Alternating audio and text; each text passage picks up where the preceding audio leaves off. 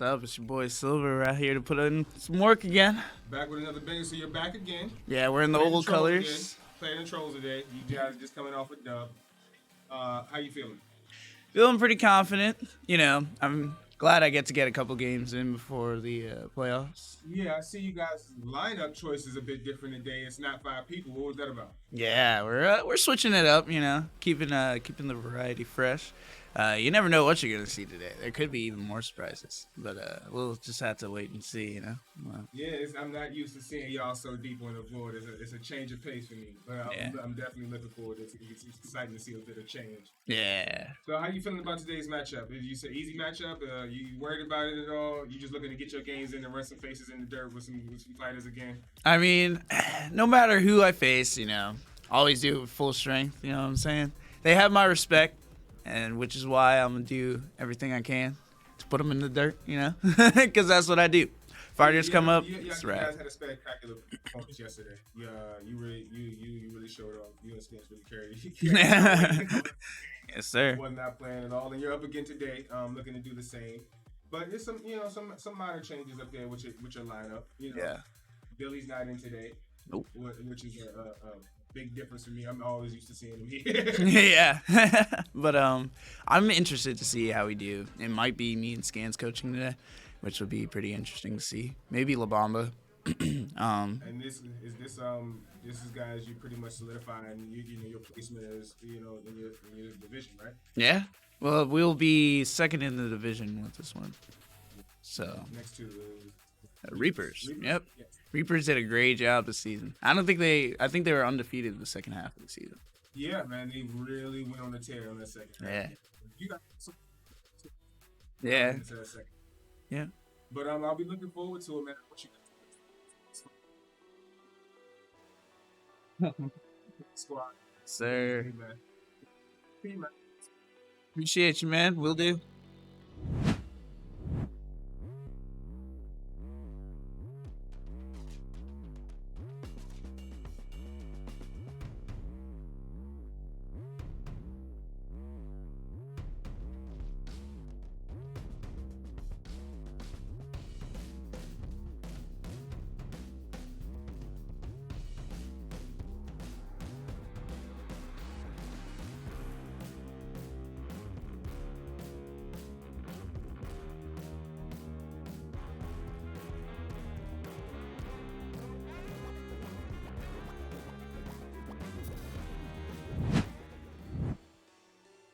Yo, what is going on here at UEL? Getting ready to kick it off live.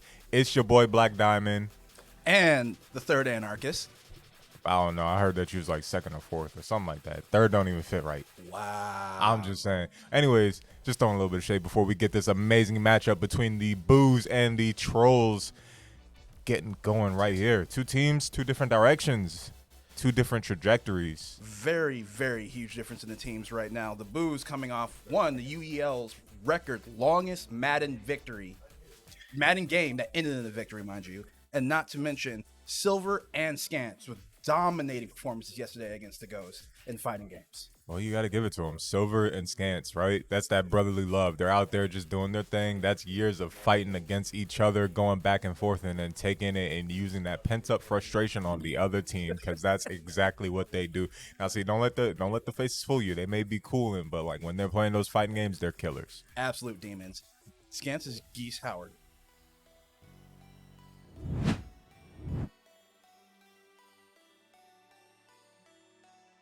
Share, subscribe, and thanks for being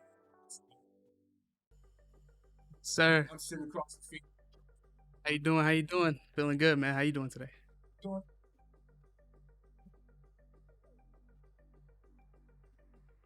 Yeah,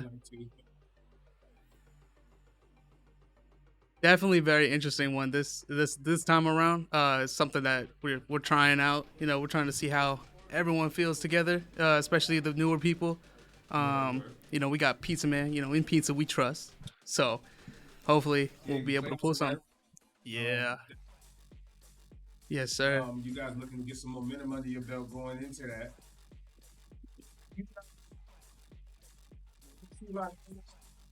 See, that's the only thing, I man. need y'all to come alive today. That's what I'm here for, man. I'm here to always bring the energy. Everyone's always negative, man. I'm just trying to stay positive. I'm always screaming, I'm always excited. Everyone's all there. You'll see me. You'll see me. Y'all too quiet for me. I'll put in a word. I'll put in a word. Try to get my teammates up. See one of the top teams here in the league. Are we? Are you? Yes, for sure. Oh, that's wild. I don't know, man. I'd like to say that they are. But you know, you got your work cut off for you. Although Billy's not playing, they're running a full man line. Yeah.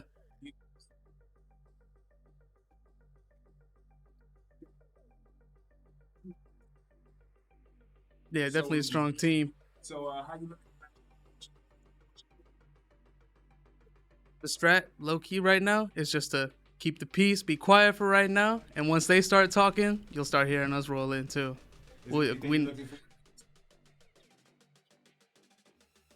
I'm excited to see what we have in some of the fighters. I'm excited for that, low key, because we've all been practicing. Actually, it's been interesting. I believe it. No, it'll definitely be a hard one, but I feel like, you know, some fighters we might have, some fighters we're gonna lose quick. But it's just how the game rolls, man. Yeah, man.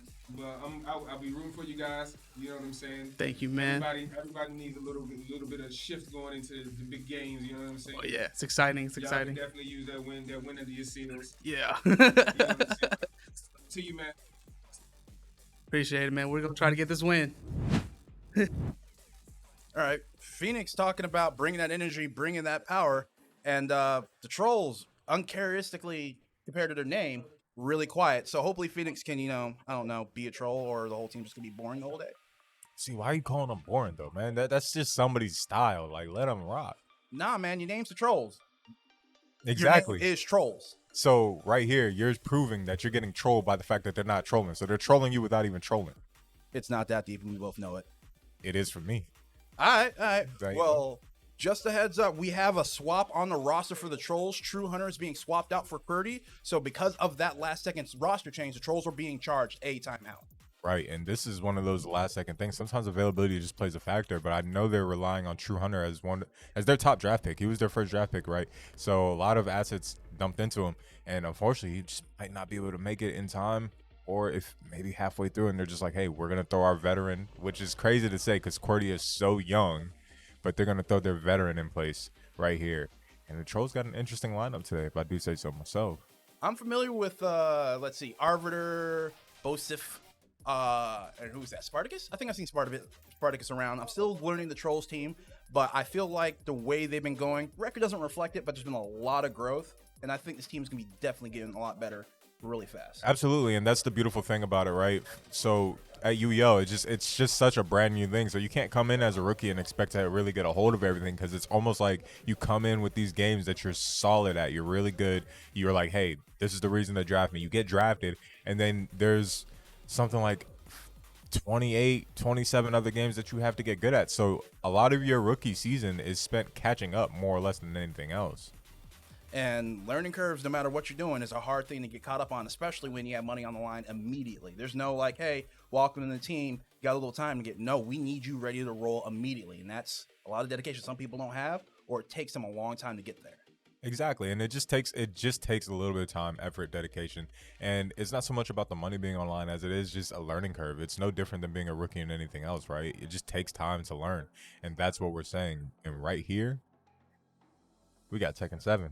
Let's see how much they're learning. Oh, I don't wish this on my worst enemy, because you got Silver, Paku, and Mordecai going in for that. Well, it looks like they have Rose's picture up there, but it looks like that might be getting swapped out. But yeah, honestly, they're not going to send in their full cavalry for Tekken right here, because really if they wanted to max out, they'd go Silver, Scant, and Mordecai, which lets you know that they feel pretty confident that they'll win against the Trollz. And honestly, that should be the correct call. If I were the Trollz, I would be seriously considering forfeiting. But since Tekken is a fast game, it makes sense to play it out and see what you can do. Over there on the Troll side, they have Spartacus, NSB locked down, and I believe Cordy going in for this. That's a solid 3. They all play, but I'll tell you right now, for Scant, Silver, I consider them probably 2, 3, 4, and like with Scarlet, of course, their other brother, in terms of best players in Tekken in the league. So just credit to them. They're just that good at the moment, and that's how it goes. So let me get this straight. The fighting game champ right now, Scarlet, is related to Silver and Scans. So all three of them are just nasty monsters that are all related to each other. The answer is yes. In terms of fighting games, they just like I got to give it to them. They didn't grow up punching each other, so they did it virtually, and that's what they do with fighting games. I respect it. But last time yesterday Tekken led everything off, and then Silver went in first and proceeded to pack everybody.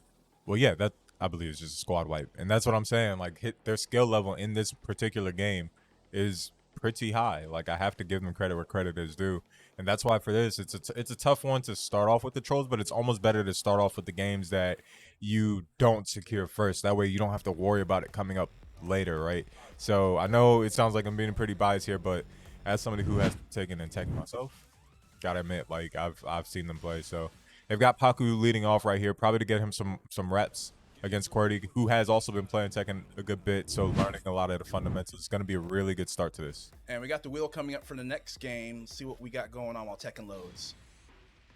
Show me potato salad, King of Fighters. Let's go. Ooh, Smash Bros. Next. So, till that, we will focus right here on this Tekken match. We got Katarina versus Violet. We'll give you who's who in just a moment. If I had to put money on it, I believe Violet is QWERTY, but we will get dates on that. Confirmation on that. Oh, no, actually, so Buus are on the right. Therefore, that would be Violet. Buus are Violet, and that is Paku taking that first L. QWERTY with some solid Katarina play.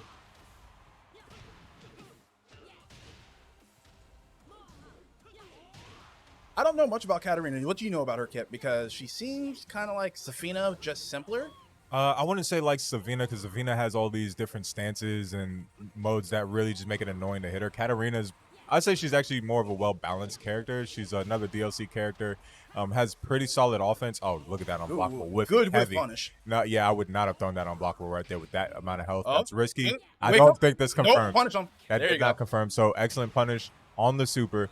As for Katarina, I would say she's a pretty straightforward, balanced character, right? Her offense is very good, but you have to be careful because you can get caught. So. And then Violet's a new character to me. Tell me about Violet. What's Violet do? Violet he's basically just Lee. That's all it really is. That's what he does. He changes his hair color, and that's that. And Paku coming back strong after dropping that first round. QWERTY looking to get it done through, and it looks like Spartacus is over there coaching him, trying to coach him through, get some of these fundamentals going. Can QWERTY come back and get this first W, which will be significant progress? Haven't seen any wall carries in the splats yet. Just some good, decent mid-ring combos. So right, they're using that neutral game, and Paku is hitting him with the mix-ups, but gets caught with a launcher. Full combo from QWERTY. Well done. QWERTY raw super. That's blocked, and that's a punish. It's tricky because when you raw super like that, you got to be sure that they click the button. He didn't click. And I think it's weird with Tekken, as that animation startup has, doesn't the defending player still have time to respond? So they can go into a block if they didn't launch anything with too much of a startup, right? Well, it just depends on how far you are, right? The distance, and if the other person pressed or capitalized on the punish. So you can block the super and not punish it. But in this case, Paku saw that he got supered, and he was like, all right, well, this is going to be a free punish for me. So that's what he did. Now we got NSB lockdown stepping up to play. I believe he might run Harangue this time. No? Dragunov. All right, so he goes with the Dragunov. So it tells me that he's been labbing up something slightly different. So NSB versus lockdown right here. And that is just one life that NSB has to take. Let's see how much he's improved. NSB definitely a fighting game player. Great grab to start off with. Good Dragunov. Dragunov has some tricky moves that go into grabs. So if you're not careful, you will get caught. And it looks like NSB doesn't necessarily have the movement just yet, but he has some solid combos. Right now he's getting crushed onto the wall. I was hoping with the start that he had that he would be able to carry the wall or at least try and reestablish some pressure. But when he kept going with the combo, you can kind of tell, like you said, movement and a lot of confidence not fully there yet. Yeah, right there. So he's just backing up regularly. And what you want to do is Korean backdash, which is essentially a backup cancel. And there you go. He's trying to do it right there. There we go. So it's just going to take a little bit of patience. And I think he should be able to break down Paku and get that last life down. As long as he gets that movement up to date, he might have a chance, but it's just seeming like Paku's going to start playing the spacing game with him. Yeah, which is the smart thing to do, right? fighting games are all about answers. So when I give you a test, you have to answer to it, and you have to have my answers. Let's see, is he gonna finish? Does he get Good it? There finish. we go. Gets him to the wall, gets Paku Paku out of there. That should be the last life right there, and get him switched off. Hold on. He did drop 2, correct? I may be off. Maybe he needs to take 1 more life. Yo, it was only 1. Okay, there we go. This would be his last one. Sorry, folks. Yeah, that threw me off a little bit because that first fight was a little interesting with the Katarina and the mix-ups that they had going back and forth. Lockdown just kind of. There we go.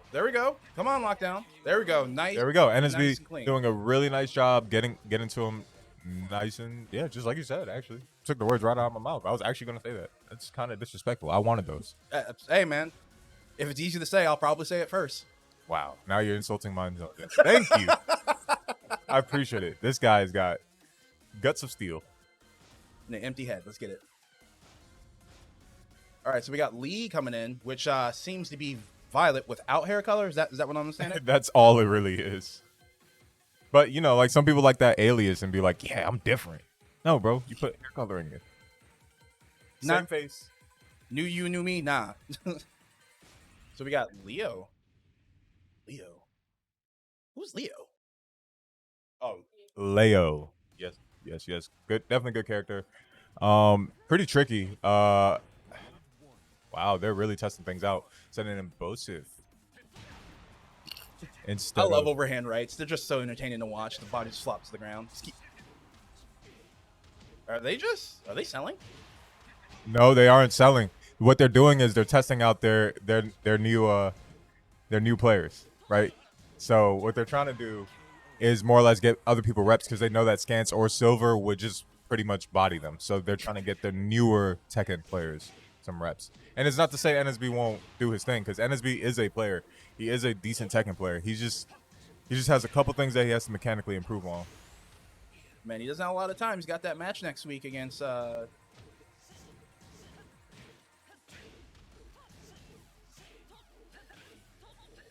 lost my train of thought.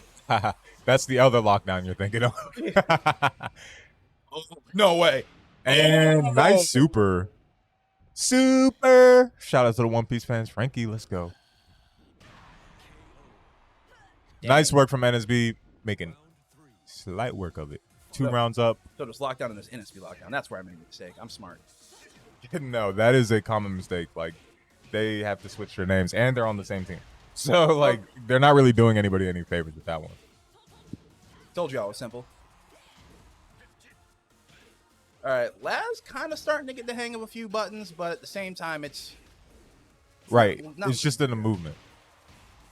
And Leo's one of those characters where you really have to be cognizant of the spacing. He kind of plays weird, right? So Leo's a lot of feints and stance switches that you want to essentially bait your opponent into just to punish them, right? So it's one of those things. Okay, so like Leo's like a male genre? Genre? No, how would I explain Leo? Leo's like it's like a balanced trickster almost. Like it's not super tricky, and the moves aren't as effective when you're labbing it originally. But once you get the hang of it, you're like, okay, cool. I see the premise of the character, right? So a lot of it is just balance and spacing. So Leo's neutral is actually a little bit more weird than most of the characters from my experience when I tried to pick him up. It's like you almost don't know what moves to use until you start using them, right? It's like you have to find it, and the way the stance switches and the movement, you're like. So that's why I'm like, it's like a balanced trickster, because once a Leo gets you in their flow, it gets to be very annoying to deal with. I'll be real with you. I didn't understand any of that, so I'm just gonna nod my head. Right, and I'm gonna be real with you. They can't see you nod your head. That's unfortunate. Right here, we've got Lars, so that is Silver. Yep. Silver, as good as he is, he has a very particular play style, and it will trip up anybody who does not know how to deal with it, and that is just pure aggression. He will do the most aggressive things, and you just have to know how to launch and punish. And unfortunately, a lot of people, including myself, don't always know how to do that. So, good sidestep, good launch. Well, NSB going in and showing a little bit of grit here. NSB not blinking in the face. Yeah, not backing down for sure. No. Got to be aggressive. Yo, Silver, don't. Yeah, and and this right here will be this is exactly what I'm talking about with Silver. He likes to play around. So he'll do the most quote unquote brain dead moves because he knows he's better. So that's if you look at his face, he's playing around. He's absolutely trying to put on a show for the crowd. And now we're getting a simple select that is Dragunov out the way. That was unfortunate to watch. That hurts the soul. And I don't know how the Trollz will feel going into the rest of this game and going on to the rest of the match, because you already knew Silver was going to be somebody you had to deal with in this game, and then just having one of your players just kind of get shoot off the controller, not a strong feeling in the soul. Oh, well, I mean, sometimes it's not about how your soul feels. It's about what happened. And sometimes that'd be mad disrespectful. I'm not going to lie to you. Dude.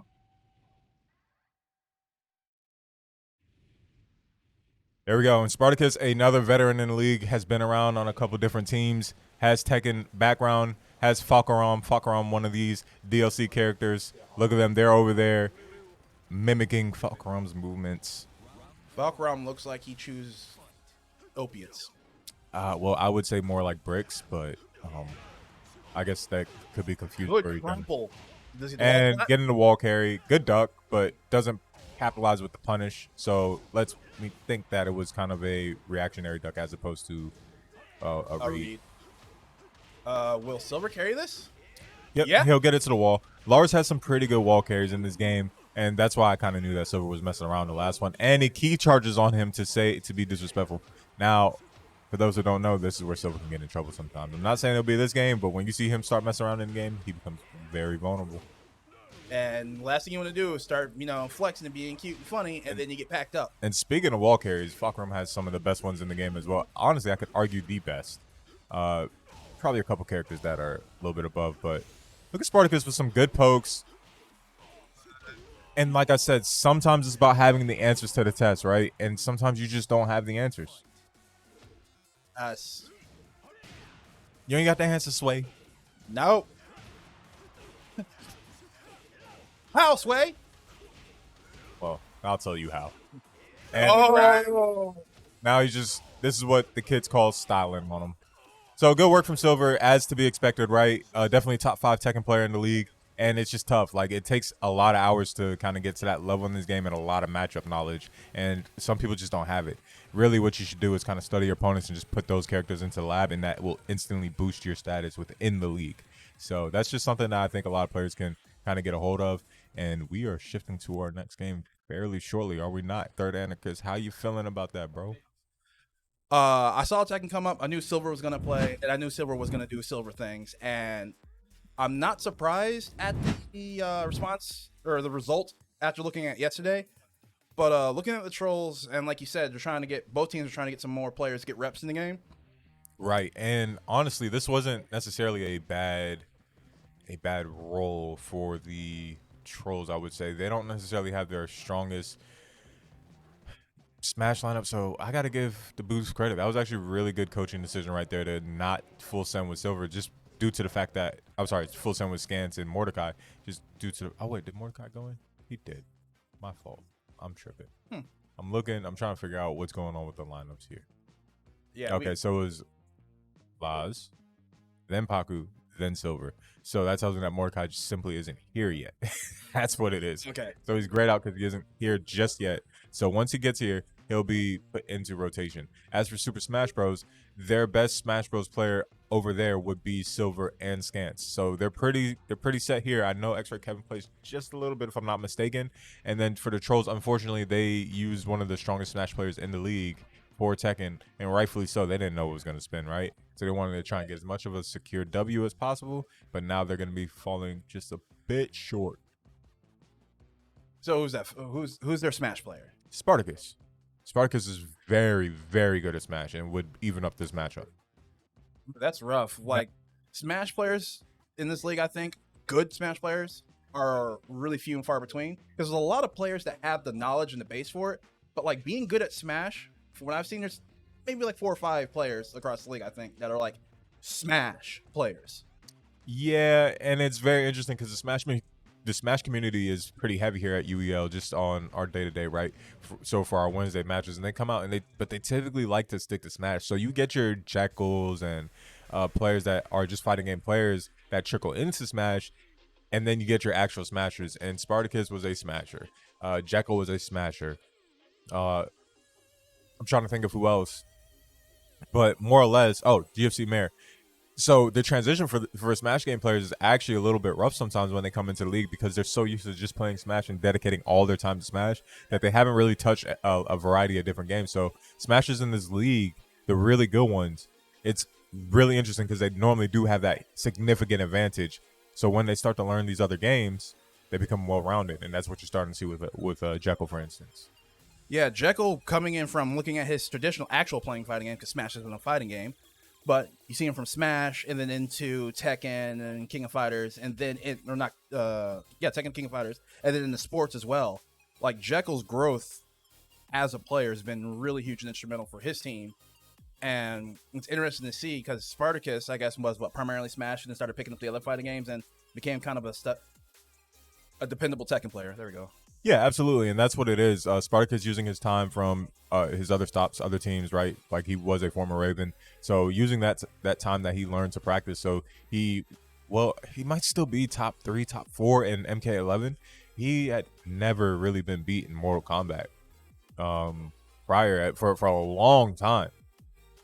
People don't realize that with Spartacus now because he pops up when he can, just due to scheduling issues. But he's been very solid as a player, right? So he has some games that he just comes in and secures, and Mortal Kombat and Smash were definitely one of them. So with Spartacus going down for this, who do you see going in for the Trollz for this?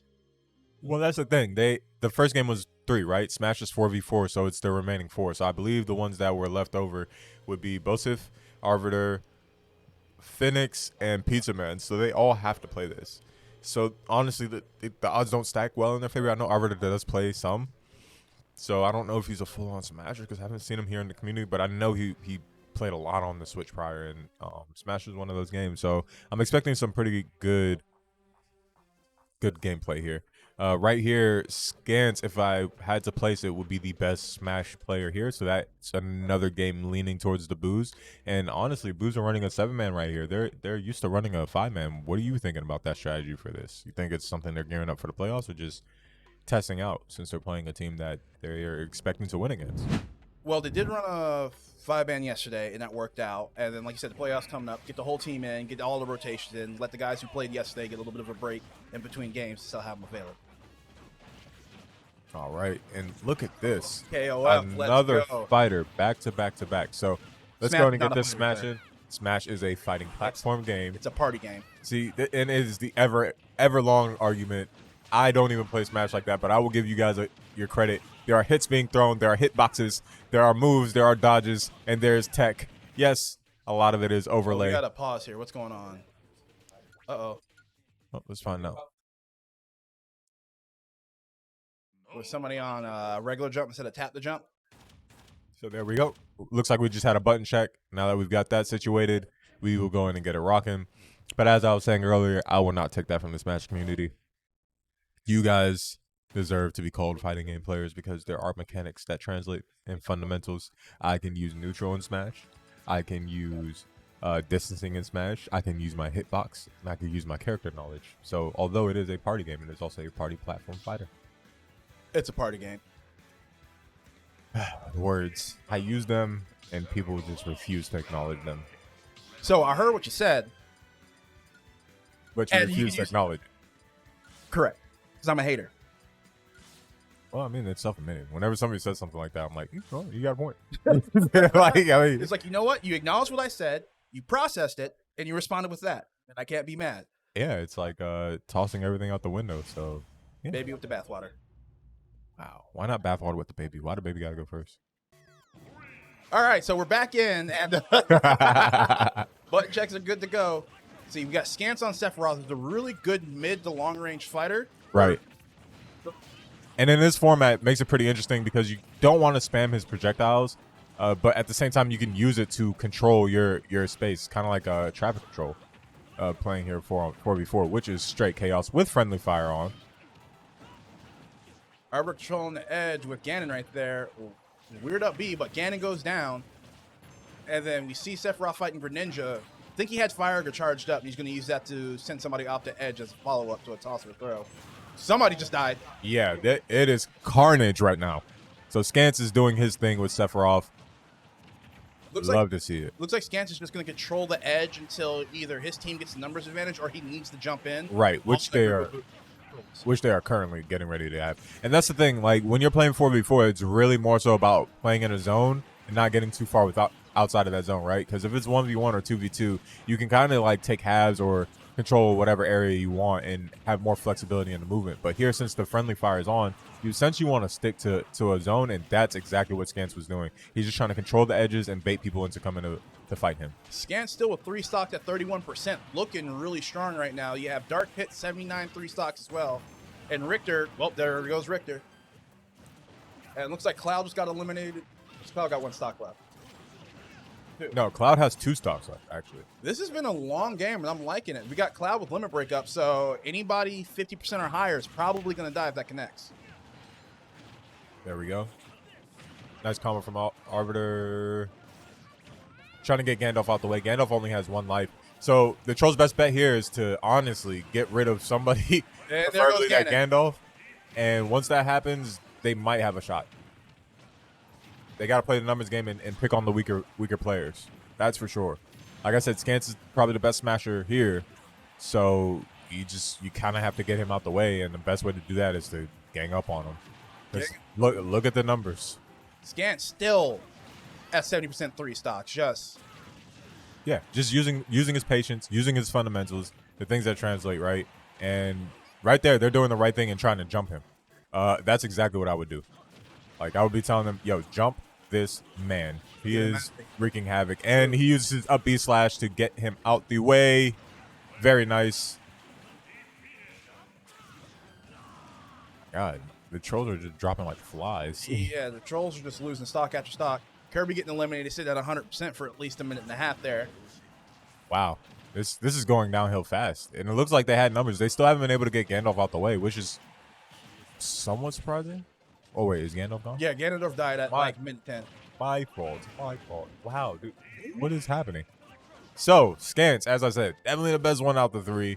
And lo and behold, he still has all 3 of his stocks, and everybody else is down to 1. Can't let Scance play stock. I mean, you can. I mean, shouldn't. Shouldn't, can, and shouldn't, and wouldn't, and couldn't. Bro, those are all words that mean, what did you do to actually make it happen?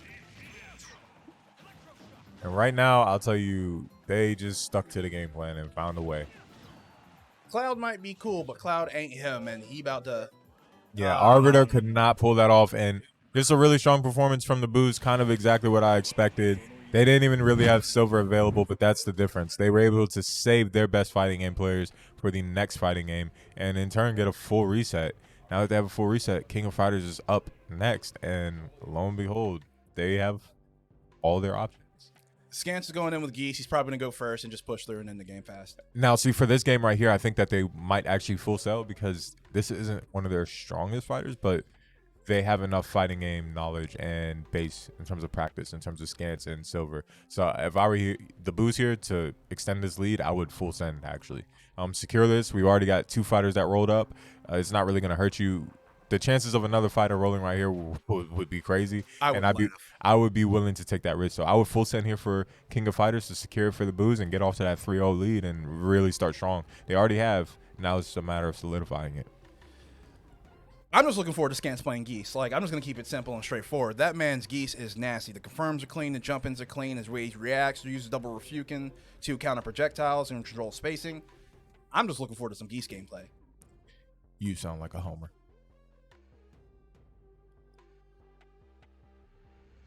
Not even going to acknowledge that statement. So, oh yeah, see now you get to use words and I get to hit you with the one-liner. you thought I didn't know what I was doing out here. You thought, yeah, exactly. It's gonna be mind games all day, folks. Stay tapped in. But who do you think the Trolls are going to send in for King of Fighters? Because they have a good mix of players, but King of Fighters is a very technical game, and like you said, the Buus could go for that full send because 3 fighters in a row. I'll give Smash that. How do you think they will try and respond? Well, it should be the same thing on the Troll's end, right? At this point, like, you've had enough shooters role. So sorry, not shooters, fighters role. So I'm full sending here with my best fighters as well because they have the same fundamentals from their other fighting game knowledge, regardless of how much they practice King of Fighters. So I would send in Spartacus, NSB Lockdown, and honestly, it'd be a debate between like QWERTY and maybe like Phoenix or somebody, maybe even Arbiter, but I think it's those two that have really touched KOF, maybe QWERTY. And if QWERTY hasn't, I know he's labbed it, but that's yet to be seen. So it's going to be a tough one to win. Like you said, Scans has a very nice Geese Howard in this game. But we'll see. You never know. I actually don't think this one is all the way through and through like for the Buus.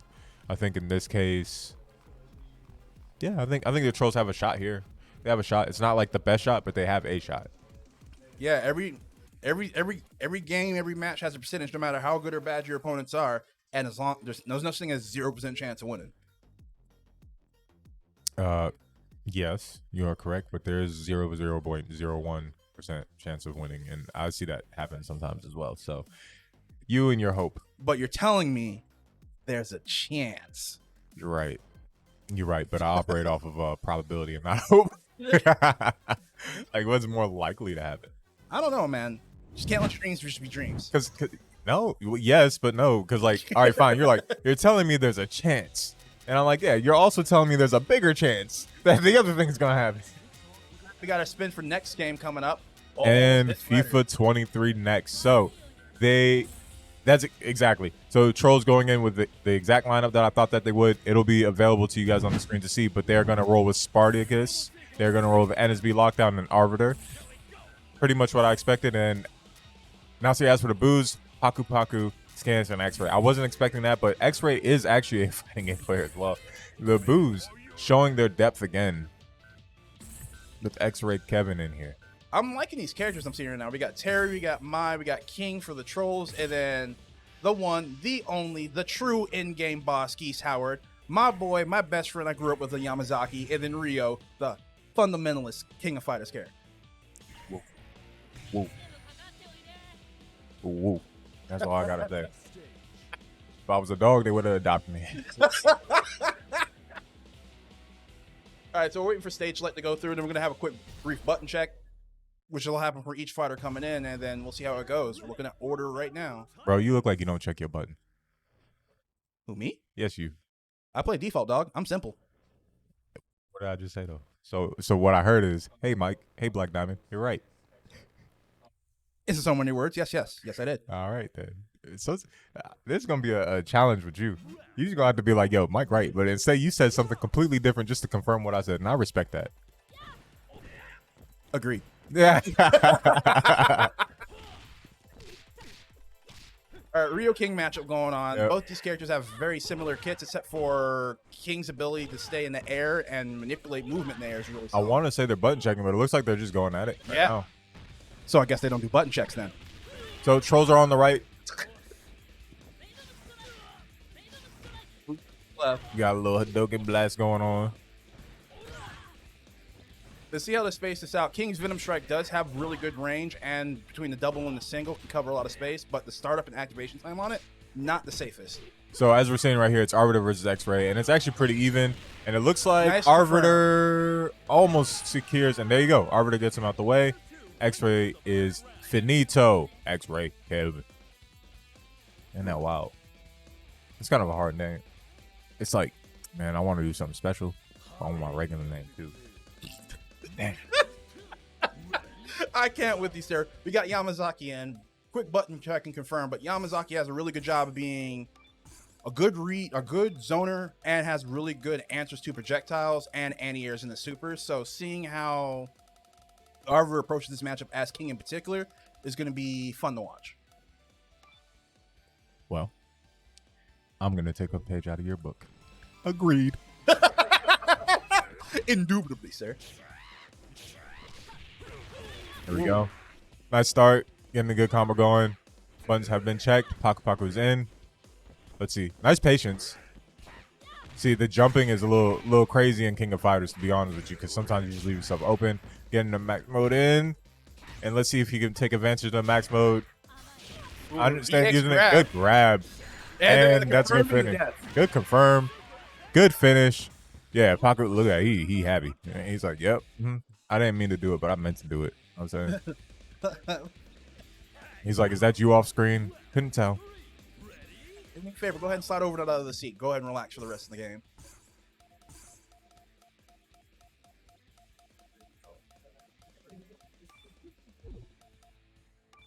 All right, so button check getting wrapped up here. Terry Bogard against Yamazaki. Fun fact, they've been beefing since King of Fighters 97.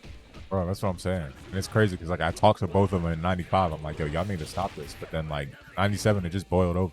And it just gotten worse over the years. Yamazaki died and came back and still has beef with Terry. That is eternal beef. So it's on some stink meter, man. Yeah. Shout out to the Boondocks. What's good? I didn't say it because I did. What did I say? All I said is what's good, Terry. I didn't even say this. talking all that mess. She got kicked in your chest. Copyright. Please don't sue. Oh, there we go. Nice. Good work from Paku, getting two of their players out the way. Now we've got Spartacus coming up. Spartacus does play to some extent. Look, and Spartacus going and saying what he needs to say. Come on now, with the fan service character even high. Good patience from Spartacus to open up. Trying to look for the opening. It is not your turn yet, sir. It is not your turn yet, sir. Please stop pressing the button. It is not your turn. There we go. Good jump in. Attempt with the combo. Both being extremely patient. Much props to Paku for this one. Really like the way his Yamazaki's playing. It feels like Paku's just had control of the entire tempo since he's gotten on the controller. He's been able to deal with people trying to rush him down, and then he's been setting the pace and then resetting spacing. And the dude's been playing mid-range and close range with very minimal issues, honestly. Yeah, that's it. Like he's used his neutral. He's getting in, using enough pressure. He's gonna have his max mode. I don't know if he's gonna want to activate it here. It is the last character. So I think right here, let's see if they block. Oh, Hello. Oh, it hurts. It hurts. stop! It's already She's dead! just a girl. Jesus, I forgot about that last part of the punch. And mine just got packed up and put in the box. So, King of Fighters is best 2 out of 3. So guess what? They're gonna do this all over again. And if I were the Trollz, I would actually seriously consider putting Spartacus first and having him try to take out 2, because it was tough. It was tough, right? They put Spartacus as anchor, and he couldn't really do too much with Paku. So, And Paku having full resources coming into that round with being as healthy as he was. and it looks like We're keeping the same row? Same order. I don't know. It actually looks like they're gonna switch up the order and have Scans go first, which means oh no, it's back to X-Ray Kevin. Scans is like, look, y'all got it. He's like, I know what I'm gonna do when I touch the sticks. I'm like, I'm trying to see what y'all gonna do when you touch the sticks. I mean, I got a nice treat with the Yamazaki. I really wanted to see some more of that Geese Howler because I'm a homer. Look at this. They go with the right. Yes, sir. Homer, no symptoms. Go. Good jumps in from X-Ray Kevin. And that's what I love to see. Like, you can tell when somebody doesn't play the game like that, but they're adapting and going on the fly because they do play fighting games in general, you know? So using some of that fundamentals to figure something out, maybe a little quarter circle forward here or something like that, to get a little fireball, get a little zoning going in, but not just yet. You just see them feeling out. It's looking like X-Ray's starting to kind of get a feel for the jump-ins like you were saying. I know I'm just reiterating your point, but both of them, their jumps have been gone from straight into their opponent's face to shorter and letting the kicks try and carry the difference. And Right, and that's it. Like, Arbiter, he doesn't play the game, right? So you can tell he was doing the right thing at the beginning of the match and trying to zone him out, and it was working. But now that this is where experience in other fighting games comes into play, because that's really all that happened here. X-Ray was able to adapt a little bit better, whereas Arbiter was going with more or less the same game plan. So let's see what NSB can do here. NSB definitely a fighting game veteran here at UEL. Let's see whether or not he can get this out the way and secure this W and get the Trollz. looks like NSB path Maximo. Let's see if we can't get a good confirm and some damage in. But Rising Tackle is easily punished. Right. Big time block, big time punish, almost a big time win. There we go.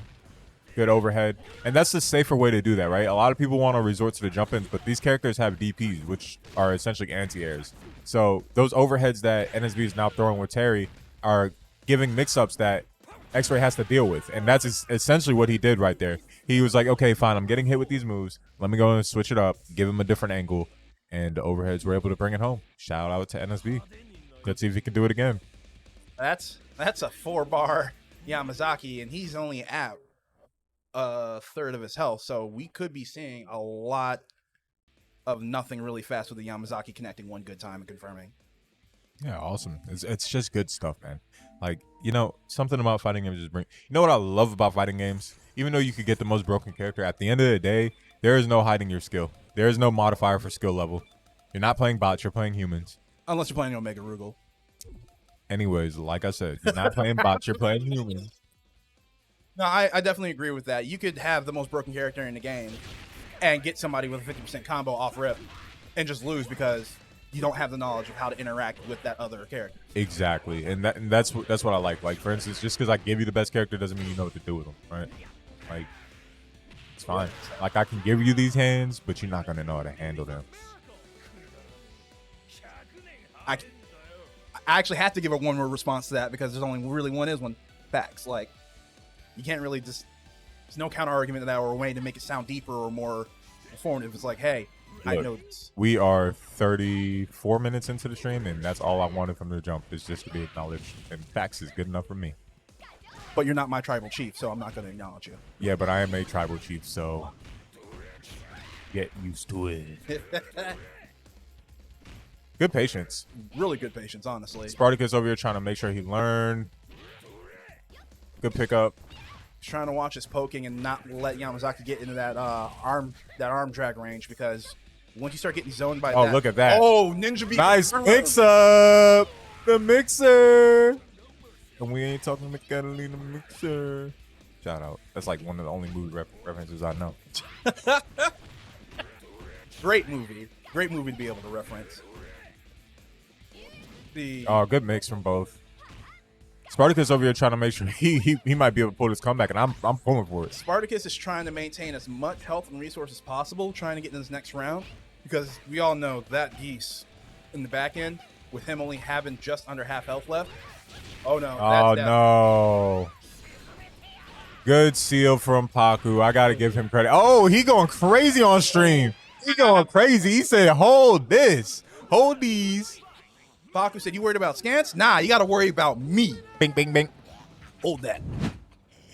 Man, I've seen some foul stuff, but like he literally like curb stomped him. He looked him in his eye as the combo was going off and did it in game. See, that's what's not fair about some of these animations in person. They're so long. I could be so disrespectful to you while it's happening, and you just have to sit there and watch it, or get mad and quit. So like, yeah. So how you doing? Yeah, that's going off in the background right now. Okay, cool. Now you're dead. I'm just like, yeah, bro. Just look at and you got to sit there and eat it. And that's what I was saying earlier about fighting games that I love so much. You gotta deal with it. You don't get to run. Either you're nice or you're not, and that's what it comes down to. We're about to shoot over to an interview. What? Bro, FIFA 23, though. This is more of my realm, right? Yes, I am a fighting game player as well, but I am a sports game fanatic. And Volta is going to be fun, and this is the first game that the Trollz will win. I'm calling it right here. Silver's not a sports game player. La Bamba's not a sports game player. So I'm assuming they will send in QWERTY and Phoenix Pro and get this first W. Yeah, I'm looking forward to seeing the FIFA game, but we got the interview coming up right here a second, and go check that out.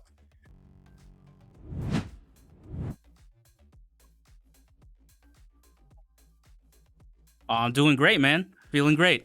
You guys are up 3. You just put on a good performance with Yamazaki and King of Fighters. Yes, sir. Y'all copped an early lead, putting some pressure on. Y'all Absolutely. Fighting back to back. Yeah. Couple fighters back to back. A whole lot different from the first spin, that's for sure. So how you feeling going into the rest of this matchup again? Oh, it's great, man. There's still a lot of games up there that I've practiced and, I'm still pretty confident in. So, definitely looking forward to what rolls next. Absolutely. You not worried y'all gonna be too burnt out on the fighters in the first half, huh? Nah. Even if the fighters stop rolling, you still got shooting games, you still got racing games.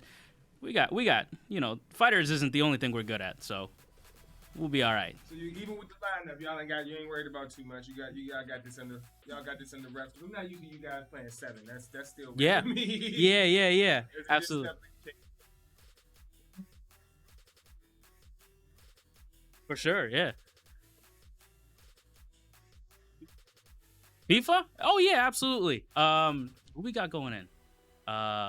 Sorry, I can't see who went in, but no, I think FIFA we've got pretty in the bag. You know, I don't think we have too much to worry about 2v2. We play a lot regularly, so our chemistry is there. Yeah, man. Thanks a lot. All right, bro, take it easy. All right, bro. Paku Paku coming off a strong performance as Yamazaki, saying that the team will win FIFA because they have that confidence and teamwork behind them. What do you think about that after calling the Trollz to win? See, it's funny because I kind of actually went over to listen to the interview live because I was like, ooh, the headphones aren't going to be good enough. And you know what? The disrespect gets me going. You know why? Because it's like, it should push you because it's like, man, if somebody was talking all that junk to me, I'd be like, and they won. So that's what I think about it. I think that's going to get some of these trolls in the lab, and they're going to see that that was a very winnable game. And that's one of the games that, honestly, across the league, we don't have necessarily like the most elite level player per se. We don't have one person that we look at in the league and be like, oh, King of Fighters came up. It's automatically a W, right? And that's because it's so technical. So the windows are different. Yeah, technical fighting games in general, and that's why I think a lot of the fighting game community in general looks at SNK with a lot of disdain, because you can lab for hours, but if somebody knows one interaction with one character, you can just get dumpstered with your 600 hours plus with one character by somebody who's only labbed for like maybe 40 to 50. Yeah, and that sometimes that's the disparities, right? Not every game is balanced, but it's almost like beauty in that because it's like that's the point. So the way to counter that as well is to take that same character and lab that too if you know that's a big issue. So I would if you spend 600 hours labbing against the weakest character in the game, that's your fault. You'd be surprised how many people do that and think they're good. Yeah, this character's popular. It's like, well, are they popular because they're good or are they popular because they're fun? Yeah, sounds like me. I'm just saying. Like I just honestly every fighting game that I've picked up, I always end up picking the most complicated character, and I don't do it on purpose. So normally it ends up being good, but it's like it just takes longer for the skill gap, and it depends on, you know. So sometimes you're just labbing against air and hope. It's like, yeah, man, I'm getting it, getting the live play. It's like, all right, I got two good buttons right now. Yeah, and some people know how to maximize those two good buttons, and that's what it comes down to. Can you maximize? Are you versatile? Are you an endgamer? And shout out to our sponsors, G-Cube. Go ahead and check that out. Doing a lot of great things here in the cybersecurity space for the youth. Right now, we've got FIFA 23 good to go, and I'm expecting to see some good gameplay. As we get that wheel spin, we will let you know what the game is next. As soon as it spins and lands, and we got Dragon Ball Fighters, another fighter. We're getting all the fighters out the way nice and early. Now, back to the game. The Trollz are in blue. They've got Cordy, Pizza Man in as well, which is interesting because Pizza Man's saying that he plays some FIFA. So I'm not big on football or soccer, depending on how you want to call it, personally, but I do enjoy watching FIFA and UEL because all sports game always come down to fundamentals and teamwork, and it's nice to see something a little bit simpler where it's compared to 2K where it's 5 people and 5 people touching the ball instead of just 2 strikers and then the goal.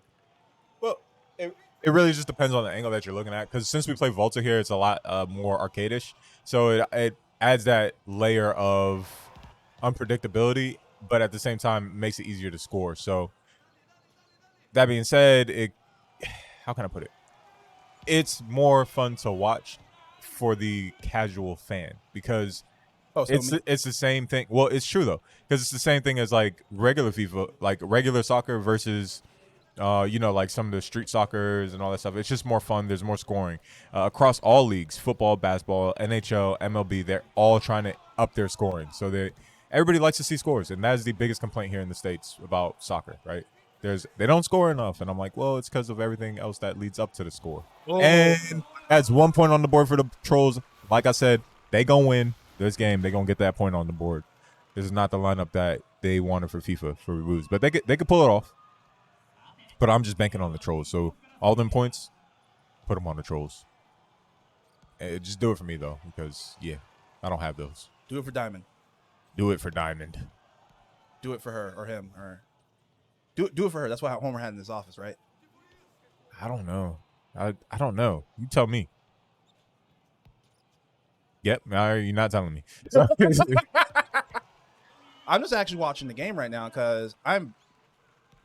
Okay, so what's actually happening in game right now is Both teams are honestly a little bit out of sorts right now. They're moving at a pretty slow pace, which means that they're trying to figure out the controls. But QWERTY does play enough, and so does Pizza Man to an extent.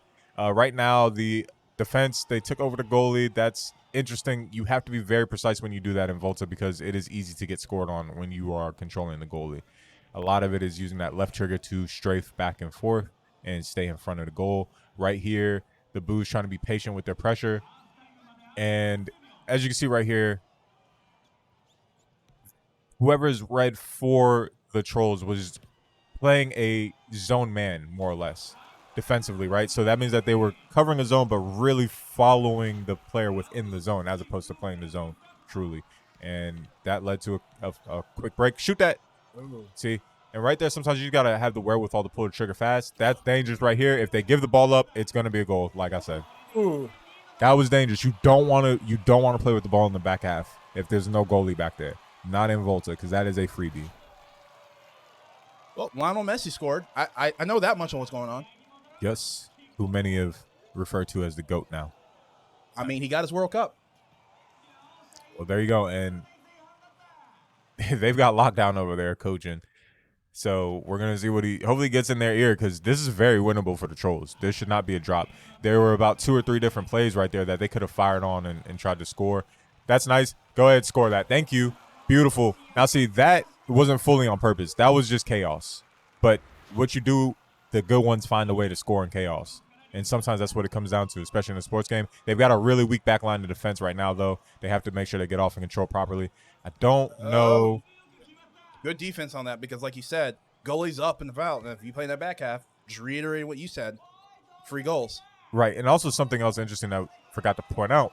Both teams are using Mbappe and Marquinhos. So a lot of teams go with one or the other. They're using both teams. So very interesting. So really you have one elite ball handler and Messi for both sides, and then the rest of it is just almost straight line skill and power, speed with Mbappe. So right here, this is a good block. Now there's a mechanic in the game called chip through, and that would have been a perfect pass right there. What's chip through do? Like, so chip through is where you basically have a lead pass in air, and similar to a cross like that. Oh, but, okay. But it'll be in front as opposed to directly too, and it gives you a lot of leeway to run under the ball and essentially put pressure. Okay, so it allows you to make a play off the ball before it hits the rim. Exactly. Think of it like a lead pass. Oh, okay. So right there, they did. Oh wow. Wow. Yep, that's just a Volta goal.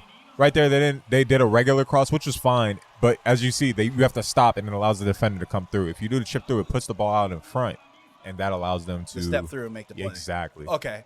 Now, it doesn't always mean it's going to work, but at the same time, it gives you opportunities. Now, this right here, they got to be very careful. They can't play with it. Yo, did he just... That's a red card. I'll take that red card. To stop a goal, I'll take it. Yeah. You know, like, get me out the game. Like, there you go. That should be a freebie right there. Ooh. That was a tough angle, but they had the right idea, and they almost got scored on. Right here, the Trollz are pressing too far up in defense, and wasn't expecting that. Wow, full field score. Golazo. Ouch. Like, look at that. How are you going to let him just do that to you? Well, it's called, not paying attention. There's some other words to say, but they definitely weren't paying attention. Buus actually not doing terrible here. La Bamba and Silver, this is not their main genre, right? This is not what they do. That's a freebie. Don't mess up. Shoot. Thank you. Like, sometimes it makes me so nervous whenever they hold on to the ball for that long. Like, just score. Stop playing around, As somebody who's kind of mid at a lot of sports games, I could see why they would do that just because... They want to be sure. Yeah. I don't want to be the guy who missed a wide open shot on a goal from 5 feet away instead of going into 2 and guaranteeing. So would you much rather be the guy who misses the wide open shot or the guy who doesn't even take the shot?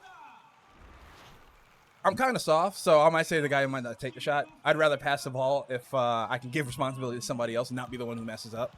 I respect it, but then I don't, but then I do. You know what I'm saying? Like, I get the angle. Like, right here, what's happening with what happened and why this kind of started to unravel is simply the Buus are controlling the goalie and not being aware of it and letting a lot of freebies go. So if the Trollz can do what I hope they can, which is just stall this out, you only got 30 seconds right there. I would hold left trigger, and that would guard the ball and just force you to waste time. Trap it. Getting the ball. Yes, just trap the ball. It's going to force you to, right there. Look at that cross. That was the right idea. Good clear, and there's just not enough time. And good win from the Trollz. QWERTY using that veteran experience to get this W, and a disrespectful goal at the end, just saying, hey, I know I didn't need to do that, but I want you guys to hold this L. QWERTY letting the team know that, hey, we can win games and we can be dominant.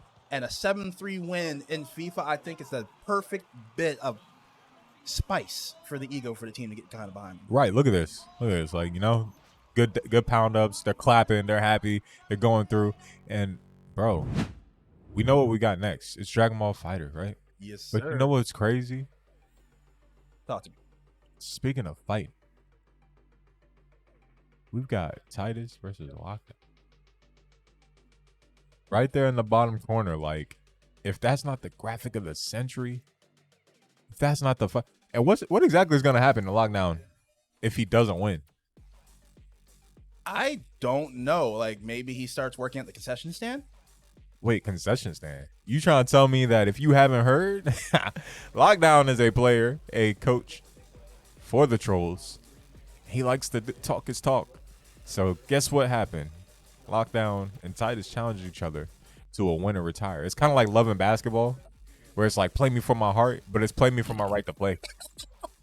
I would have gone with one of the wrestling tropes. If you lose, you leave the company. But yeah, Love and Basketball. Nah, Love and Basketball was a classic. It's like play me for my heart. You just like, no. It's just like what? So yeah. I'm gonna keep it real. I avoided that movie like the plague when it came out, and I still haven't seen it. Why? It was a good movie. It was like just comical enough, but then at the same time serious enough. But then is it all right? Well, whatever. I heard that line come from it, and I was like, that is some of the biggest cornball energy I have ever heard. I'm good. Yeah, but you have to watch it. Sometimes like cornball energy works. I don't know if you remember the early 2000s, man. There's some cornball energy. You just had to. Yeah, and at the time you thought it went so hard, right? All right then. All right. I used to wear bucket hats and trip pants, so you know what? That's fair. Bro, that's what I'm saying. Just let things live. Let them breathe. It's going to come back around. Because in about 10 years, it's going to be a rash of corny movies, and you're going to be sitting there like, just like, yo, like, I thought we were done. We grew past this, right? We're supposed to be older than this. No, bro, you grow past things to bring it back into light and fruition, my friend. All right, so it looks like we got the lineups right now for Fighters. We got the Buus on the right with Silver, Paku, and how do you pronounce that? Lamborghini? La Bamba. La Bamba. Ah, yes. La Bamba. It's a really good name. Like, all jokes aside, like, that is a great name. Like, it's fun. It's fun to say, and it's like, what does it mean? Right? You got to go up to him and literally ask him, hey, what does La Bamba mean? Where did you get that from? Is that your last name? Nope. It's La Bamba. Sure, it's some sort of reference to something, but that's why I think it's a great name, right? Like Paku Paku, you kind of guess where it came from. It's like it's like a Japanese snack, isn't it? I don't know. I'm just saying, like, but you see how you could guess? I can't guess where La Bamba came from. Like, I think of like the old song, but that's it. But it's been a one-liner, it's been a song, it's been a punchline. Like exactly. That's it has layers like an onion. So, right here we've got Silver going in. Silver's going to be playing Gogeta. Paku Paku going in. We will give you an update on who that is. Paku Paku will be using Janemba. And La Bamba will be Goku Blue. That's Blue Ku, sir. Blue Ku. So, I'm just saying, like, you're saying Goku Blue, Blue Ku. I'm just reading it as it's coming, bro. Like, you know what I mean? There's no teleprompter here, so I'm just listening. And you're over here giving me brand new names. Brand new, man. And you expect me to keep up with your brand new fancy terminology. And I'm starting to feel extra disrespected by it, you know? I'm not doing anything fancy. I'm taking two words and putting them together. That's a lot. That's a lot, bro. They were one word and two words, and I knew what the two words was. Then you made one word, but the one word is supposed to be a combination of two words, and that's too many words. Literally, it's two and then many words. I think you've met your match today. Why are you the way that you are? I think you've met your... You know what's funny? Everybody's been saying that about you. What? Yeah. Wow. Yeah, why are you so spectacular? Whoa, that's a lie. I am mid. Oh, wow. And that's why you're spectacular. So humble, folks. So humble. I love it. I love the energy. But right here, we got fighters, man. NSB's going to be rocking with Gohan. I believe Ultimate, potential, forget the name. Adult Gohan. Unlocked potential Gohan, yeah. Where he's got the nice little, like, white air around him, and it's like, oh, it's going to beat him, though. Like that Gohan. Ultimate Gohan. Ultimate? Yeah, I'm pretty sure that's the one that he's using. Yeah, NSB. He looks like he would play Ultimate Gohan. Doesn't that seem right? You know what I mean? Like it's like that's like a fitting character. Honestly, I look at NSB and I think maybe like Teen Gohan or Cell. Yeah, but like you see how you said Teen Gohan? Gohan in general seems like him. It's like and there's no in between. There's no in between with NSB lockdown. That's why you say Gohan or Cell. Yeah, it's like super pure. I don't want to fight nobody or Cell. Like self-explanatory, just a menace. Like if you've never seen Dragon Ball Bridge, please go ahead. That's the type of menace that Cell is. You know exactly what I'm talking about. Goku, none of this matters. Are these lips?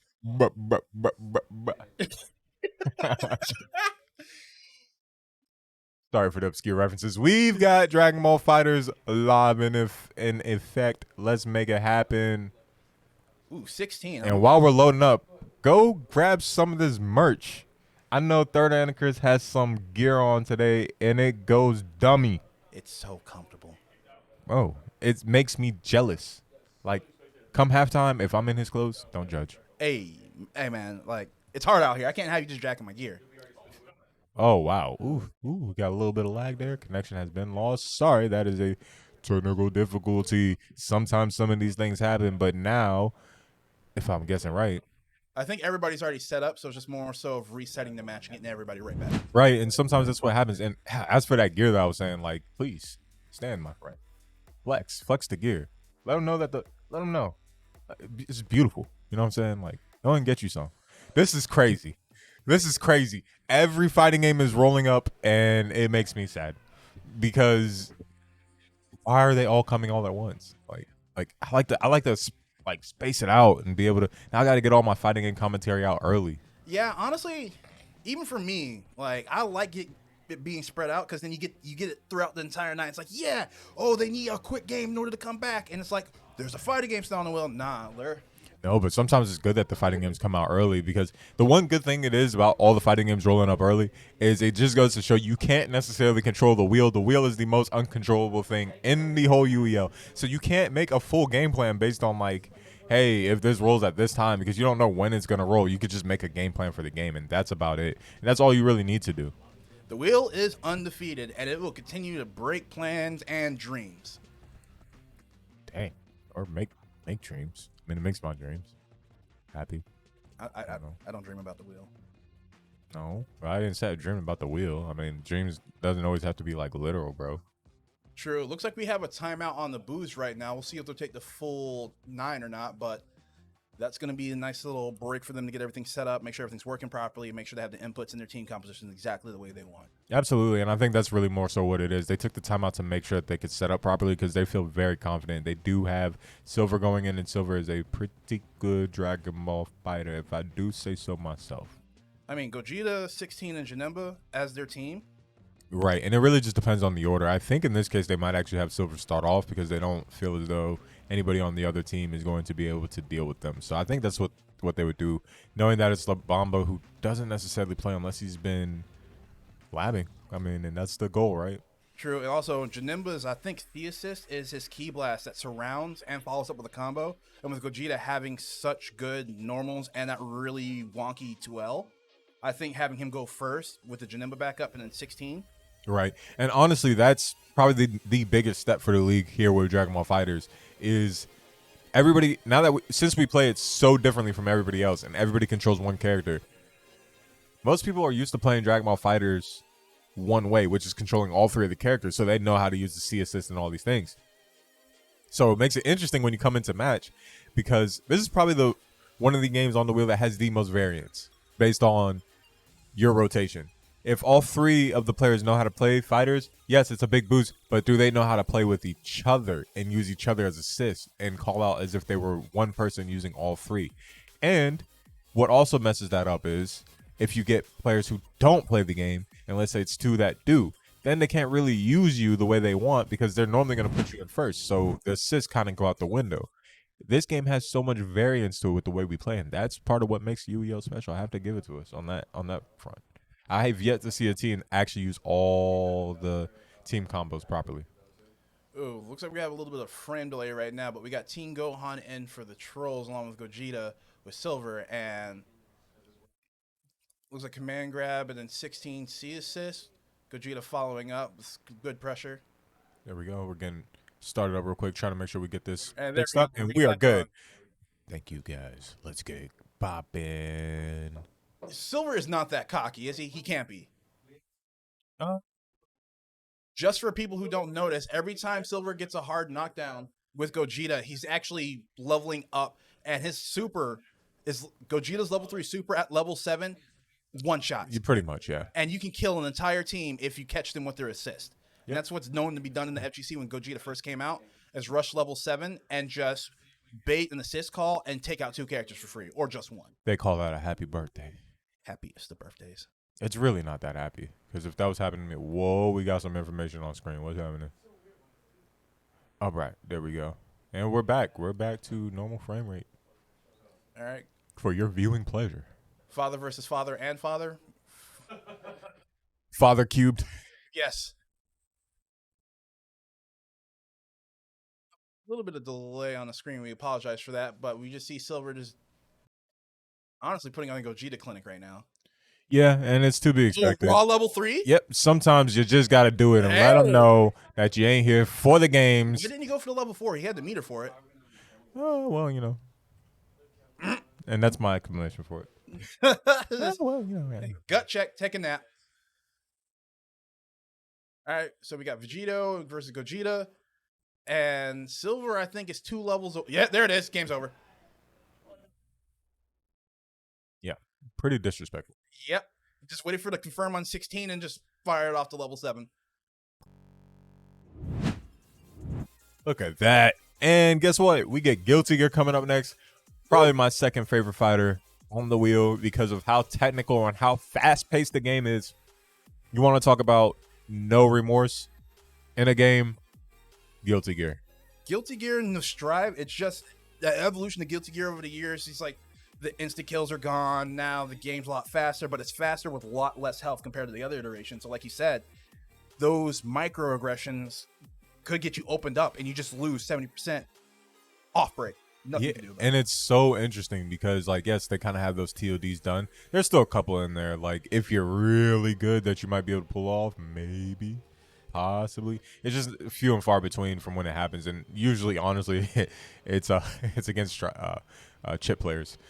So, but nonetheless, like you said, the technical ability, and that's the interesting thing about Guilty Gear. It's kind of like BlazBlue, right? Some of these obscure anime fighters or Skullgirls, they actually have some of the most technicality to them. You just have to sit there and play them and find them. They're just obscure. So, like, when you tell people, yeah, I play Guilty Gear, most people don't know what that is. It's ridiculous, too, because Guilty Gear is a game that deserves to have the respect on its name because years after consistent games, like, we're not going to talk about Zerd. Was it Zerd? Yeah, I think it was Zerd. Ugh. That one was a bit of a travesty on the entire line, but Strive is a phenomenal game, and like you said, no, I play Guilty Gear. Like, who plays Guilty Gear? A lot of people actually play Guilty Gear, and it's ridiculous that it doesn't get the shine it deserves a lot of the time in the main public, I should say. Well, and it kind of makes sense, though, because it's an introduction of brand new characters. And although anime has picked up heavily in the West, like everybody watches anime now, it doesn't mean that anime fighters per se, because that's like, it's almost like having to learn a brand new character or a brand new movie or a brand new show. And then it's big and it deserves more respect. But if you really think about it, that's because you're in the FGC, right? So you're in the fighting game community. So those who know. It's one of those things. If you know, you know. But in order to know, you got to break down those doors. And not everybody wants to break down those doors, man. It is heartbreaking, honestly. I don't want to say heartbreaking because I'll sleep well at night. But yeah, I'm about to say you might want to fix your heart, bro. if you were relying on Guilty Gear for your heart. And you said Love and Basketball was corny. What did I do to deserve this? Yeah. Hollywood paid you, didn't he? Hollywood? No, don't you dare. He's just the number one instigator. I'm just Black Diamond. I just be talking. But like different, you know? Built different. with some respect. And we're going to get this wheel spin going right here for the next game, just so you guys know what's coming up next. And it is NHL 23. Speaking of NHL, yes, another one. So we're getting a lot of games nice and early. So good stuff. Giovanna versus Soul here. Soul being, fun fact, the creator of Guilty Gear purposely designed Soul to be as overpowered as he is on purpose because it was his last game. Wow, I did not know that. Now see, and it's funny that you say that he's overpowered because like when you go online, you don't really see a lot of souls. I think this game is interesting because everybody has a gimmick, but at the same time, like those gimmicks all have ways around them for every character matchup, and that's what makes the game so good. Although there's a lot of loops to them, right? So you just don't want to get caught in somebody's gimmick. Except for Happy Chaos and May. Dolphins and Guns seem to just be broken in this game. Now when they facing me, they ain't got nothing to do with me. It's like, no, I'm just a Nagi player. Giovanna was just expert presser the first. All right. For Dust. I What's- know what is it? disrespect when I see it. Oh, sorry. I actually was talking, so I didn't. But I think, yeah, you're talking about either Dust or Roman cancels. Roman Cancel. There we go. That's the one I always get the name confused on. Giovanna, though, with All right. So, would you look at that? Spartacus getting that first W with that Geo. Very good pressure. X-Ray Kevin didn't know exactly how to handle it. Now they've got La Bamba coming right up. If I'm not mistaken. Is that La Bamba? looks. No, that's Laz. Okay. Sorry. No life loss. Let's see. Let's see what he knows here. Well, honestly, probably not much because he's using Soul again. And that means that Scans is coaching him right through. And he's like, hey, just do this. And you might want to do that. And then some more of this. And I think what the Trollz did here is they sent their best player first to get as many Ws. Yeah, definitely. Because they felt as though they would throw Scans up. But like I said, for these fighting games, the Buus pretty much have it. They should have most of these fighting games secured. And really what they're doing is getting some of their depth players a lot of reps. And honestly, as a Trollz player, like you respect that, and then you put your best forward. Like you said, try and push through everything as much as possible and have everybody on backup. Because if your best player is able to get any wins off of Scans before he goes down, and you're able to just kind of run him out, you have a chance. Yeah, and Sparty over here is showing some really good knowledge, using these Roman cancels to continue combos, wall splats, great pressure. And if you don't know in this game, I know you know, Third Anarchist. If you don't know what the frames are and what to block, it's just going to be endless. Because Guilty Gear punishes knowing when your turn is and then when it's not your turn. And if you don't know when to take your turn back, you'll just sit there and get, well, like you said, wall spotted, clean out the game. Especially when you play a defensive character. Ooh. Like, it's extra difficult in this game because you're like, yo, when do I get to click a button? That block string, homie. Learn that block string. There we go. And that's actually kind of what's happening here. So props to Laz over there for picking up and learning a couple things. Oh, there we go. Oh, He doesn't know what he's doing per se, but he's learning. hey, you And cannot know what you're doing and still look cool. I guess, but then you're really just winging it. But that's still cool, though. Says who?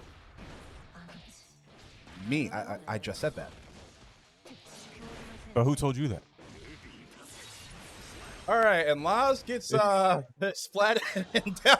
A casual dismissal. It's fine. It's okay. Just getting called out this much. Why not? Giovanna with another round win. Uh-huh. More dismissal. If it didn't work the first time, it'll work the second. Backpedaling, yeah. And it's fine. It's because you're good at what you do. That's why. Uh-huh. We got Scants coming in now, so You're going to take this praise. no. You're going to take this goodness. And here it is. Scants being the demon that he is, picks May. Look Y'all at ready that. to go to SeaWorld? I might actually adopt his gameplay. His buttons. I see. I thought I was the only weird one. Oh, Zato. Yeah, I thought it was Okay. only. Wow. I thought we were gonna go to SeaWorld. Instead, we're gonna deal with Zato 1 in the shadows. Look at that. And Scans has those buttons memorized down. Now, will Scans do the squad wipe here as I think he can? I think they honestly were not expecting Sparty to take them out and lose no lives. So big shout outs to Sparty right there, using those Roman cancels, using that constant Giovanna pressure to really put somebody in a bind. Now let's see what he could do with the one and only Scans. Eddie meter's down now, so this is his chance of trying to nope, it's back up.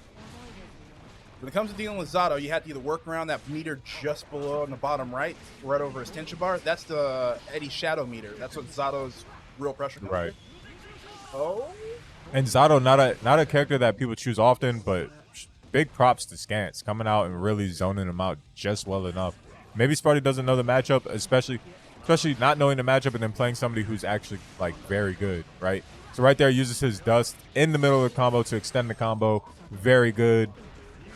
Scans just Building up that tension, that meter right there. Yeah, Scans just making some quick work of this. Zato's pressure between Good Eddie. flawless guard. He gets out. Oh, right back into the grab. Oh, top press the button. Nope. But the low. Wow, just the okay, Good good burst, but it's not gonna be enough. Chip damage might take him out here. Sparty just has to good mount dash in to get all her. sorts of pressure. Can he do it? Good overhead, but gets caught into the two jabs. Scans making quick work of him. But big props to Sparty for wiping out the other two and doing it well. Like, it's not like Sparty did not know what he was doing right here. Sparty fought well, but that's the issue with Zato. He just gets free pressure when that Eddie meter's up. And one of the issues that Giovanna has in that matchup is it's a lot harder for her to hit Eddie to get rid of him as Right. compared to some other characters with projectiles or swords with longer range. Right, because Gio's whole game is, hey, I'm going to be in your face and I'm going to be right next to you. But when Zato's got that little shadow going through, it's just difficult because literally you saw it'll zone you out. It doesn't run you down low. Exactly. Yes, it's pretty filthy. Pretty filthy. As a matter of fact, like, I will go tell Zato to go take a shower after this. That's Yeah, not cool, bro. You 100%. nasty. You got all that gear on, but you still smell funky. Go somewhere. Let's see. As much of a child as I am, how much I love Guilty Gear, I love the Faust pick. And hopefully we get to see some cool Faust buttons. Yeah, and here comes Pizza Man, the youngest player in the league. Pizza Advent. No, it's Pizza Man. Pizza Man? As he's projecting, he's exactly what he's going to be. He's going to be a fun young man. Pizza Man. Pizza Man. Got it. Aged 11, getting ready. Watch him. Watch him take Scans out.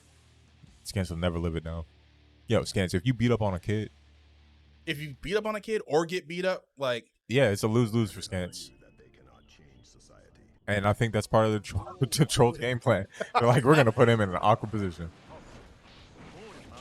Crouch. Let's see if he's been laughing. He's good block block. stringing. Yeah, he's block stringing. the thing is, the counter that Faust has to a lot of Eddie pressure is using his teleport and Yes. the scarecrows. Yes, and that nice little, I don't even know what kind of weapon that is. I guess it's like a pole with a knife on it. It's a scalpel. It's an oversized Scalpel? scalpel. Okay, oversized scalpel. Oh yeah, because he's got the medical gear on. I never pieced that together. I was like, what is that long stick thingy? Yeah, And Faust oversized. is actually the only doctor in Guilty Gear, and he's known for actually healing a lot of the problematic characters and heroes throughout the series. Which is kind of creepy because he got a bag on his face. And he tall. I don't want him healing me, bro. Best doctor in the Guilty Gear universe. Yeah, well, I just don't feel comfortable. You know what? That's fair. My doctor looked like that. That'd be a no for me. Yeah. Don't get perfect. Come on, hit him once. Come on, Pizza. I believe. No. I told you, Scans Slap is just a scumbag. That's all it is. He just beat up on a kid. Look at Really, this. Scans. Bully. Proud of you. Do you feel good? Oh, he's clapping. He does feel good. He's like, I feel spectacular. What are you talking about? feel He's like, great. I'd do it again. Bring him back. Bring him back. Tears You need to in learn children. these lessons. He is straight up. Who is it? That's Vegeta right there, training Trunks. Get up, boy. Get up. Father of the year. I can't eat. I can't. So we got Dizzy coming up, aka not Dizzy, Bridget. Brisket. So, funny thing with Bridget, I actually enjoy watching other people play this character because of all the mix-ups, but she's also low-key one-dimensional because of her mix-ups. So they're dumb good, but at the same time, they're just dumb. So once you get used to it, it's like, okay, you can get past it. But her mix-ups are really good with the yo-yo and all the blades and whatnot. Or no, that's Milia too with the blades. But you get what I'm saying. Yeah, Bridget's interesting because, like you said, it's all mix-up dependent. But it's weird because the no mix-up with Bridget is just as deadly as a regular mix-up. And that's how a lot of people are able to vary that play style. No mix-up. That's pretty much what it is. Yeah. That's what it goes to. You get exposed because the yo-yo doesn't go off. Next thing you know, you lost 70%. Right, come on, Brisket, you can do this. Brisket. That was delicious.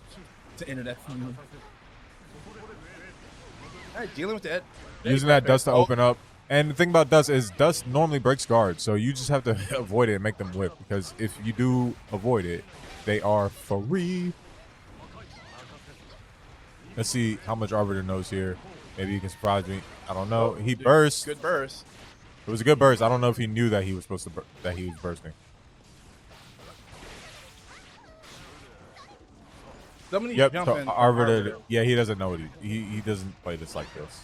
And that was a strategy. They were hoping that Spartacus could squad wipe, but with Scans being there, and that's what I'm saying. It's actually really good on the Buus to kind of get their depth, some reps in these games that they can see how much they're lacking and missing, and that they could be put in these situations come playoff time. It's a very smart. Yeah. I couldn't say it any better. Just you put one of your best dependable players at anchors. All right, y'all, let's go ahead and get you some reps in game. See how you feel about it. See if your character decisions need to be changed, or you just need to work on technique. And we have Scans to back you up. Yeah, pretty much. Ooh, nasty little combo. Oh, nasty little combo. Good burst, too. Good burst. Triple cross. It's funny because like I see some of these players, and I'm like, if you actually sit down and start playing this game, you're gonna get pretty good. Like, and I can't wait. I hope like some of these losses for some of these players, they don't just take it and they're like, hey, I just don't play this game, right? So I hope they actually like, yo, I want to lab this because Arbiter and I'm sorry, who was second? It was Pizza Man. Yeah, Pizza. Like, yeah, even though he's young, like we saw, he actually had some block strings down, and it's just like because he hasn't been exposed to the game, it was just tough against a straight up veteran in Scans. And the funny thing is too, like you said, you can't let these losses just be losses because if you lose and don't learn anything, you're a loser. Oh, it's crazy because just in life in general, you learn way more when you lose than when you win. Because when you win, you're getting everything you want.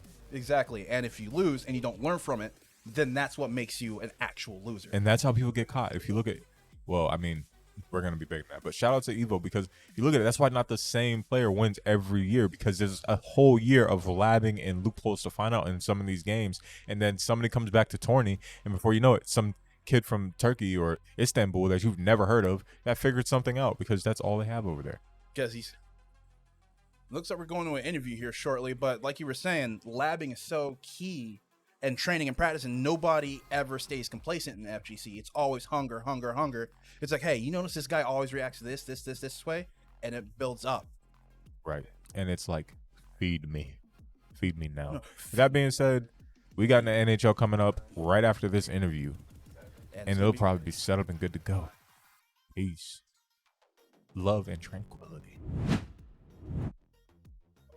I'm here with Scans. What's going on, Scans? Hey, what's going on, man? I'm happy to play some fighting games today. Yeah, man. You finally used to beg for him, and now I know, right? It's a lucky day for you guys. It's feeling good. I'm just saying.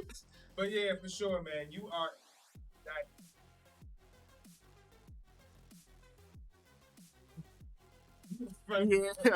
It's funny because you just got to sit there and eat the mix. If you don't know about the character, then it's like, well, nothing I can do about it. Yet again, you show improvement.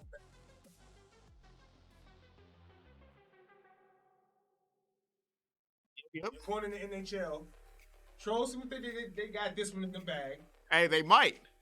Or they might not. You never know. Like I don't. You don't know what we've been training. You haven't seen Paku. You haven't seen a lot of the people on this lineup today. So you never know what's gonna happen. For sure.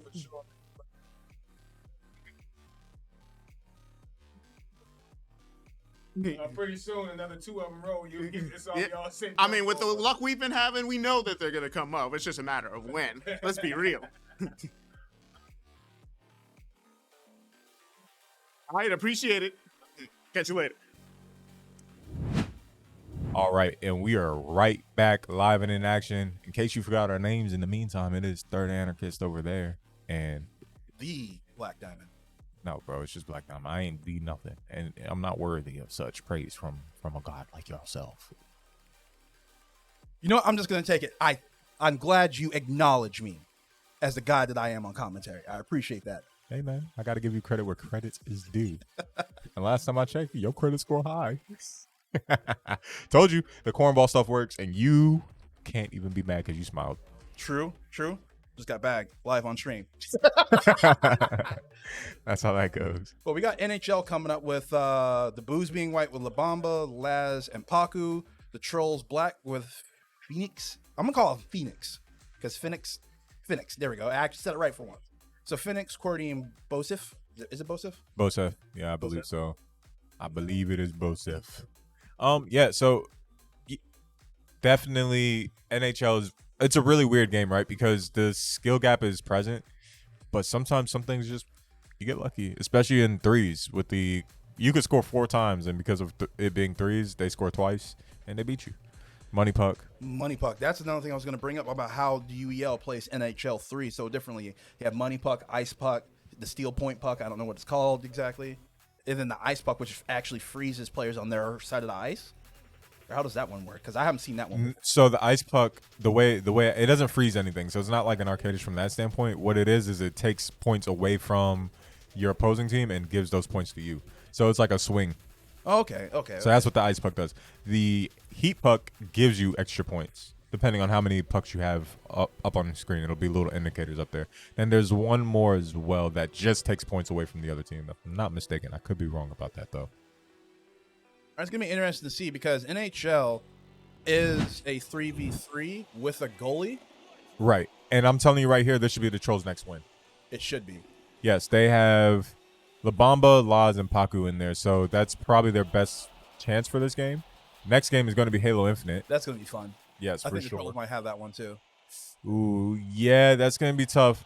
Traditionally speaking, the Buus not the strongest shooting team, so they definitely have a shot here. And for the Trollz, it's Phoenix, Cordy, and Boship, as you stated earlier. And hockey in this, hockey is very interesting because you have CPU playing your goalie, and that's why a lot of teams lean on the Tampa Bay Lightning because they have one of the highest rated defenses along with offense. But the goalie rating is super high. It's like a 94. I would like to see other teams personally, just because I do enjoy watching hockey every once in a while. But you can't deny the Tampa Bay Lightning is definitely a top 5 team even this season in the NHL. Yeah, and the thing is, honestly, I think teams are scared. I know everybody likes to go with meta in sports games, but that's really according to your skill level. And the reason why I say teams are actually scared, it looks like whoever's light blue is having issues with the controller for the Trollz. This is very interesting. But it's very interesting. I think teams are honestly just scared to use different teams.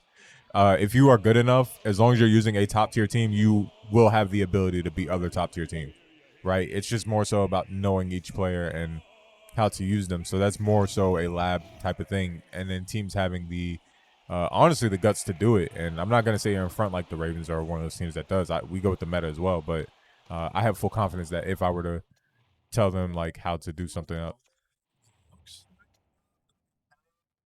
Forfeit going on with NHL. We'll see who takes the point here.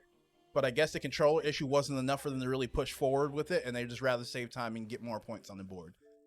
So we'll see what's happening, get an answer for you on that. And it looks like the Buus are the ones forfeiting, so that gives the Trollz. That makes perfect sense to me. Yeah. That makes perfect sense to me. That actually, I would have played it out because you're up, but I think they wanted to just get this game out the way, knowing that Halo was up next, and kind of just get Halo rolling. They feel pretty confident that they're going to beat them in Halo. They don't want to give the Trollz any true momentum. And with that being said, they decided to forfeit NHL. Why they didn't do it off top, I don't know. But I guess if I had to guess, the players were playing and they're like, this isn't even fun for us. So we're gonna forfeit. Yeah, it's like, all right, we're already up.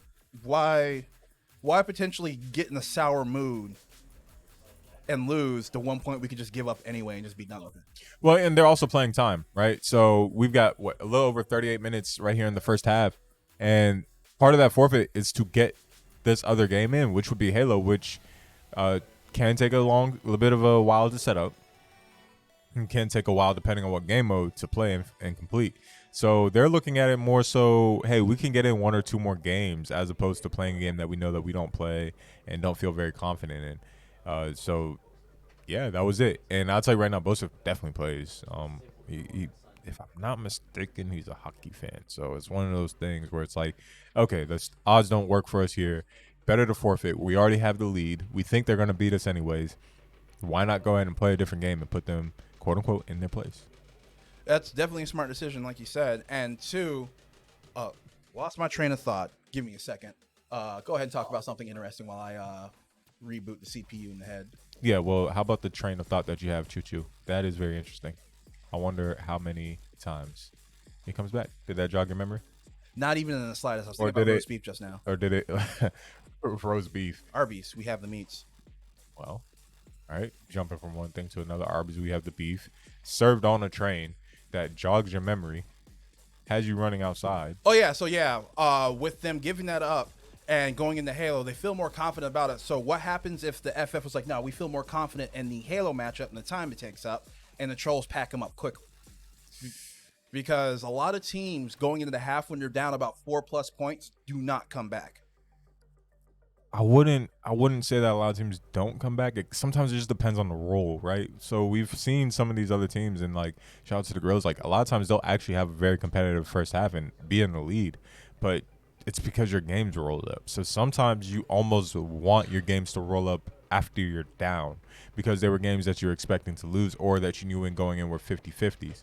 So you want those games that you secure sometimes to come in after, because then you can get on a nice little roll, get the score back to where you want it to. So it kind of depends on the psyche of the team and the flow of the game, right?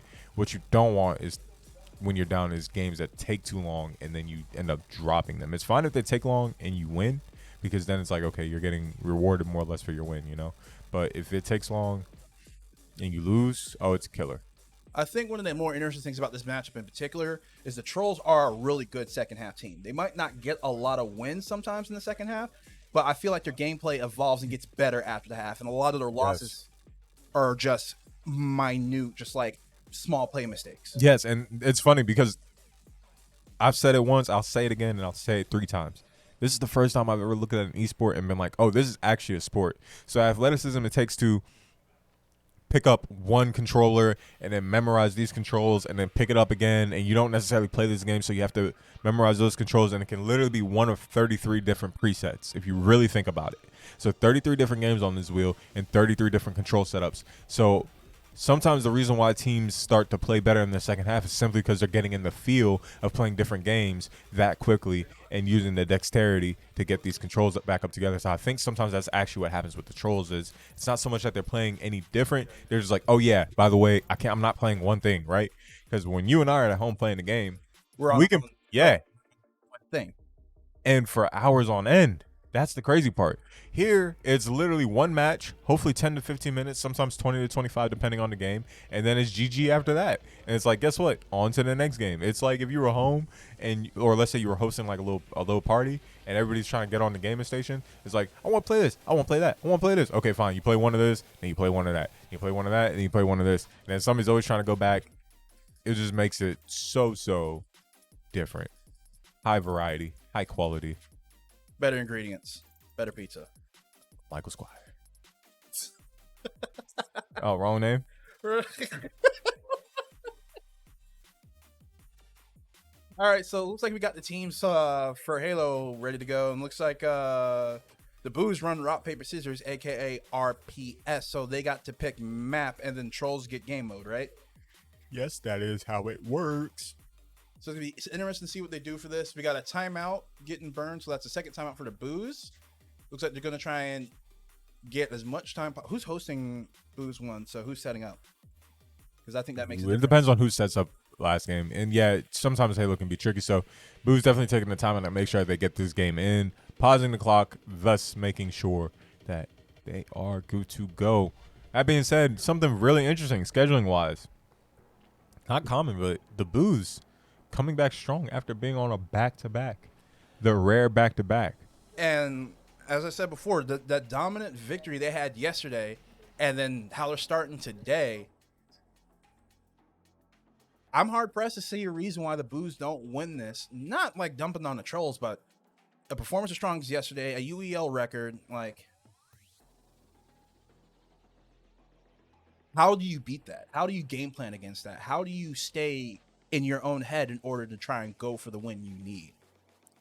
That's a good question. Honestly, I think it just comes down to individual mentalities making the team group, right? So and I'm not going to say like we're perfect, but one of the things I would say is a strength is like the team feeds off of each other. So if you have individuals that are strong enough to withstand any sort of adversity or anything that they're not 100% sure about, it actually bodes well, right? Because then it's almost infectious because it's like, oh no, we got this. We'll be straight. We'll be good, right? You got to really believe it, and then you bring your A game to the games. And that's really what happens. So when you start to believe it and you start to trust the hours that you put in, you're like, hey, we don't really care who's across from us. We've been putting in work, and they think that since they're the favorite or they're the one that usually wins, that's how it's going to go. And sometimes it leads to complacency, and that's why it's just important to keep grinding. And that's how I would say you prepare for that. Because a lot of teams, not so much in the UEL, but just in competitions in general, tend to look at records instead of the individuals in the moment. Right. And a lot of it is matchup based, and that's the beauty of it, right? Every team has a roster full of people, and you don't know who's going to be playing, right? So with that being said, you don't actually know what the team's going to be constructed when you go up to face them. You just know who they have and what the possibilities are. So you're essentially trying to make counter picks, and that's how you do it. So you're not really going to counter pick off of who you think they're going to play. Yes, you are, but you should be really crafting a game plan in accordance to what you actually think you can win. You get what I'm saying? So you don't know what the other team is going to throw at you. You just know what they have the capability to throw at you. And sometimes you know, hey, like, they're usually going to, quote-unquote, throw the full kitchen sink at us. So you could game plan for that, and then they end up throwing the faucet and not the whole sink. You get what I'm saying? So, and that can actually throw off your lineup and the way you set up for the game. So it's a chess match within the chess match, and that's a lot of what I end up handling, right? So sometimes that's how you do it, and that's how you prepare for the other teams that you may not be expected to win against. You literally throw in the lineup that either they don't expect or that you know that has been grinding certain games to get these secured wins. Yeah, team composition, planning, and sometimes it's just easier not to simplify your whole thought process, but like plan for what you know. Sometimes you can look at the enemy team and be like, you know what? We're going against the Trollz. They do this. They have a really good second half or whatever the case may be. All right, as the Buus, I know I have this, and this available to me. I have Scant. I have Silver ready to come back. I have La Bamba ready to go. Let's bring in some of the other guys to get some more reps in. And all my games are going to be set with some of my veteran players on the tail end with my newer guys or my guys who need more experience. And we should win with that. Yeah, that's honestly, that's a great way of explaining it. I have been accused of over-explaining sometimes, and I don't get straight to the point. But that's how it normally goes. So, I mean, we will see this soon. We will see this soon. As we said earlier,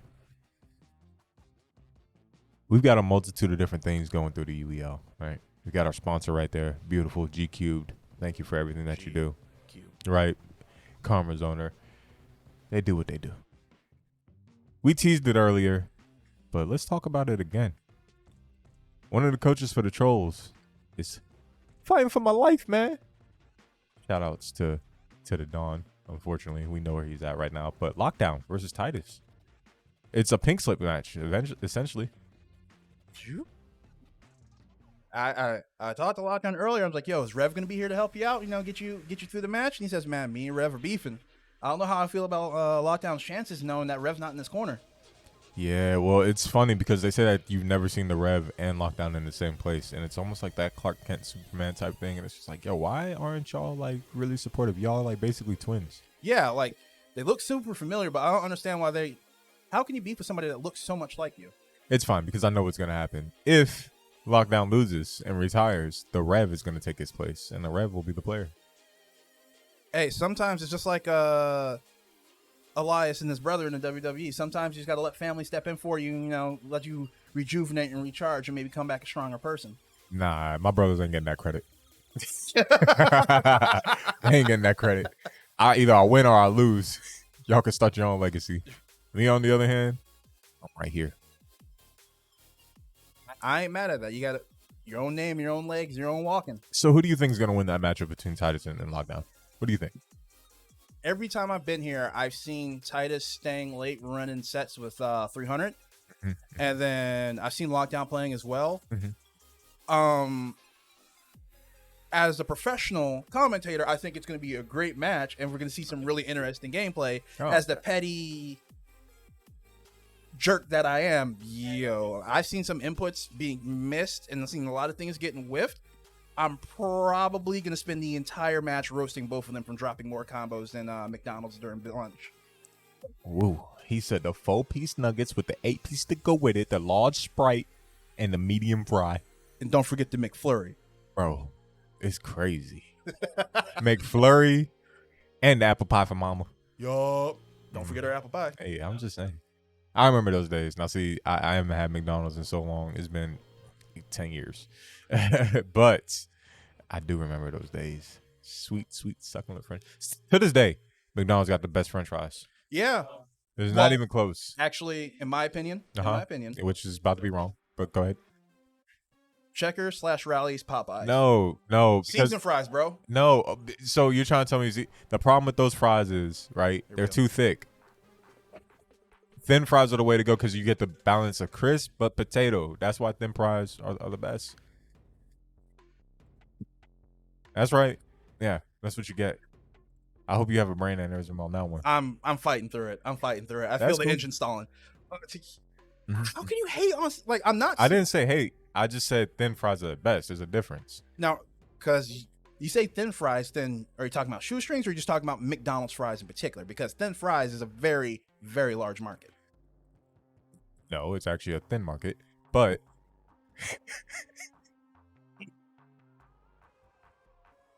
All right, so it looks like the timeout's up from the Buus. Do we know? How dare you? How dare you? But flavor-wise, they've cornered that market. That's my point. I like it better because you get the actual crisp. The problem with thicker fries is when they sit, they get soggy, especially if they're oily, and then it's also too much. Like, soggy fries don't taste good as it is. At least if they're soggy and thin, you can kind of like pick through it and use enough sauce to cover it up, right? So it's one of those things where it's just like, okay, thick fries are cool, but you got to eat them even faster than thin fries. And you don't get the crisp. Very rarely are thick fries crispy. And when they are, they're good, but then the crisp to potato ratio ain't there. You know what? I feel like you've done the homework and the science on it, and I respect that. Also, fun fact, you know McDonald's puts beef tallow in their fries, and that's what gives it that succulent taste? You said beef taco? Tallow. Tallow. What is tallow? Can you It's explain?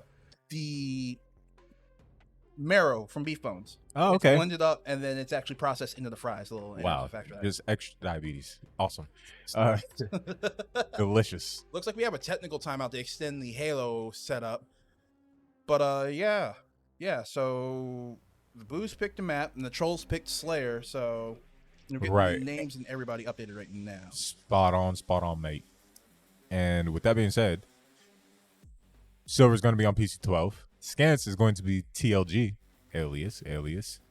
X-Ray is going to be PC7, and Mordecai is going to be PC6. And we will give you the updates on the Trollz and who is who in just a second. Arbiter will be Arbiter. Bosif will be JR.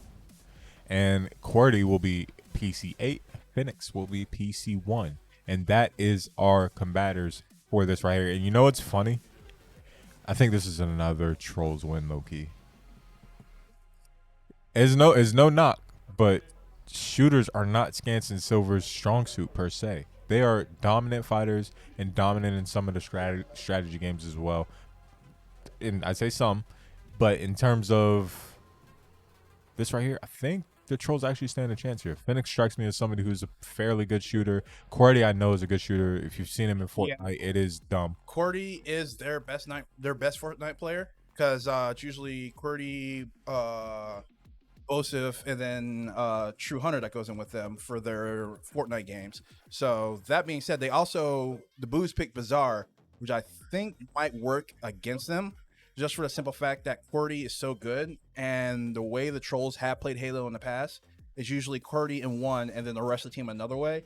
And the way Bazaar is set up with the power weapons being on one side of the map, I'll think they'll force the Buus to come to them a lot of the time and force those interactions for power weapons. And with the 2-3 split, with QWERTY having support, it could be easy kills. That is one of the things I really love about Halo. Every map you have to know. Really, Halo's a game about playing the spawns and knowing when to activate. You know, so those things make it very interesting, very very interesting. Because when you actually figure out the meta and the strategy for every map, it all has and another fighting game to go next, bro. We're not gonna have any fighting. I think the only fighting games we're gonna have after this are going to be MK11 and DNF Duel left. So the rest of this wheel, now honestly, this kind of works in the Troll's favor because don't they play almost like actually play everything else on the wheel after all the fighters are gone? Like, well, they play the fighters too. It's just from a certain level, right? And that's what makes this so interesting is the fact that all these fighters rolled up early. So you know it's gonna give the Buus the advantage they need.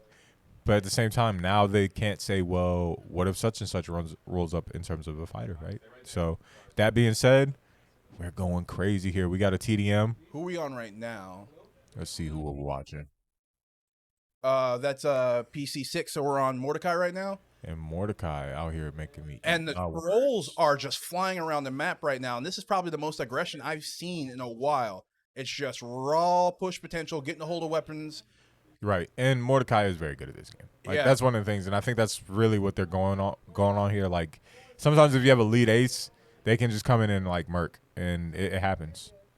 I don't know how. So 6-2, Buus up right now. A little bit missing right there. Trying to watch that health as well. One of the mechanics I love about Halo, you just get behind something, you can regain that health, so it becomes very strategic in that manner. But right now, honestly, the Buus are just applying pressure. They're pushing up. They know what they're looking for. They're right here. Yeah, no, I would have done something absolutely dirty right there. Like back turn, boom, assassination. I for the ego play, yeah, I would do it, but it was a smart play because it keeps him active and what's going on around him. So like, but nope, active nothing, bro. Ego all day, every day. True that. We got Senior Shot coming up in, what was that, 2 minutes I saw on the timer? Overshield up in 15. The Buus are just flying. Like, I can't stress this enough how quickly they're adjusting around the map. And right, and this is one of the go-to maps for UEL. Like, I've seen this so many times for Halo, and it's just something that a lot of teams are comfortable with. So they don't push the boundaries. They just play it, you know? And that's one of the things too.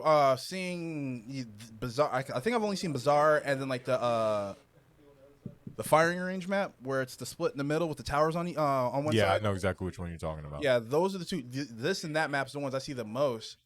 But it just looks like the Buus do not care. Like the Buus were like, no, we are winning this.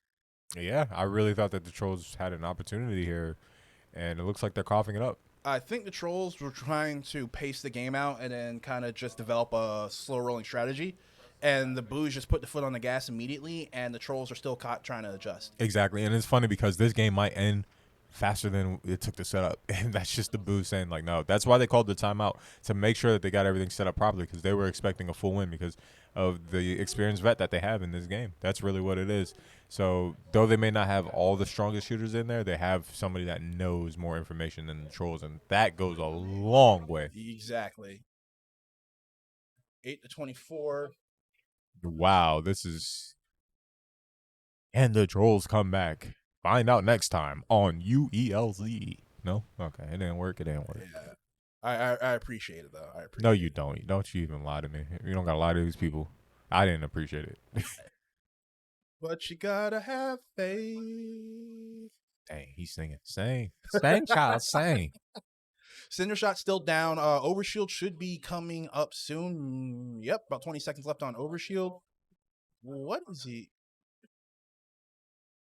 Okay. Packed up. 27-9. It is still winnable. Technically. Probability is low for them to come back and win. Mentally, physically, emotionally. It's possible. Boom secure overshield with Cinder Shot probably coming up in another 40 seconds, I believe. Yeah, so one of the big issues that the Trolls are running into is, honestly, they are not using their cover for their life at all. Like, they are kind of just running out there and becoming lame ducks, because what's happening is they're seeing, let's say, one player from the Buus, and then they're kind of full sending on them or trying to move. They're full sitting on one person, like you said, without cover, and then the rest of the Boos are in cover, peeking out towards where they're coming from. Exactly. And just team shotting 4 people shooting Exactly. at one person. Like right here is one person, and they're not allowing each other to essentially be alone. Whereas the Trolls are pushing in and pushing in alone. But in situations like this, the Boos know exactly when to push and when to trap them because it's essentially distracting them. It's like giving a squirrel a nut and then coming through with a car. That was dark. Honestly, also another thing to really take a look at, and what the Trolls aren't taking a look at, is the radar. How many times have you seen one of the Boos players come up behind 2 of them Yeah. who are reloading and just kill both of them for free? Not actually assassinating or getting the free melee, gunning both Trolls players down with no reaction. Because it is 40-10 right now. And as you would say, there is still a chance.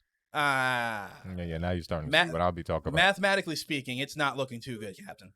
Okay, there we go. As long as we're in agreement there. Yeah.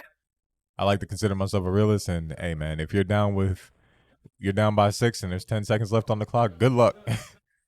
I mean, if there's a rocket launcher, it's possible, but we got some of these weird guns that aren't rocket launchers. So yeah, in that scenario, Like right here, you are exposed, my friend. Please cover yourself. Let's find out. PC7. Who's that? X-Ray with 16-3. Ooh, X-Ray showing some metal here that, hey, man, I play this. I do this. There are 3 more kills to Yo, go. 2 more kills, there's no positive KD ratio on that the troll Trolls side team at all. because 50-15 is crazy. I'm pretty sure, I'm pretty positive they have at least 1 kill each. Come on, I had faith in y'all. Now y'all made me look stupid. Great. I mean, I guess I did that to myself. I do it on a regular basis. What's the difference? True that. If you do it yourself, then when somebody else does it, it doesn't feel as bad, right? No, it's just addition. it's just like, well, I guess you do this. But yeah, no, this is another loss here. Yeah, for the packed Trolls. up, moved out. Yeah, if I'm the Trolls, I'm actually forfeiting this right here. Kind of the same way they did with NHL. They're not going to have the depth here, and the Buus have a full reset. So really, ideally, what might happen is they'll throw in, I'd say the Buus would probably leave out maybe Scans or Silver. Yeah, I and think just have the rest of the team this take could be care one of of those strategic FF forfeits from the Trolls. Get everything set up, see who the Boos send in, and FF so they get pulled out of rotation for the next game. Yeah, but the Buus would also know that because technically you have 2 of your better fighters on the team in the Trolls coming in for this game, and they will be available for the next role, but it depends on what fighting game rolls up. If it's DNF, then I believe... Street Fighter's 5, isn't it? Yep, Street Fighter's 5. That's where I forgot. Yep, so that's the thing of it. Since Street Fighter is 5, it's like, do you want to play it out? Do you want to send in your best? Or how do you want to play it, you know? And all these things just compile into one big game that we call Ultimate Endgamers League. So thank you to everybody who's tapping in right now. And I just want to let y'all know, if you like what you're seeing, you're a gamer with potential, you're like, man, I'm nice. I'd never that would never happen to me in Halo. Never. That would never happen to me in Guilty Gear. Never. That would never happen to me in Street Fighter. Not in these streets. Then come right in and prove it. Use that QR code right there at the bottom right of your screen. He pointing to something, bottom right. And now he pointing to me. Okay? You're distracting me from the point that I'm trying to say. Get in here and prove it. Sign up for Season 7, live and direct. Draft is less than a month away, if I'm not mistaken. We're getting closer and closer and closer. And closer. To greatness. Oh, yeah. A new batch of rookies. New batch of rookies, 4 new teams. How does that make you feel as a competitor and a strategist at your level that you got 4 new teams to worry about? Whether veterans slide over, whether they're all rookie teams, that's a lot to put on your plate. Well, yeah, I have to worry about them in a different sense, right? But nonetheless, it's actually exciting because that's a 50% expansion. That's rarefied air. We're literally taking 50% of our league and making it bigger. That means more games, more competition, more players, more strategy, more fun. And more people getting packed up and laughed at in stream.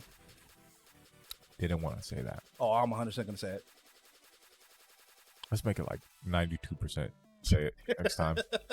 100 is a little OC, but I got to give credit where credit is due. You went full send and you're like, click, click, click, click, click. F's in the chat. F's in the chat. Yeah, no. So that being said, I'm actually super excited for the new teams to come in. It's going to be very tricky for them because all of them are essentially going to consist of rookies. I'm sure some veterans will get traded here and there for some of the people who will be running those teams, which we will be announcing these days. I don't know when. I'm not saying it's soon. I'm not saying it's not. I'm just saying, like, be prepared for season 7. Sign up and don't retire like lockdown. Get your career started. Shots fired. Shots fired. I guess he was put on lockdown. Nah, I got a text on my phone. Somebody's like, yo, like, take a shot. I'm like, why I gotta take a shot? I don't even drink like that. And I took the shot anyway. Forget being on the clock. I just don't do it. So I took a shot. And it was either at Titus and lockdown. And well, Titus created the whole league, so I'm taking a shot at lockdown. Also, look how smug Titus looks in his picture. Look at it. Just meh. Yeah, he looked like, oh, your breath stank. He looks like lockdown yelled at him, and he's like, that garlic? oh, did you have pizza? No oregano. What kind of pizza? 2 minutes left up on the setup counter. Are they milking the clock on this one? Because it's Street Fighter, so they should already be in and ready to roll. No, not necessarily. Sometimes you're not milking the clock on Street Fighter. Now, see, the game should have been set up. That I agree with, but a lot of times it's just picking the characters and making sure that goes smoothly. Street Fighter, depending on the skill level, can take 2 minutes or it could take 10, depending on how back and forth the match is, if I'm being quite honest. Like, each individual match could take up to a minute, minute and a half, right? So, depending on how close this goes, and it looks like the Trollz will be playing this out. So they're going to have Pizza Man, Spartacus, NSB Lockdown, Arbiter, and Phoenix Pro. If I'm not mistaken, that is correct, right? No? No. No. It's Pizza Man, Spartacus, QWERTY, Arbiter, and NSB. Which it also does make sense to put QWERTY in because QWERTY is actually a veteran. Like I said, as young as he is, we got some young vets out here. We've got Stars. We've got QWERTY. We've got, who else is a young vet? I got to think. Well, Silver, right? Silver's been around. No, yeah, but Silver's he's in his 20s. He's young, but he's not like young. He's not like, yeah, he's not like mom and dad still living with them young. You get what I'm saying? I feel like it's a shot. It's not a shot, bro. I'll be first. I stay with my parents forever. I'm just saying, like at some point, like you gotta be able to step out. Yeah, I stay with mine forever. That's fine. Like who cares? But I'm just saying, like, you're in high school. I'm trying to say you're in high school or middle school. That's what I'm getting at. I'm picking up what you're putting down. Yeah, okay, cool. So there's no shots at you young bucks. You can't help your age. So we got ED Reed Boy. Nah, just Ed. Ed going against see that in a second. But what do we got next? Overwatch 2 coming in after Street Fighter. How do you feel about that? I'm just going to say the whole league loves Overwatch, so be prepared for some good gameplay. All right. And I really do think in this instance, guess who's going to take it? If you say Trollz again and they get bopped, I'm going to scream at you. Well, they play it. I'm fine. I'm not going to say the Trollz. I'm going to say Troll. The Troll win. That's it. Look, man, I'm rooting for him. I like to see underdogs get their stuff together, man. It means it presents growth. And right now we got a lot of punchies. You got Laz active on Ed right now and Arbiter on Akuma. Akuma normally known as one of the lower health pool fighters in Street Fighter due to the abilities he has and the damage he can output. And then Ed, I'm still getting used to seeing him being played, but he just seems to be a really well-rounded character that a lot of people enjoy using, especially Laz. The little footsie game. Both of them are kind of just playing with each other's space and not really. Yeah, just trying to utilize that neutral game, get a feel for it. Both players aren't necessarily Street Fighter fighters, right? So I think that's what it is. It's really more so getting a feel, and by default, they end up playing a neutral game, which is kind of crazy if you really think about it. Yeah, like I'm just watching it, and everything just resets to neutral constantly, and there's not a lot of projectile pressuring or anti-airs going off. And then Laz is just sticking with these clean edge bread and butters without really extending it any further, and EX is constantly being burned. One fireball. Yep, there it goes. There you go. Very good finish. Good work from the Buus. Right? That's what happened right there, right? Buus got that W. I think we might have got that a little bit backwards because Arbiter just hopped off the sticks. So the Buus were Akuma. Sorry about that. It's I'm okay. backwards. We make mistakes from time to time. We are not perfect. We just strive to be. But let's see if Pizza Man can get him out the way. Get Laz out of here. He got one more hit. Yeah, There knee. you go. It's a hit to the face. Get them lights in there. Make them push a button. Yes, sir. And that's one win right there for Pizza Man. And You Pizza just Man- got beat by an 11-year-old. Take that. Pizza Man also getting that knockout with taking minimal damage and getting a full health on the chargeback. No gray health, just a full bar to go into the next round with. Right. And honestly, that was low-key a great thing. Now Mordecai steps up to the plate. With Mr. Nash back from the dead again. And make sure to hit that restore button like 85 different times. Like, bro, it worked the first. I don't know. I've seen LJ Skater Girl go through button checks and change things, and things not saved, and then her have a bad match. So I don't blame him for mashing that button to make sure everything's back and set.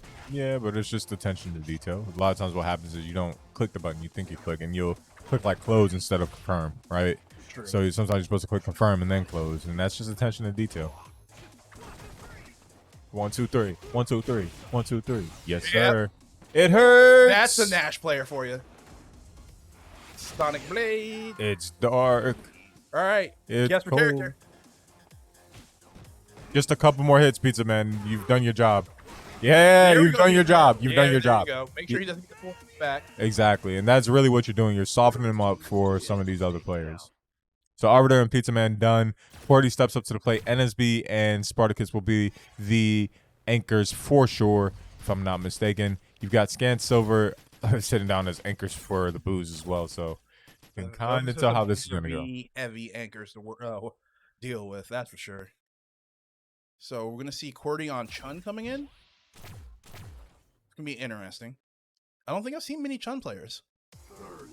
They're filtered throughout. Chun's pretty specific in the way you have to play her. She's obviously a legacy character, so everybody knows her. She's one of the most popular, iconic characters just in general. Everybody knows who she is, even if you've never played the game. Facts. So, very interesting. But in terms of actually playing her in game, it's almost not like they nerfed her, but they made it to where it's like you're not gonna see, because it's already a super popular character, right? Ooh. And that's Stun done. in the critical art's going to cost image match. No, he doesn't have the meter for it. Wow, that's pretty much a perfect. That is unfortunate because I believe that's going to get Nash back. Yep, the full health. Oh, close to it. He'll get full health if he doesn't get touched this round. So we've got E Honda, so I can already tell you right now what usually happens. So is this a Honda player or a Honda driver? A lot of noise going nowhere. That was kind of clever. It's kind of clever, I gotta give you. Cupine.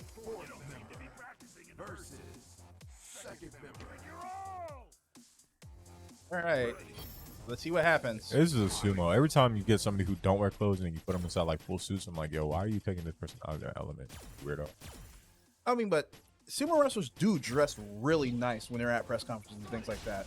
Like, it's, I'm not gonna like dog and be like it's ridiculous to see how good they dress, but it's like, wow, y'all clean up really well. It's just finding clothes that fit that gets me. It's all probably custom. And then, ew. It gets it again. Good confirm off the combo. You know, a lot of Street Fighter is almost like rock, paper, scissors in terms of the options that you have to choose. It's really high, low, mid. Oh, okay, tried to fall right back, but didn't confirm it. Did not confirm it. And I don't even think we're going to even see the anchors for the Buus come into this because Mordecai is just doing the damn thing. We got Rashid coming up. Will his theme song play? Because that's the most hyped theme song in Street Fighter. I mean, I'll play right here. Dog. Play right here on stream. Play with me. You won't. I won't. Copyright. Yeah, true. Don't need those strikes. All right, so front flip, the V trigger. His V trigger 1 is the traveling tornado, right? Yes, yes, you have a little bit more knowledge in the game than me, so to best of my knowledge, yes. What's interesting, I've noticed from the Ed players and the Rashid players, they don't use their V triggers as they should as potential mix-up, which kind of makes me sad because there's a lot of pressure you can generate. Look at the spacing from Spartacus. I gotta give him credit there. Mordecai being very patient. Good grab. Sparty showing exactly why he's the anchor for the game, taking his time. Look at the pressure. Just staying on him, keeping him in the corner, and he still has that V trigger available too. Yes. Mordecai just looking for when it's his turn. Clearly, it's a dire step up in competition. Ooh. Oh my God! Good reversal. Whoa! No, Look the at V trigger catches him. Oh, he couldn't confirm off of it. Oh, grab on wake up. All right. Sparty getting just a little too overzealous there, but playing a good match up until then and able to finish it off. I really wish that Spartacus had a little bit more health here to work with. Who knows? Maybe he can perfect this right here, but that was really good from Spartacus. Awesome coming in, catching Mordecai off guard, but Mordecai using excellent reversal tactics, right? Getting the whiff and then doing his thing with it. That I think it was is that his V skill that made him move, or was that EX teleport? Because I can't remember. I think it was an EX teleport. That EX teleport was a good read, and right as I was talking about Rashid players and Ed players not using their V triggers to like make room for pressure, he goes to do it, and just a hard read on the teleport almost cost him the match. And hard reads in fighting games are so risky. It's like if you miss, that's you. That's you. All right, Spartacus, don't get packed up by hand. You got to get this health back. Oh no! And wow! Breaks right past the guard. It's not enough to kill. V trigger for pressures. There you go. Keep everything Yeah. paid. Oh, that's death. What? Oh, he DP'd. Good stuff from Spartacus, almost making that happen and getting to see the silver scans. I kind of wish we could re-roll this right here so I could put your boy Sparty first. That's what you're messing up.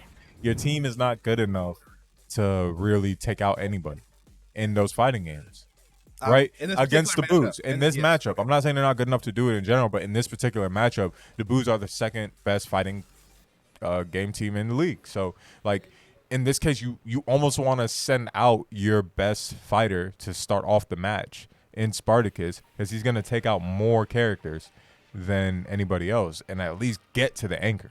You get what I'm saying? So, or one of the two anchors being Silver and Scans in this situation. So that's why I say that, not as a shot, but it's strategically speaking. Like, it does make sense to have your best player anchor, but you also have to be reliant on the fact that your other players are good enough to take at least enough to where that it's not all pressure, you know? Yeah, I agree on that. That's one of the complaints I continue to make, because a lot of these teams do the anchor strategy, and I don't knock that, but you make your anchor's job that much harder if everybody leading up to him is not as competent, and then also everybody does that. Yes. So if one person on the enemy team is just a little bit better than you, that can be a 1 for 2 before your next player gets on, and the next thing you know, your anchor is going up a mountain instead of a hill.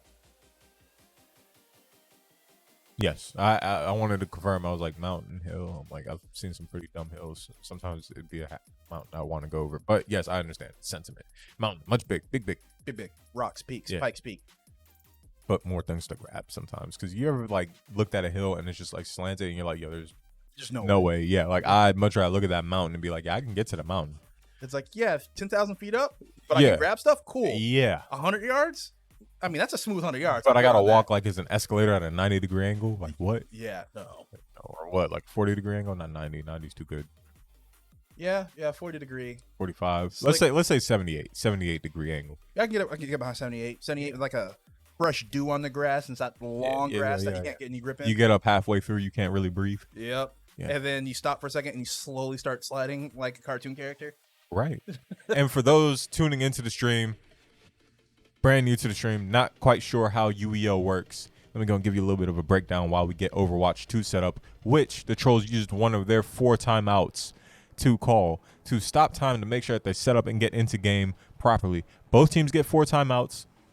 2 of those timeouts must be used before the half. Otherwise, They go away. they go away, and you go right down to 2. So you're incentivized to really use the timeouts in the first half and you can strategically place them to make sure that you either get a game set up properly or you play things. Both teams also get 5 forfeits. As we see, only 1 forfeit has been called, and it was the Buus in the NHL because they wanted to get through it. And with those forfeits, you could do a forfeit timeout, but you get 5 of them. So you can use those 5 forfeits anytime. Hey, our team's not confident in this, or we can't play this game because of time restrictions at the moment, because we got to come back and win, or whatever the case is. You can give it up and save yourself some time and head it. Bingo. So each team gets 5 forfeits over a 4-hour game span. Halftime happens at 2 hours. Which are about 10 to 15 minutes away once the clock starts. No, I'm excited. I'm low-key excited for halftime because I feel like the second half is going to be bonkers. Yeah, this wheel's been thinned out very well, and I think a lot of it leans towards the Trollz strategy and play styles. So it's going to be interesting because a lot of those games don't have the shortest completion times. Right. So they could potentially come back and win if the wheel hits on all their specialties, but how much time will those games allow? Right. You know what's funny?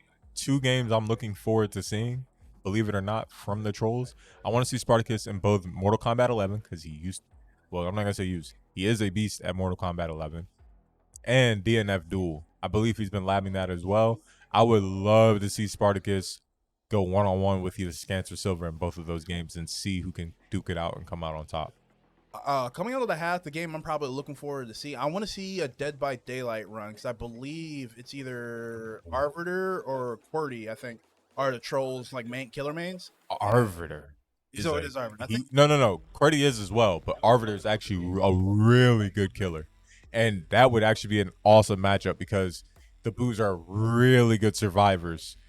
I think a few weeks ago they got like wasn't the Buus that actually got all 4 people out in like 10 minutes or something ridiculous? 2 to 3 minutes they finished like 2 or 3 gens. Yeah, it was the Buus. So like Arbiter as killer versus the Buus as survivor, I want to see that. I don't want to see it the other way around because they're not. I don't think the Trollz are as good at surviving, but I think they have good enough killers to where that's going to be a fun matchup to watch. So good call on the Dead by Daylight. I gotta give you a little pound to that one. Don't leave me hanging. Yes, sir. Yes, on stream. There we go. Somebody clip that. I'm making my profile picture. But man, Overwatch 2 lineups are in right now. We've got the Buus will be the blue side. They will have La Bamba, X-Ray Kevin, Mordecai, Silver, and Laz. And then the Trollz will be the red side with Pizza Man, Spartacus, NSB Lockdown, Phoenix Pro, and Boshif. I like the teams. Well, I can't say I hate them, but I like the teams, and I think the Trollz can do this. And if you notice the way the Buus made their picks for the team, they left Scans available just in case another fighter rolls before the half is over. But I think the way the timing and pacing of Overwatch, we're going to hit halftime before Scans gets in. So Scans up for the second half. Well, good decision. Well, it really depends because that's the point. Like, Overwatch could go quick or it could go fast. If, let's say, MK11 or something that's easy to set up rolls next, they could have the game already set up, good to go, and then, like, cram it in and be like, there's no use in stalling out. But with that 6 minutes. So, really, it's a matter of, I think last time we checked, we were at 3 hours, 18 minutes or so. So, if they can finish Overwatch within 10 minutes, you could see another game played before half. It's going to be interesting to see. So, I wonder who the... So, we're going to see a traditional Mercy 2-tank setup. I think that's what's been popular in the UEL. Double tank, one or two DPS, and then, like, one healer. Or are you going to see something a little bit more aggressive? I think we might see something a little bit more aggressive from one of the two sides because of just the not skill gap, but the whole league does play Overwatch. So I think it's one big chess match of people trying to catch each other off guard. I want to see Bastion.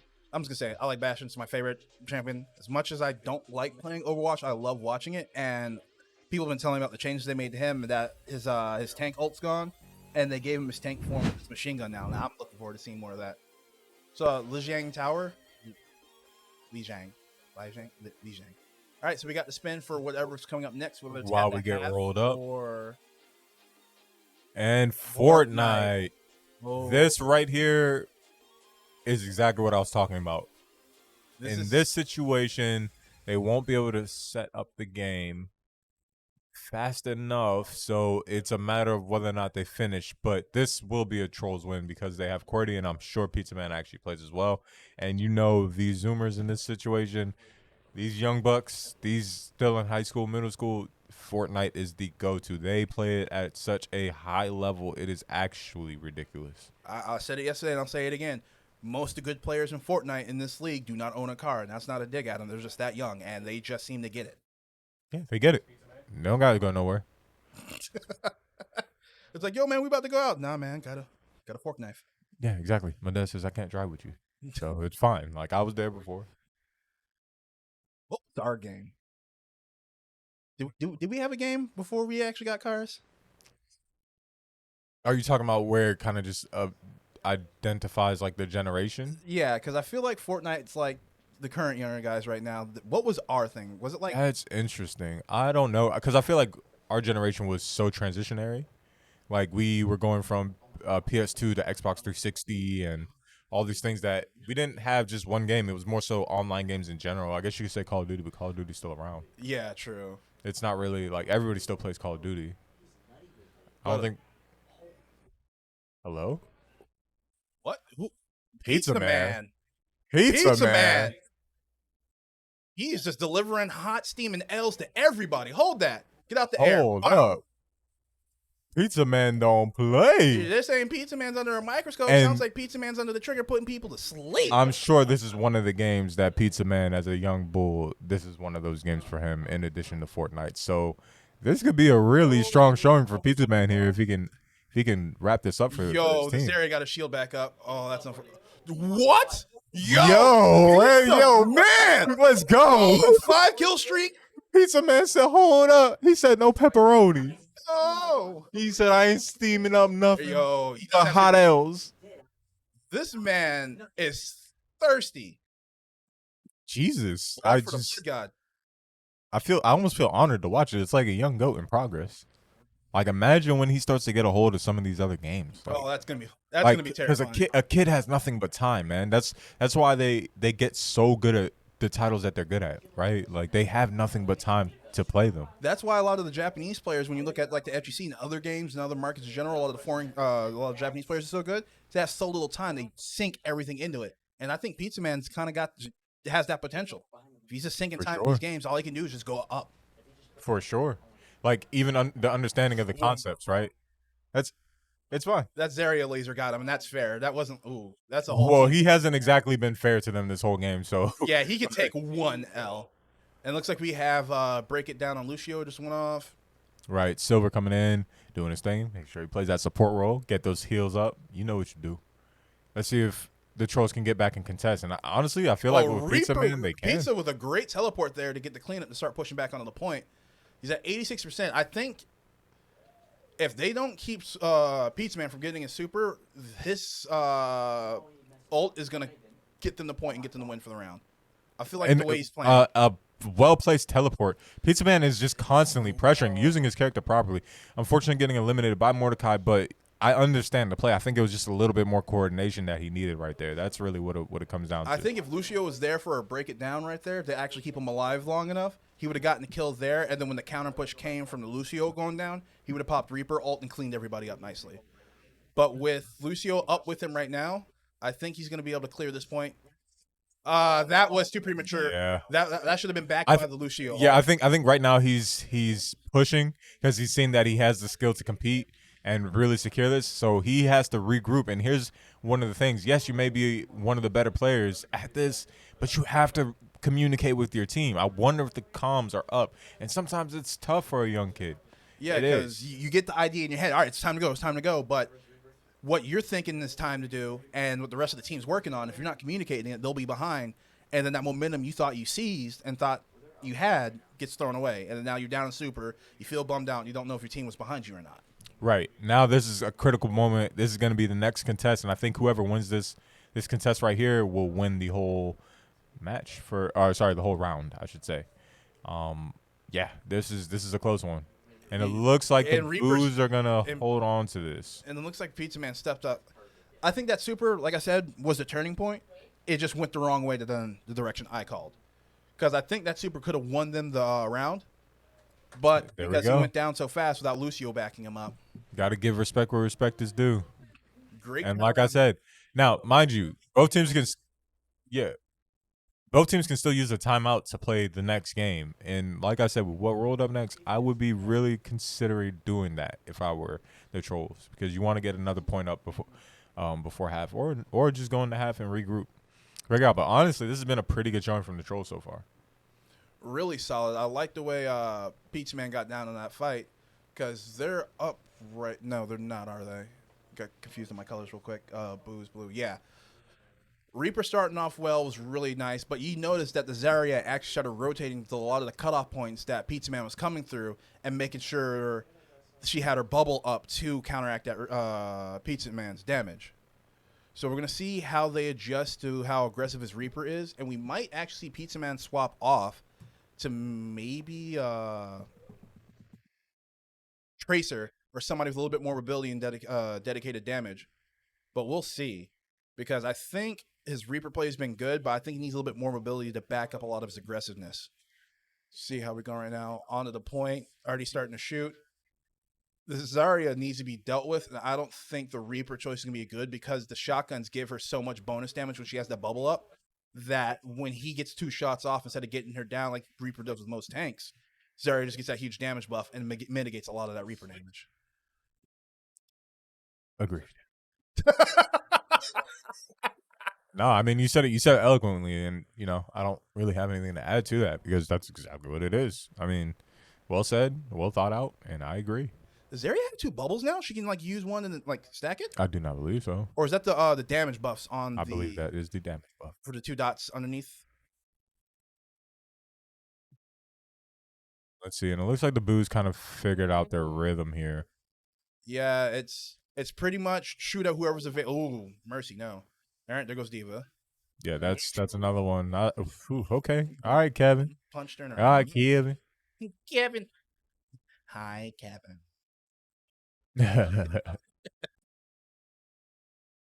But at this point, it's pretty much jump on Pizza when he shows up, because everybody loves Pizza, I guess.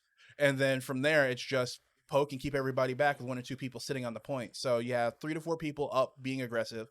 Zarya's gravity ball is up. With them being in that room, that might be there it goes right there. Good ult, especially with the Reinhardt pushing through, and then the Hanzo ult coming in right behind that. Just punching air.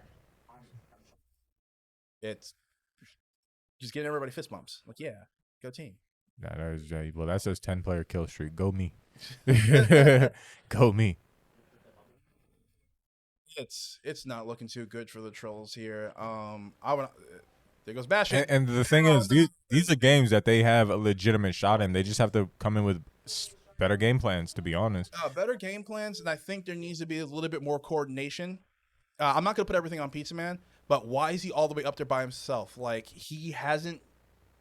The Buus have downloaded Pizza's playstyle, and that Reaper teleporting in just means Zarya rotates, and the rest of the team goes back to where Zarya was. And like I said, this went just fast enough to where we're going to get another game in before half. Whew.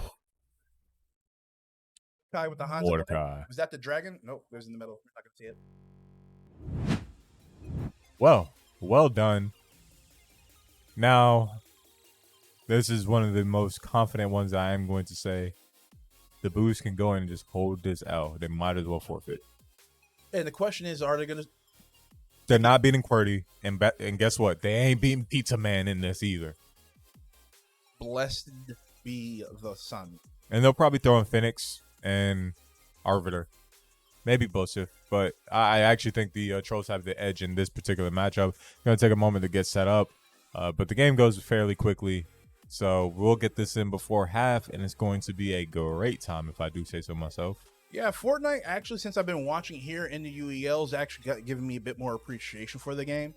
I personally don't like the building, but seeing some of the strategies, how some of the teams either just take off and go straight up and around. Boomer. Go ahead, finish. That's crazy. Now, see, I don't play Fortnite because I'm just old, so I just call myself old. I love the building. I just don't know how to do it. I don't like it. I like my BRs simpler. Guess, yeah, Boomer, whatever. Fine, be that way. But I actually enjoy watching Fortnite more than I enjoy playing it. So I don't think it's whatever, getting off point. But the UELs made me, like I said, have appreciation for it because there's so many different strategies where I've seen you have a lot of your younger players who are the star players go off and do their thing, and then the next best player on the team is usually like a level behind them, and then you have some of the not so confident or the older players fighting around some of the mid-tier buildings. So it's like a tower of fighting, and it's really awesome to watch. Yeah, and that's so. How can I bounce off of that? What you just said, because I know what you're saying. I have a greater appreciation for it as well. More so because of honestly just watching the builds from some of these younger players, right? Yeah, that's stuff. Because to me, like the reason why I like it so much is because it adds a new element, and every other shooter is kind of the same, right? So that's why some of my favorite shooters are like the Mass Effect. Even though Mass Effect was a storyline, like it was Mass Effect because of the feel, right? It's Apex because of the variety and movement, like the variety in powers. Valorant because there's difference. It's almost like it's CS:GO but with powers, right? So these things, I like I like shooters that push the boundaries and force you to do something different. And once you get that through, to me, it makes it much more entertaining. Because I mean, Battlefield 4 is my best shooting game, and I could tell you that's pretty much the same as all these other shooters, just a little bit more technical, right? Yeah, because you have bullet drop and velocity and then zeroing and things like that. Because I was in the Army and I enjoy Battlefield, so seeing actual games that have that a little bit, but that's it. Battlefield is, like you said, just as simple as the shoot as everything else once you get rid of the technical aspect. So Fortnite having the building, yeah, I definitely agree with that. That's what makes it unique and good. Yeah, and I think, and to be fair, I called you a boomer. I'm also a boomer, right? Yeah. But I also called those Zoomers, and those Zoomers are the ones who are super nice at this game. Like we were talking about earlier, it's kind of a generational thing, right? Yeah, actually, if you think about it, a lot of the young guys take some time to learn some of the newer games, whereas our groupers like, oh yeah, I played this before. Like a lot of the league, everybody who plays King of Fighters confidently has been probably playing it for about 10 plus years. Which is crazy because King of Fighters is not that high up on the hierarchy list for I would say fighting games, right? It's kind of like fell into that virtual fighter mold where it's like, yeah, it's known and it's legacied in, or like Killer Instinct, where it's like we know the game, we know it exists, but the core fan base is still there, but then it's really not. They kind of just play the newer game for X amount of time, and then they wait for the new one to come out and hope that it's improved, or hope that they fix some of these things. So it's very interesting to see the growth of them. Whereas you have Tekken, Mortal Kombat, where they just have consistent fan bases throughout, and Street Fighter. Like those, I guess those are the big three. So it's very interesting. I think all of this too, just a little gaming history, just the way Mortal Kombat and Street Fighter had that stranglehold on arcades in the early 90s. Yes. And pressing forward, like the press Mortal Kombat got is what made it what it is today. Because if everybody ignored Mortal Kombat and the news stories didn't come out for it back then, I don't think we'd have Mortal Kombat now.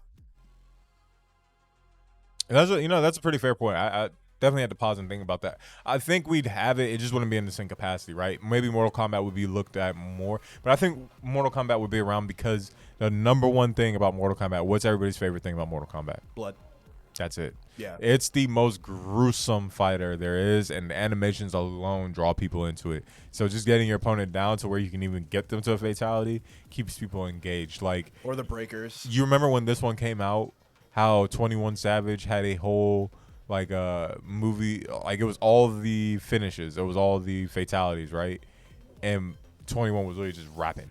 And that's what I'm saying, like it pushes like kind of like the culture, because everybody's like, yo, Street Fighter's amazing, Tekken's amazing, but did you want to see somebody get their spine pulled out of their back and somehow live to fight the next round?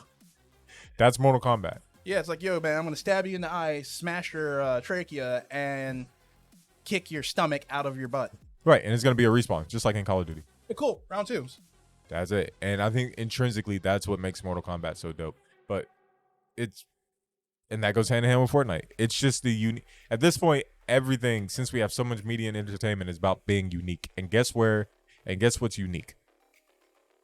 Fortnite. No, Ultimate Endgamers League. We unique. We unique. Last time I checked, mixed up. Don't nobody play 33 different games, hopefully all in one setting, where we combine old games, new games, sports games, racing games, shooters, you name it. I don't think anything's that unique. I tell my friends about it. I was like, hey, man, you coming out? Nah, man. Commentating UEL. And they're like, well, how does it work? 33 games on the wheel. It's like, oh, so what do the teams play? All of it. Everything. Like, what do you mean? Bro, Y'all think y'all are gamers. Yeah, why don't you tune into the stream and find out? And that's what I do. I plug it. I'm like, yo, watch this. Watch people get bodied, and then watch a team win, even though they got bodied. Yeah. It's actually insane. And you know what's crazy is like you could get bodied like right here. Oh, I love the Morty hammer. But you could get bodied like right here, like how we think the Trolls are gonna do, and it won't matter because it's only at 1 point. It's like, yo, he just got like 80 kills. Yeah, and he got 1 point. Woo! That's what I'm talking about coming out of half. Man, at the half, let's get it. I don't know that this is gonna go well for either one of these teams. Oh. I don't think they have anybody for these games. Maybe Phoenix. Is it? maybe. Yeah. This is gonna be interesting. Their Madden player for the Trolls? No, it is QWERTY, and he's He's pretty in. good, but he's in and not available because they needed him to secure this W, which is gonna make this Madden matchup extremely entertaining. I'm with it. I hope they pick a. I hope we don't see the Buus go for a record-breaking Madden game today as well. No. I think we're just gonna see a bunch of picks from both teams. I would like to see a little bit more. Actually, I'm not gonna say a little bit more diversity. I would like to see the teams when they pick a team known for a certain play style, they actually play to that. Right. Because the Baltimore pick yesterday, on either side, there was not enough slant passes, in my opinion. Not Yes. enough tight end passes, and Yes, this Madden is actually technical. You actually have to have skill to play this Madden. And look at that. Is that QWERTY? Yep. Like, Oh, by the way, just letting you guys know how rude of us. yeah. For the Buus, we have Scans, Labamba, Paku, and X-Ray. And we have Pizza Man, who is going under Cable Man, Sparty, who's masquerading as Arbiter, and then QWERTY and Bosha. So that is who is in, that is who is playing, and I like I'm how telling you right now. Madden talk. We just kind of casually looked up to QWERTY just putting somebody in the box. It's like, oh yeah, by the way, QWERTY's just murdering people. Yeah, by the way, I'm better. Yep. Bye. So let's see what happens with this next push. Let's see. So we on QWERTY right now. All right. So QWERTY's got. Wow. So we got QWERTY with what is that? An LMG, orange shotgun, and then the orange SMG with the lightning bow and arrow. Building slowly. Looks like he's aiming for the fort pieces, waiting for somebody to peek. Just slowly advancing and moving to the right, Right. Watch him start dancing. waiting for it. If he hits the LMG break to build, stopped in Yes, front. absolutely. Good. Causing disruption, watching them, trailing them. Like, oh, you think you're going to hide? Good luck. And awesome. Good work. Slow down the builds and then have your teammate come back in so you can start building horizontally again while he starts going vertical. Yes, and I think that's what the Buus are going to try and do. They're going to try and take high ground, but if you don't build well enough from when you're falling, playing high ground isn't as common, right? Like we've seen it with, sorry, not common, but it's not a, oh my God. QWERTY. Yo, QWERTY said, you're not better than me. I see what you're doing, and read where they were going, jumps over and puts an immense amount of pressure on the Buus. He's breaking down their barriers and going him right behind him too. Yes, sir. That is a good team push right there. Now, QWERTY probably has to back up, restore those shields just a little bit, just to secure himself. And once he does that, it's going to be a problem for the Buus. So he's just trolling them. He said, by the way, that didn't hurt. He said, I'm drinking on the job. He said, I'm going to finish it. He said, I'm going to roll him up. Smoke. That's why he was trolling. Arbiter takes down Scans.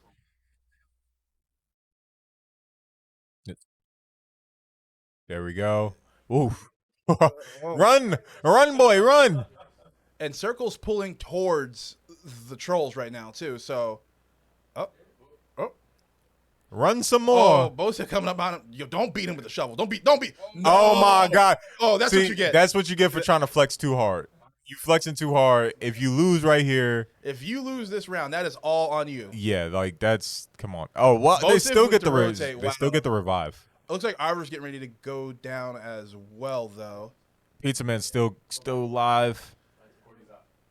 I think they're just playing like this because they know the round's over and they know they can win the game. Oh well, So- yeah, 100%. That like QWERTY when he gets the chance will gloat. Like that's pretty much what it is, and this is why they get him down and then weren't able to finish it. So he was literally like, I'm gonna beat them with the shovel and embarrass them, and it didn't work. But now, All right, there's one finish. don't crawl, And then and Trollz that's it. cleaned GG. Dance, yeah. Frolic. Yeah. Swerve on them. Or he just dropping dominance. Like he ran around, he went in with a shovel, and One of the top Fortnite players in the league. It's just that simple. yeah, and he played like it. So, bro, guess what? We got Madden coming up next. Got mad. Believe they don't realize that's first. Oh, okay. So The first round just coming in. First round did not count. So that means It means Cordy. QWERTY has to do it all over again, and this time don't play around. what? 'Cause- What? Just shoot. What is that? This is where my boomer education comes in. I don't know. It looked like an M203 grenade launcher, but I ain't never seen that before. I ain't never seen you act like that. that, Oh my Like it god, was he a got the brand. scope on him. oh, You said, "Oh, you touch my shields? Watch it." oh, Yo, oh my no, lord. bring back to gritty. It's interesting for him not to restore his shields. I know he has smaller shield heals, so surprised that he decided not to refill them. Oh, and as I speak, we come back to him and he refills them. What is that? What is he shooting?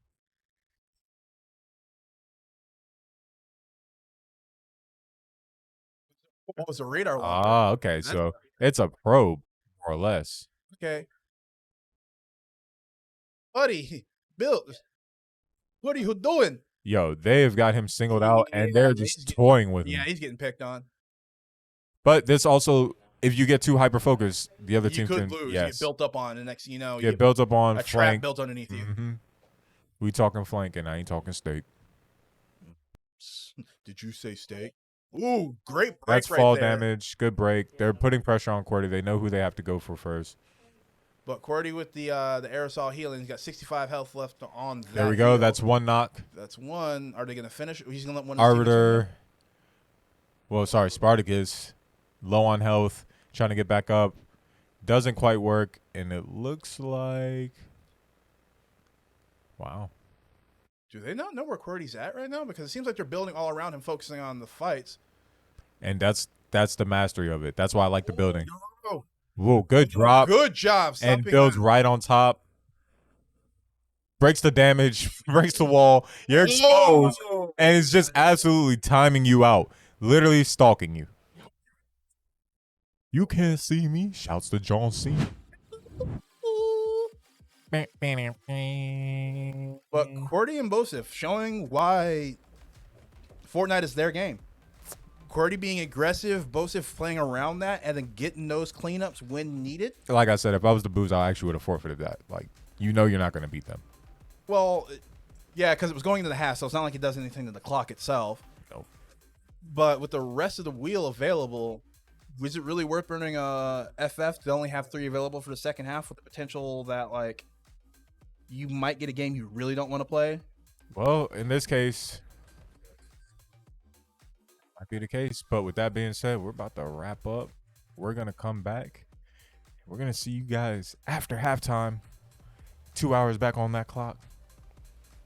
And we will see y'all soon. Hey.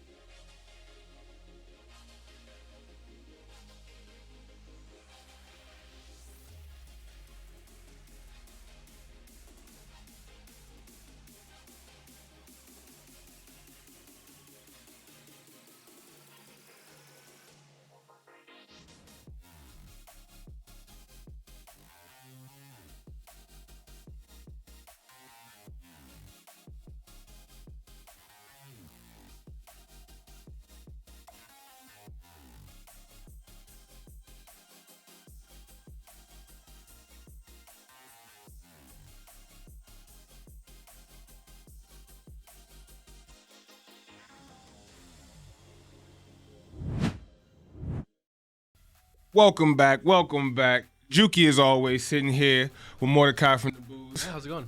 It's going all right, man. How about you? So far, pretty damn good. That's it. Is that based on the score?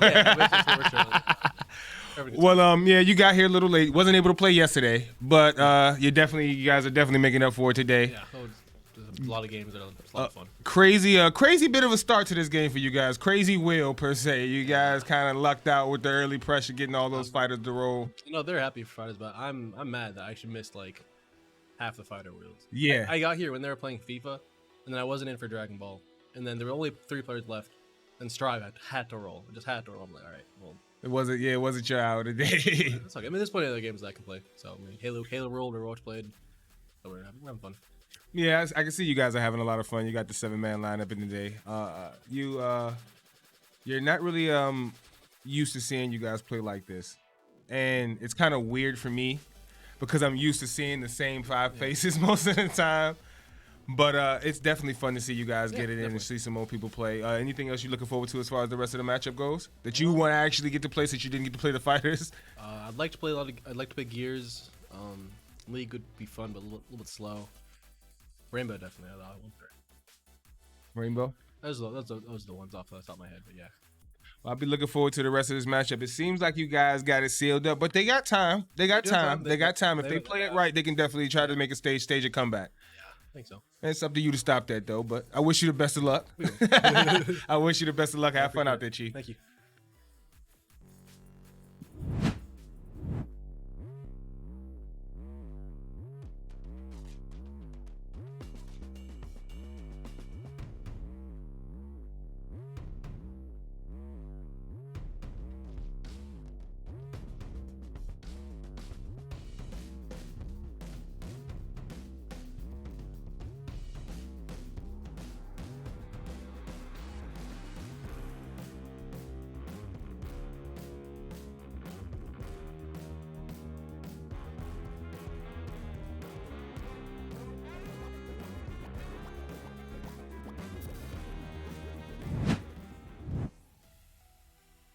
Juki back. Thanks for tuning in again. And you guys at home, don't forget to share, like, subscribe so you can keep up with all the action here at the UEL. What's going on, Pizza Man? Hey, I'm good. How you feeling, man? Step into the mic a little bit. Feeling good? Yeah, I saw you dancing out there, getting some work in, getting some sweat in. Y'all guys just came off a win, a well-needed win. Yeah. You trying to pick up some momentum here in the second half. You guys got a lot of games left on the clock, but you were doing your thing. I saw you dancing. You playing Reaper, right, in Overwatch? Yeah, Reaper. Yeah, man. You're a force to be reckoned with. Yeah. You got a lot of time left on your hand to play catch-up to these guys, but you're already you seem to show a lot of promise, man. Yeah. Nervous? Yeah. I can dig it, man.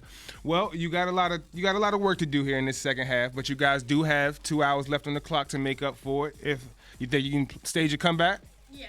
you definitely got it. Yeah. Well, I'll be 100%. I'll be looking forward to, man. I'm rooting for you, man. Best of luck to you. Yeah. See ya.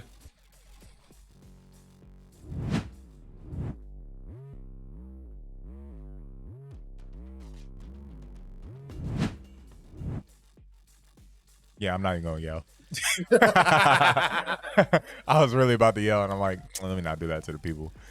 But halftime is over. And we starting off with Madden 23, fresh off the UEL world record setting longest Madden game ever. And I'm spitting hot fire. Dylon, Dylon, Dylon, Dylon, and Dylon. In other words, I hope we see a great Madden matchup.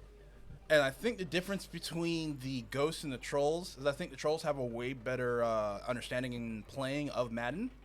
So I don't think we're going to see a game where you get a Ravens versus Ravens, and you don't see proper utilization of that team's strengths. I think whoever the Trollz pick, they're going to play to that team's strengths, and we might not see it. But then again, the Buus might just be practicing Madden to be those guys, where they just kind of mirror pick and just match everything that's being done, so they can control the time on the clock. Well, if Billy was playing, then I would say, yeah, no, they're going to pick the Ravens and they're going to play more to their strengths. Now, see, like I said, this year's iteration of Madden actually has a skill gap. So you have to know how that team plays, and then they become playable. So it's not just as simple as picking the Chiefs and then you're going to win, which it is, because you're going to get away with more, but you still have to be super smart, because just like in real life, if Mahomes can make every throw, he also tries every throw, which means he puts the ball in harm's way. So what people sleep on, because they don't realize, is if you don't make the right decision or reads with the Chiefs, you're going to be dog water. Because the Chiefs rely on Travis Kelce's ability to make those plays in the flat between the hash marks, and then Juju Smith-Schuster and who's their other wideout? They have Kadarius Toney and Marquez Valdez-Scantling. Yeah, MSV. Or Yes. MVS. MVS, I think, is a huge tool for that team, just in general. Just because, like I said, Patrick gets pressured, Kelsey just seems to sit and the hash marks get open. And with MVS hitting those long draws, and then you also have Pacheco as well, or Pacheco, there we go. Yeah. Pacheco's a dog too. So Patrick coming out of the backfield, Pacheco coming out of the backfield, Kelsey in the flats, and then in the hash marks, and then MVS in the deep ball with Juju occasionally showing up. Right. And we say all this to say, if you know football, it does actually help you in this year's Madden, because it kind of formulates you. Like, yes, this year's Madden, you can still just operate mainly out of the shotgun, but you have to have the skill level to do so, because just like in real life, if you ran out of shotgun the whole time, eventually the other team's going to catch on to what they need to do to stop that. So utilizing other formations this year actually matters. And it looks like we have the Eagles and the Ravens. So I'm guessing the Ravens are the Buus. Yes, if I had to guess. And then the thing is, the Eagles are the best way to describe it. You all saw the Super Bowl and saw the results. The Eagles, in a way, are kind of the Chiefs light. As disrespectful as that sound, I don't mean that as a dig at them. I just mean the way they utilize the ball and move around depending on Jalen Hurts' legs and some of those curl plays. One of the things, the difference is between the Eagles and the Chiefs, is they don't have that dependable tight end in the flats and those hook routes where they can just have a quick dump off for Jalen. So they're going to be a lot of deep balls and out routes, with Jalen being able to use his legs to extend plays or convert first downs. Right, and that's the crazy part of it, right? So it just depends on the skill level and who's going in for these games. So right now we've got Mordecai and X-Ray, and I know Mordecai has touched this before. X-Ray should be somewhat familiar as well. They're going to have Billy coaching them right through this, who does know it. And as for the Trollz, they will send in... I believe it's Lockdown and Arbiter. That's actually right, and they're probably going to have Lockdown. Lockdown should be the QB. He should be the QB, but I don't know how much Madden he's been playing. If he's been playing a lick of Madden, then this should be a winnable game for them. Trollz being the Eagles. The Eagles have... I understood what you were saying when you said they were the Chiefs light. Yes. Essentially, they're basically like... defensively, they're not as strong, but they're stronger, right, than most teams. Correct. So they're light by being better defensively, which is weird, but... just as good offensively. So overall, I mean, the Eagles have the better roster, but they can be exposed when it comes to good QBs. And do I get my wish? Yep. No, I don't. Spartacus isn't available for Mortal Kombat 11, and I'm going to cry tears. That's fine, because Madden just kicked off, and we might take this one back. Taking this one home to get started off. Started off with a kickoff return. They didn't even. Hey, look. Showboating. 11 seconds. We got 6 on the board. Already, just. It's going to be interesting to see how they produce an answer, because a kickoff return score doesn't give you a lot of chance to see where your opponent's going to be playing to their strengths or how they're going to be trying to run the game. But I'm telling you right now, this is a big L for the Trollz, because now they're operating from 7 down. Granted, they'll have the ball to start back in the second half, but it may just simply not be enough, to be honest, with the skill level. Like, getting 7 in this game is not easy. That's the crazy part. Yes, you're going to get your goofy shots at times, but getting an actual touchdown in this game is just as hard as it is in real-life football. And another thing just to really keep in mind, the reason why the Buus were able to get away with what they got away with last night is because getting an early score. So if the Trollz do not answer this back immediately, you're going to see a clock-burning play style from the Buus, and that's going to be really heartbreaking to watch, just to get ran out for 3 more quarters of football. And they have the team to do it with the Ravens. Like, you have Lamar back there, whose feet are like just ridiculous. He's got jets for legs. Yeah, like it doesn't add up when you see him do his thing. All right, so looks like we're going to do the touchback and start at the 20. I don't know how I feel about it. At the same time, it's usually just a safe start at the 20 instead of trying to risk and getting less. Right, and I'd much rather have it go out to 25. Let's see what kind of play calls they go with here. If they really understand it, it's a chess match. You got 11 pieces on the board. You gotta outthink your opponent, and looks like they called a play really quickly. So, and I didn't like the plays I saw on the screen. So this is probably left, or we're gonna see somebody go in motion to break that up, or no, this is gonna be a run play. That's why they. Dang. Wow. So now they're gonna go to the air because I saw them pick like off of those plays, and I did not like none of them except for. So I was like, look, it has to be a run play. I like the bunch. I probably would have called an audible and used that bunch because that ball was handed off. I'm probably going to RPO, see what you have, bring your running back off to the right side of the field and see if that bunch gave you an option. Second look, send it off to the right and maybe gain a couple more yards. See, we may know this, but do they know this? True. And that was extremely lucky that was not picked off. That's simply because they did not know how to take the user and get that pick. If they user that, they're getting a pick. They threw that ball in congested traffic. Look at that right there. User, get in front of the receiver before the ball gets there and get the W. But that is A.J. Brown. He's a big boy, so that's a strong catch. Yeah, A.J. Brown, which was an acquisition from Baltimore originally to the was it? No, it was Tennessee, actually. It was Tennessee. I remember Baltimore had a Hollywood Brown. And yes. So I'm confusing. But still, great catch, risky pass. But hey, you don't get nothing if you don't risk nothing. Ain't no fun. The homies can't get some. All right, so it looks like we got the clock wasting happening already. I don't think so. Actually, it's down already. Like, don't understand calling the timeout there, but yeah, well, honestly, it's just that's what I'm saying. Like the audibles and things of that nature. Yeah, I agree. Probably would have done something similar, but it you have to play the game. And that was going. It's funny because that was going to X.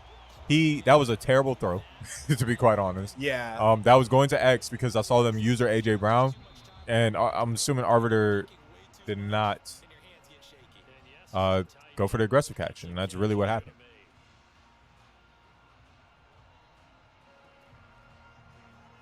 So as you know, Billy, the Madden demon, is over there coaching his fellow teammates, and you already know what he's going to go for. He's going to try and break his record from yesterday.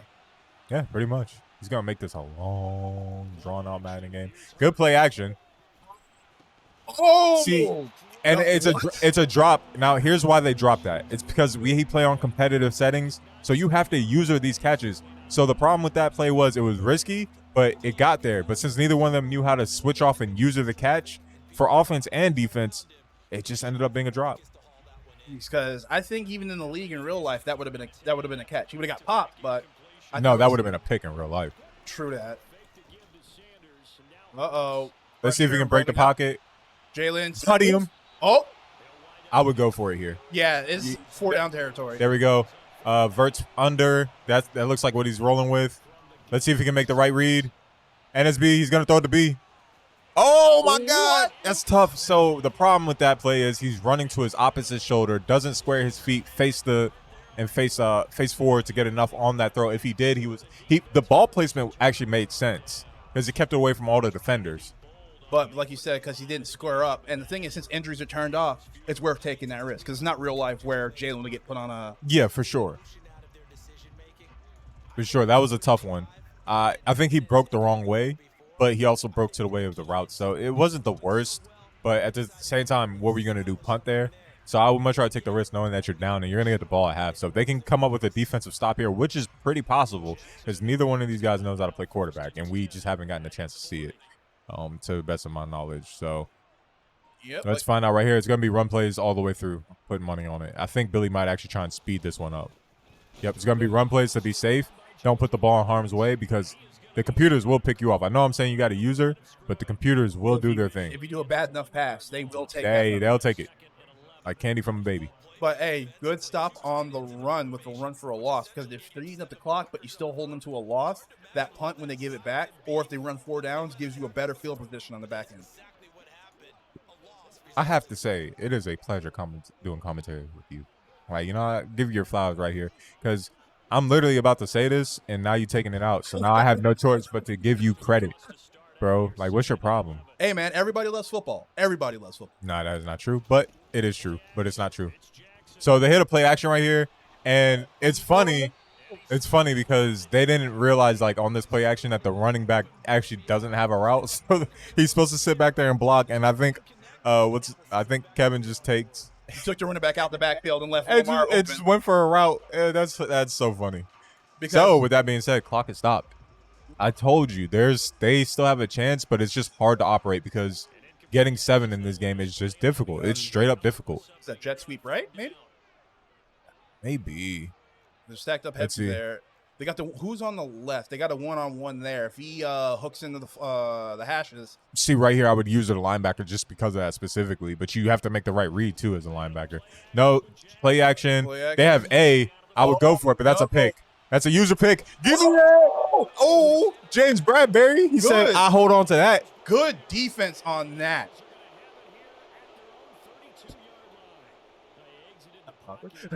Yeah, no. Yeah. No, that's fine. I still got you on I-5. Yeah. That's right. Reaganomics. Yeah, so right there, not necessarily the worst read, but the type of throw wasn't the way, and it was a late read too. So on that corner route, you have to read that your wide receiver is going to break open and throw it before he even breaks on that route, so that the defender doesn't have a chance to get to it. So that's one of those situations. Sanders breaks a tackle. Breaks the tackle, gets a good 8 yards, but that's not going to be enough. 2 timeouts wasted already from Philly. That'll come back to bite them. I don't know what the hell they're thinking. Yeah. There we go. That's a first down, which is all you need. Momentum. Yep. If they can get a score here, they get the ball back at half. This could be what they need right here to get back on track. Exactly. 31 yards of rushing, 15 passing yards. So you can see where the Eagles kind of have their head at and how the Trolls are playing them. I would like to see Jalen start opening up more because run game, yes, because this is a game, not the actual NFL. Eating up that clock's a good idea, but going against a team like the Buus being coached by Billy, you don't have the luxury of trying to ground pound it out when you're behind. Well, yeah, for sure. And here, you got to think about it. It's the UEL way as well. Yeah, we're using regular Madden strategies, but you got to look. We're only playing with 3-minute quarters. So 2-3 run plays that get first downs, you're looking at already going into halftime, right? Yep. So it's a way to use ball control. So there's a strat for Madden and there's a strat for UEL. Which one will you abide by?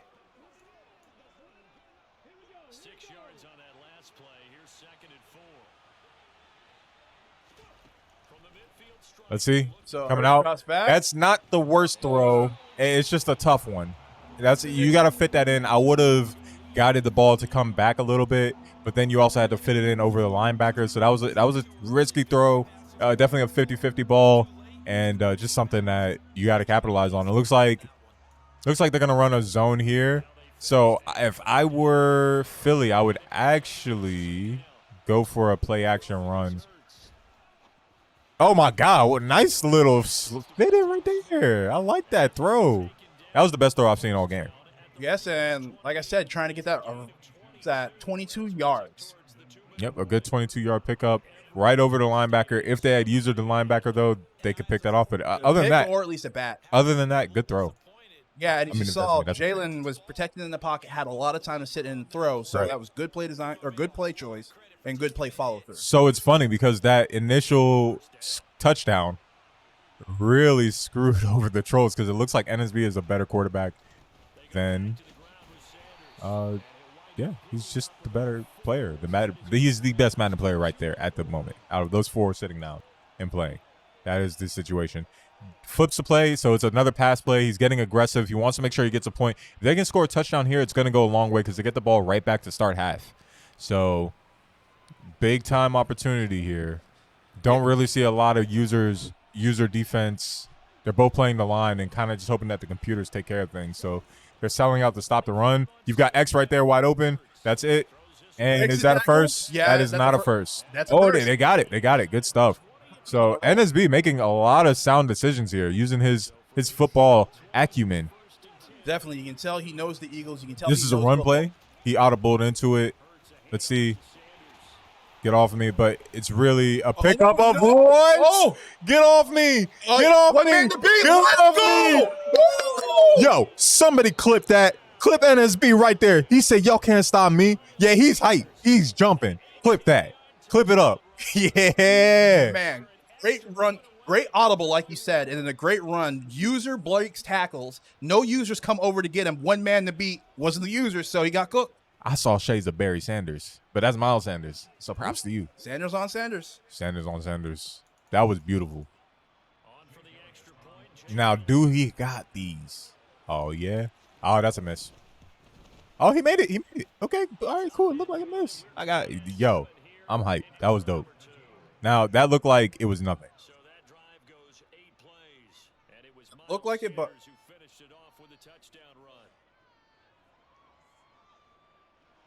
so it's going to look like we got another kickoff here. Minute 28 left in the second, and like you said, the Trollz getting the ball back. Now, what strategy do you think they're going with here? Now, don't let them do it again. Yeah, because that really set them behind the 8 ball. Because from what we've seen so far, like one team's throwing a pick. Team's throwing a pick, and like you said, that kickoff was. Look at Tyler Huntley out there. Like, yeah, I know what you're doing. See how the Buus handle this. I think another user pick could cost the Buus the game here. Trollz are playing a completely different ball game than the Ghosts. Yeah, for sure. And this could be very momentous. I think Billy's going to have them play it safe and just run it out here. Can't really trust them to put the ball in the air. I think they're seeing the right things.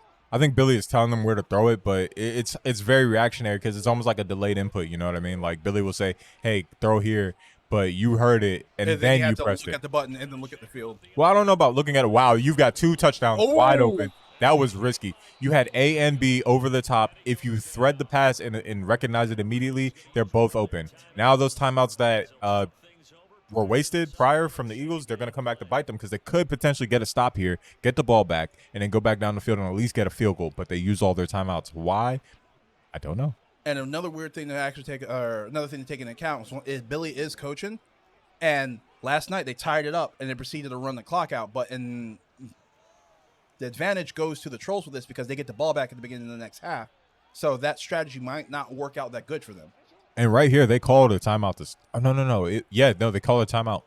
The Buus did. I don't think I would have in this instance. He's waiting and trying to get things situated, but I don't know what that's going to do per se. Don't get a set. Don't get B. They missed B. See, you don't have timeouts now. 3rd and 7. See, why are you calling the timeout? You are in such a bad position that you're essentially giving them more time. Like, when you're backed up like this, just run the ball. Run the clock out and then punt it. This is something that I would hope that Billy is coaching into them. But right here, if I am worst case scenario right now for try and go push the coverage over top, have man on line, and then you should be able to pick this off. If not, get a bat down. There's no reason that you should let a 27-yard completion happen here. There should be a stop of the clock right here. See how they handle this. This is gonna be interesting. And that's the thing. You got to, like, really read it. Now, see, they took the linebacker and completely off. Don't like that. Whoa! Give me that! Oh! Right before half. And I do not understand any of the coaching decisions made from either of these teams, but it's working in the favor of the Trolls. So they better just clutch their pearls and be happy. I would run the ball here since you have enough time. Catch them off guard. Run it out of shotgun. And then hurry up and then try and put them in the schmicks. But that right there was stolen. I would go QB draw left and then motion from the QB draw left. Because where are they at? The 6? Yeah, QB draw left. Yeah, I mean, he jumped. He jumped. Oh, no, they gave him a false start. Yeah, sometimes it's tricky like that. You don't want to do too much. But, yeah, I don't know about QB draw in this situation because it's too straight on in Madden. That's one of those things where you really have to catch them off guard. So you'd have to hope and pray that they're essentially like running man. And then, like off that, they're traveling with their man and the linebackers are also running man. So it opens up the middle of the field type of thing. So that's really recognizing what coverage the defense is in. Looks like they're sitting back. Yeah, that's a tough one. Now I'm going to put the ball in the air because at least if it's an incomplete or a throwaway, we stop the clock, right? Yeah. So now's the time to put the ball in the air. You run the ball once and see what you can make with it. There's nothing there. X is now open. Oh! And he was late. Oh, No, God. No. Humphrey went. Oh! Humphrey. Woo! Yeah, they had the lane, just cut up field. Luckily, Humphrey isn't that fast of a player, so X was open for a brief moment, but you had to throw that ball and be That so window. precise because you're on the run. So that window was very close. So what you needed to do was essentially high point the ball. So you hold left bumper, I think it is, and then you would high point the ball and then give AJ Brown a chance. That's what I meant when I said he was open. You basically have to throw it out the back of the end zone and over the linebacker, and they didn't do that. So not bad per se, not a bad read. It's just a tough throw to make.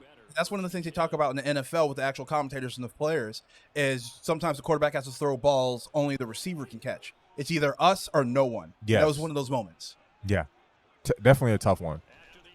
They're sending heat. They don't know what to do with the pressure. So I honestly think with the skill level that you could get away with pressuring them this much. The Trollz can. So I think they may have something going into the second half. Now, see, that was a costly opportunity. And it's funny, nobody really in this Madden utilizes the screens, but they're balanced now. So it's like it's not overpowered, it's not underpowered, and people are expecting you to go down the field. So nobody really uses the screens, and I always wonder why. I think the complexity of it, because since it's more of a balanced thing anymore, where it's not broken or garbage, where that skill level really has to come in with your user receiver catch switch immediately, and then your lead blockers. Some people don't feel the confidence in being able to actually execute. Wow. They showed them that they were running the screen, literally showed the play and didn't stop it. But like I said, run the screen. It's a safe play to do for the most part because it's an easy completion. It builds the momentum meter, which is a thing that is actually awesome because in every sport, there's momentum. And when a team seizes momentum, they're hard. Yes. Look at the Super Bowl. Look what the Chiefs did. They came back after the half. Patrick Mahomes got his Toradol so the ankle stopped hurting, and they just came in and balled out. He said they didn't shoot up anything. He said he just played straight through the pain. You don't believe it? Not even in the slightest. I don't think he did. If you looked at the way he was walking before the half, and then afterwards, night and day difference. You can't just play through that.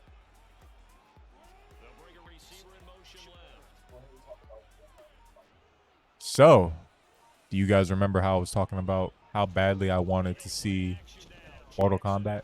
That's tough. Oh, yeah, that was defense. tough. So, that could have been a touchdown right there, to be honest. I was just a 50-50. Unfortunately, the Trollz, after this, will have forfeited Combat 11 because Boshev was supposed to go in and had not played the game and was practicing. Oh, sorry, Phoenix. Phoenix was. And you can't do that. You can't practice the game if it hasn't been played yet because then you're getting an unfair advantage, right? And they just showed the play. So right now they have Rashad Bateman going on a big streak. It is man coverage. So the receiver is following. They have to allow them to get set. So put them right back in motion. So now they know what the plays are, but they're changing them. So it's not necessarily set in stone. Let's see if they can make the right read. And they're going to get a delay. And that's pressure. Cooked them. That's pressure. Right up the middle. Right when it matters the most. It's over. Very entertaining first half. Very entertaining. Final play. They ran the same play, which, I mean, I guess it makes sense. You didn't really have time. But those play actions are tricky, right? Like, there's a saying that if you use play action in Madden, you're not really good at Madden. But I tend to beg to differ because if you actually have the flow of the game going, even if the player you're facing is using a lot of the things, if you've been able to get a couple runs off, the rest of the team will bite. So play actions are still useful in Madden. It's just you don't see them too much at the highest level of play. For those who want to see something like that, just watch Henry. I'm sure he'll be part of UEL at some point. And, as everybody will. Okay. I agree with that sentiment because, actually, I just lost my train of thought. Woo. Smoked meats. All right, Kobe from the backfield brings it out to the 18? 17.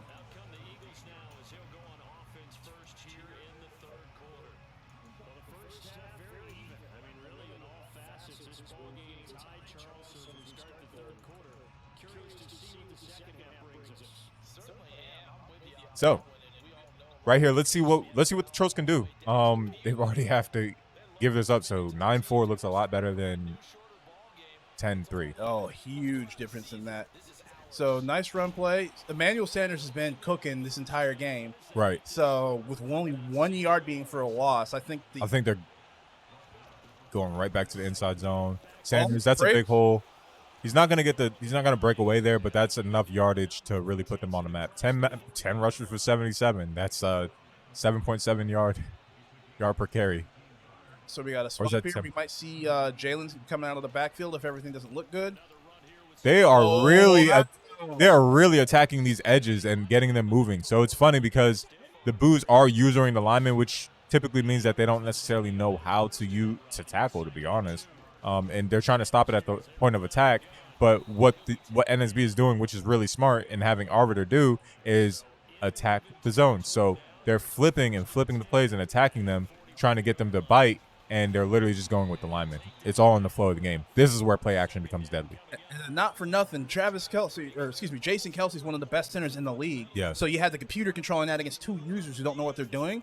Yes, you're going to get these gaps. You're going to get these gaps, and lo and behold, that is exactly what we're seeing.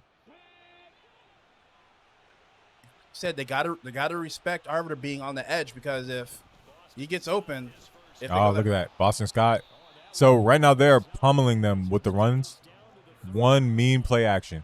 Now see right here what he does need to stop doing is showing what he's audibling to when you could just click the buttons. But sometimes that's also a way to you know what I mean, psych them out. And since you're going against inexperienced players, they don't exactly know how to stop what you're doing.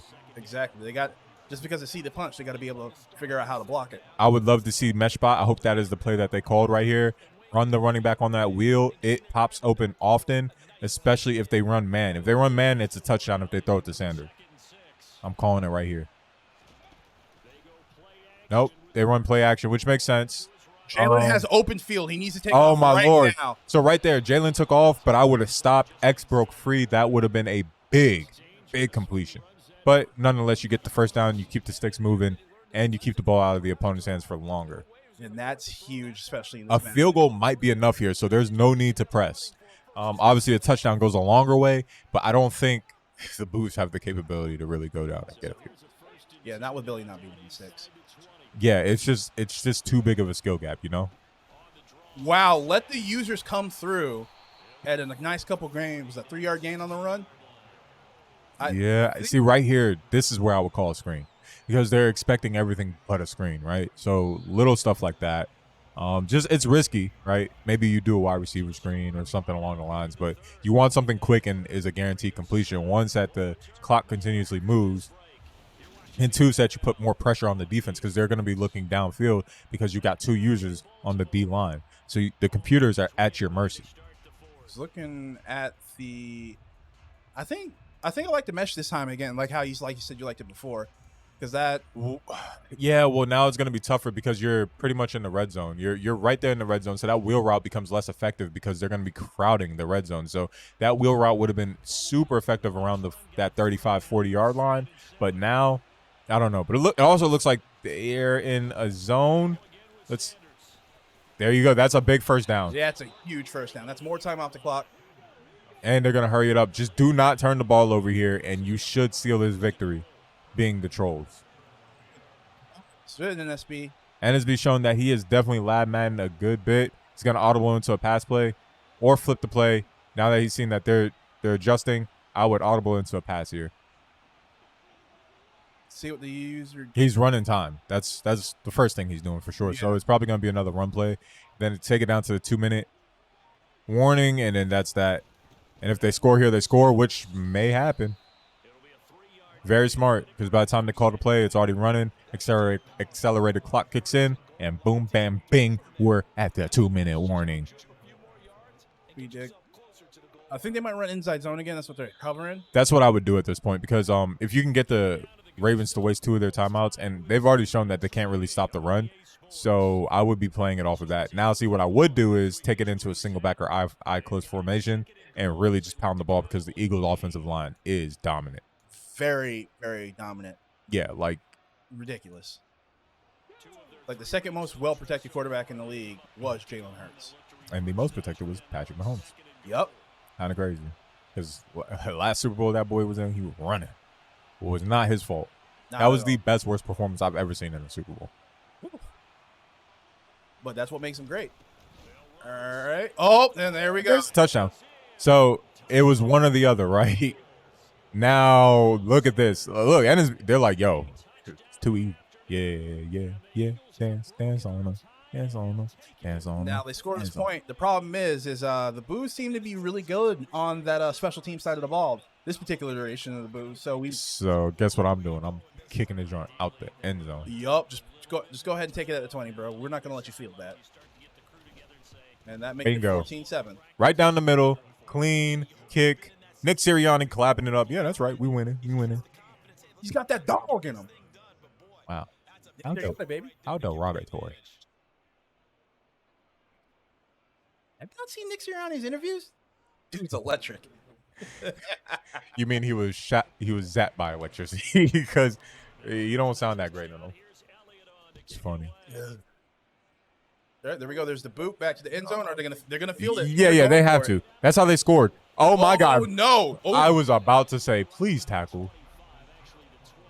I think if that wasn't a user tackle, he would have broke it. Yeah, there's a high probability of that. I do like competitive mode for some of the tackle breaks and stuff. Like simulation is usually how I go, but competitive is awesome. Now let's see what strategy Billy employs here, because they have to throw the ball almost. They're not going to get past them on the run game because NSB knows more than enough to stop it. So, like I said, I knew this Madden matchup was actually going to be entertaining because of the people that had to go in. This is on the lineman, so as compared to the Buus doing the lineman plays, the Trollz actually know how to get in and make those plays on the gap. So, Oh my God. They had X wide open for a moment. oh, Unnecessary juke. Lamar is fast enough to where all you had to do was just turn and you would have cut up field. The juke is when it's like when it's a closed off space. So unnecessary, slowed them down. second and one instead of a fresh first down, and then the clock run off down Right. 120. Now something that they missed because they're not great with the woo lit him up. X was wide open on that previous play. I mean, that was a touchdown streaking because they called man coverage because they had no faith in them. That's rough when you look at it, when you actually see the play go through and you look back and you saw it, and you're like, oh, I could have did that. Oh, there wasn't no looking back for me. I saw it. I was like, wow. You can't miss it. That's on me. Oh yeah, well, we have the advantage. We get to see everything, right? True. Whereas when you're playing, you have to make the decision. It's very different. That's actually what I love about this matter right here. If they go play action, I'm gonna laugh because there's no way you guys are running the ball here. That's how I'm looking at it. There's no way. So Surprised you're not using one of the edge. I don't know what's Yeah. going on with that bunch on the left. There's two players on the right. Yep, and it's play action. That's why I said I was gonna laugh because they're not like right here. The reason why that didn't work is because the Philly has all the momentum, so they have their X factors activated, and you weren't exactly successful with the run plays. It was a quarterback scramble. So in order to get the computers to bite, you just need a better play call. You were actually better off running the ball because they didn't think you were going to run the ball.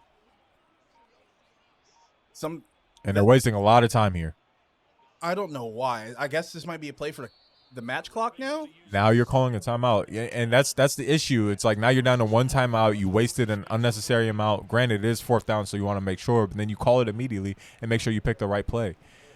A lot of interesting decisions, but then it's also like if somebody doesn't play the game, it's very hard to like get them up to speed mid game. Like Exactly. So I get it. It's gonna be a run play here. They're gonna use the fullback, if I had to guess, and try and get some cheap, powerful yards, and then just start chucking it down the field and hoping and praying because there's no other way to stop the clock here. They should be shifting line protections, but it doesn't look like they are. Audibles, no nothing. They're just sitting on the line. I see Billy laughing up there, so it's looking like he might just be going ahead and snapping late and then potentially accept. Wow, they let them convert. Yeah, no, I mean, like I said, once I saw what was on the screen, I knew what was coming. He's clapping. Now they gotta. Corner strike. Yeah, they're probably going corner strike or strong flood. Well, I mean, it's 2. It is a suggestion, so it's not like they had a choice. But I would have gone strong flood because you have to play the sidelines now, and you need a touchdown. So anything that gets you in. So really, what you need is about a 20-yard gain here, get out of bounds, and then take some shots down into the end zone. They show the play. I would audible X, make that a go route or a fade, and chuck it down to him. But it seems like they're in cover 2 right now, so probably won't work that way. Home team QB periodically has trouble seeing receivers, so that might be the reason why that X play earlier was missed. Nah, the icon was on, so. Oh, right bumper was wide open. Right bumper was wide open. He's not going to. Whoa. Oh, my God. No way. What? Are they going to let it slide because the play was over, or are they going to stick to? No, they're going to have to. If the Trolls pause, they lose. That is unfortunate. Billy's clutching his head, so they don't know who called what. On that last play, Charles, they were on the wrong side of midfield. They needed something near a miracle, and they couldn't get it done. Yeah, the effort, that was good. Very good, in fact. They were just a little too far out to get a decent. No way. The Trolls had and that unfortunate button press cost them the game. So that's a point they threw away at that point. That hurts. Yeah, like I'm actually stunned. That one hurt me because it's like the game was over, but since it was in the middle of a play that could have changed the direct. Yeah, like he was gonna get tackled. Don't get me wrong, but those are the rules, and they're here for a reason. And they missed right bumper wide open, which would have given them that safety right there on the out. So it was just that's tough. That's a tough one to swallow. That's a really tough one to swallow. They already had to forfeit Mortal Kombat because Phoenix Pro was practicing prior, right? So that's against the rules. You cannot play any game on the side to warm up. Yeah, that's a rough one. That's a rough one. But, I mean, outside of that, good work by NSB Lockdown. Great showing, great game, just. Yeah, just one crucial mistake at the end.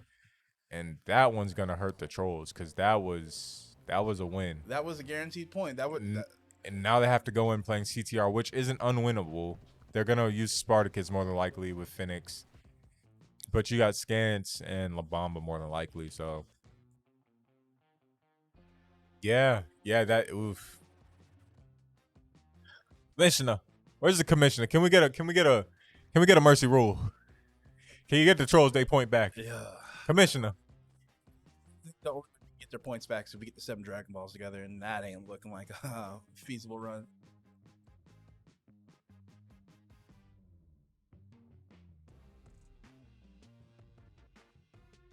Okay, so we're getting word that the Trolls actually did win.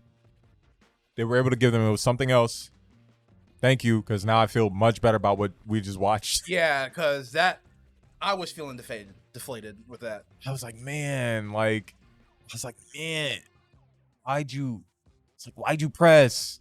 It's like a fighting game. Don't press. No, it's like you have everything. You know who's going to DP on Wake Up. Just block. And they're like, I'm going to challenge. Yes, so 9-4 is the correct score. And we're going to get that Madden marker removed from the forfeit bar here in a second. But CTR is getting set up right now. Yes. 3.5 minutes left on that. And like you said cancel the bomber for this? Yeah, I think it'll be Scance and La Bamba. Scance has been labbing. Honestly, so it's Silver, so they might throw in Scance and Silver, knowing that most of these fighting games are not available any longer.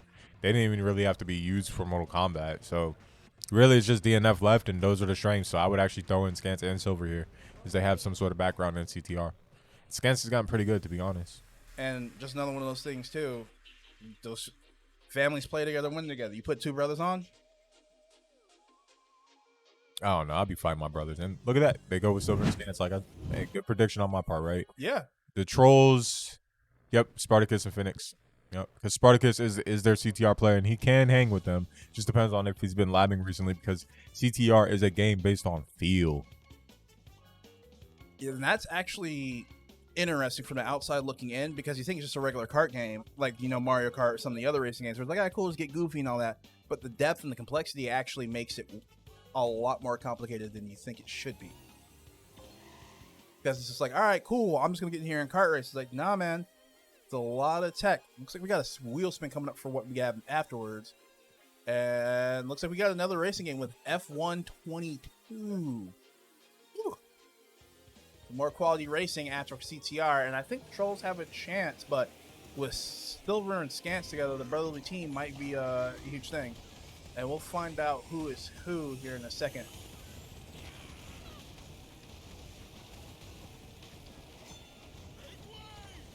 Got some good boosting, a lot of bumping. Everybody's packed up really tight right now, except for 4th place right now on the bottom.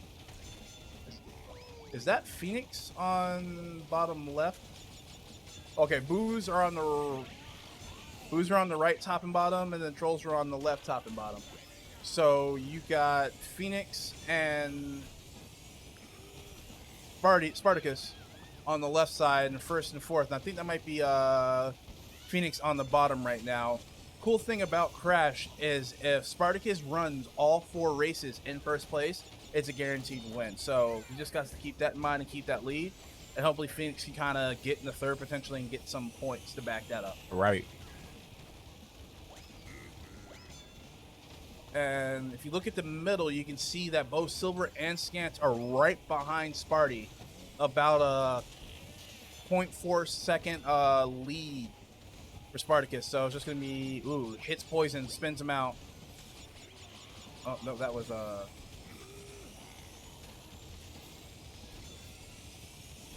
Phoenix. Phoenix is getting bullied by these items that he's hitting on the bottom, but Spartacus just seems... Spartacus is very comfortable right now, and I have to give him credit. That's what I was talking about with Field, because Spartacus, for a long time, this was one of the games that he was very hard to be seen in, and showing that he still has great feel for it, right? Hitting those boost pads. I haven't seen any blue fire just yet, but I'm sure he'll hit that. He has been sliding this entire race. Like, I don't think I've seen him not charging up meter. Yeah, and that's how you do it in CTR. You slide, you drift, and you take the shortcuts, and you go fast, really, really fast. Yeah, and Silver and Scants just aren't touching him at all. I don't think I've seen a target item go off. I don't think I've seen anything really challenge Sparty. Oh, there's a first target. And he still finishes. He said, I eat those. Okay, Spartacus out here flexing his CTR muscle. Let's go. So I think the only way the Buus have a chance in this is at the beginning of the race, just try and pick on Sparty to keep him from getting off the line. DNF him. It's like F1. DNF him. Get out of here. The cart just explodes. Sir, this is a cartoon racer. Sir, this is Wendy's. Sir.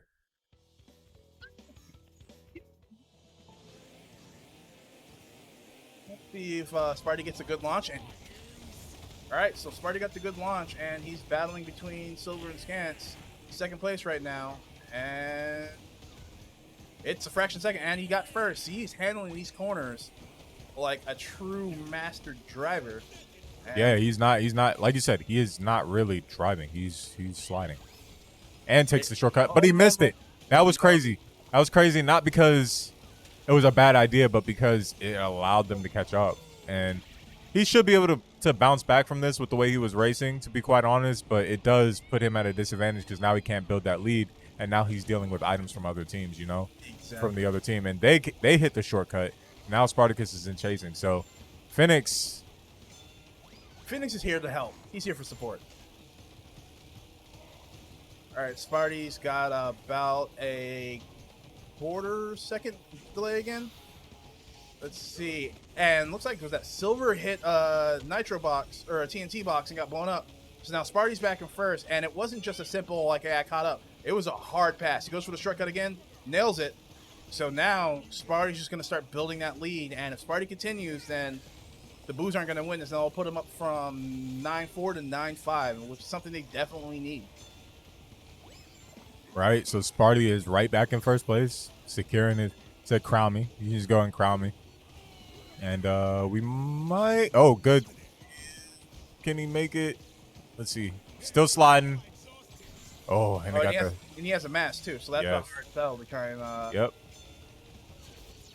Oh, good item, good. Wow, good that was conversion kind of immediately. disrespectful. Don't miss it. And he didn't miss it this time. He hit said, it. "I'm gonna hit it this time." He said, "I'm good to go." He said, "You may have fooled me once, but you won't do it twice." Fool me once, shame on you. Fool me twice, can't get fooled again. And Sparty, who locks in the first place, wins. So that's 18 points for the Trolls. Yeah, I was about to use a J. Cole reference, but you know what? I'm gonna just leave that off.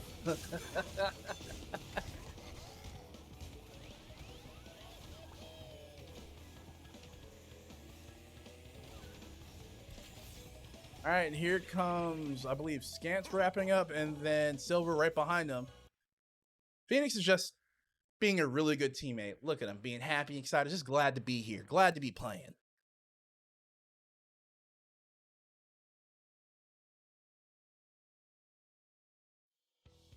All right, so this is race number 3. I believe no, they have to play all 4 out because since Phoenix hasn't been getting anything more than the 1-point victories or the 1-point ad, Yeah, they have to play all 4, right? Yeah, Sparty has to win all 4. That's the thing. Yeah, that's what I'm gonna say. Yeah. So, right here, if Phoenix can actually finish 3rd, then I believe Sparty could finish 2nd. I believe, and that would even it out, because then it would be 1st and 4th on the other end. But they'd have to finish 2nd and 3rd for sure. Let's see what happens. Once again, Sparty just... Yes, and Spartacus definitely a veteran for this game. And it's one of these games that it's honestly, he secures against a lot of people. And you're seeing why right here. He's hitting every turn. The cup that they picked is one that honestly is... corner heavy. Because yeah. I don't think it's... He hits the spider, yeah. But he still has... Look how large that lead is on the middle of the screen, though. Yeah, it's like it didn't even touch him. And this final lap right here, and if he's able to pull this off, like, big time shout outs to Sparty, and that's back-to-back wins outside of the Mortal Kombat forfeit for the Trollz, if he can pull this off. And that's big, and that's what I'm saying. That's growth. That's growth from the league, right? And that's what we want. I'm really just honestly hoping Phoenix does a little bit better. And I think maybe the track selection might get him a chance to get in 3rd because Silver and Scants are just kind of getting bullied by the obstacles in some of these turns. Right. But imagine being bullied by a video game. It's crazy. Imagine getting bullied by the NPC. Like, you're not even supposed to have feelings. Why are you doing this to me? And he's got a huge lead Well, now. As a matter of fact, had 3rd, but then it's funny. It's funny because he's going to lap them, and that's why he got caught with the item. Did it go backwards because he was so close to him? I don't think so. I just think I just think it's an impressive performance, to be honest. Sparty's like, yeah, we are not going out. Right after this, provided that he seals this off, it is 9-5. And that's super winnable with an hour 13 minutes left, with a lot of games on the wheel being something your team is very comfortable with. Right. I think 2K right here goes the Trollz way. They've been pretty solid in the sports games so far. Yeah. They beat them in FIFA. They beat them in NHL due to forfeit. And then, as you saw in Madden, they beat them there too.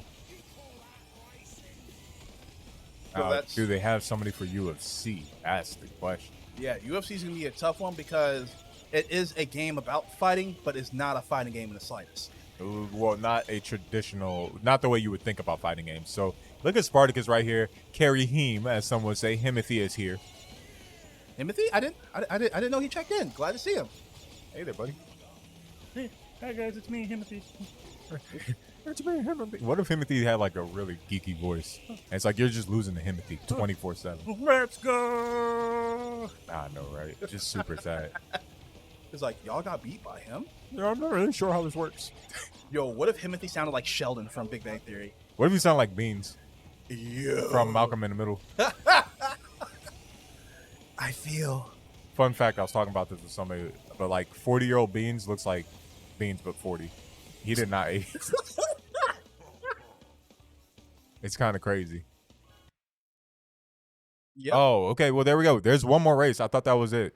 No, because it was 3 leads at 9, and since Phoenix hasn't gotten anything past 4th, they still technically have a chance if they clinch first and second. Yeah, I'm saying I just lost track of how many races it was. I Oh, honestly thought that was the 4th one.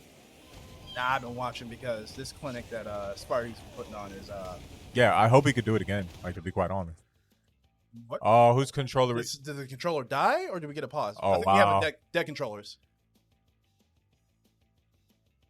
Let's find out. Both sides are saying like we're good, but that's something that we gotta check beforehand. So whoever that's on, it's gonna be a forfeit here.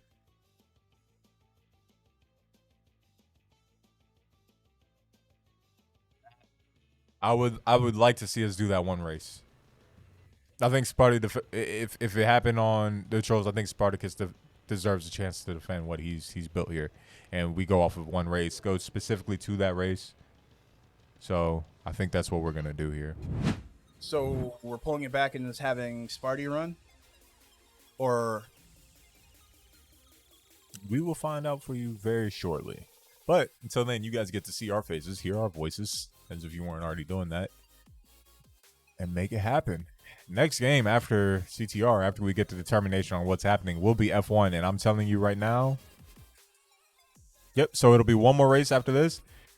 But prediction, I'm telling you right now, Labamba is actually one of the best F1 players. I watched him yesterday. The dude was actually in the pack with the PCs in like 6th or 7th place. And that's the first I've seen of any F1 race where it's not just the players going back. Well, there's a few racers in this league that actually get first place against computers regularly now. The thing with, yes, actually, believe it or not, F1 and MotoGP, we've got some high level racers out here now. But the trick to it is just don't DNF. I would honestly forfeit F1 if I were the Trollz after this, because. All right, looks like we're going Okay, back in. Trollz are going to be on the left again, and we will do this one race, finish off strong. We got CTR coming up right here.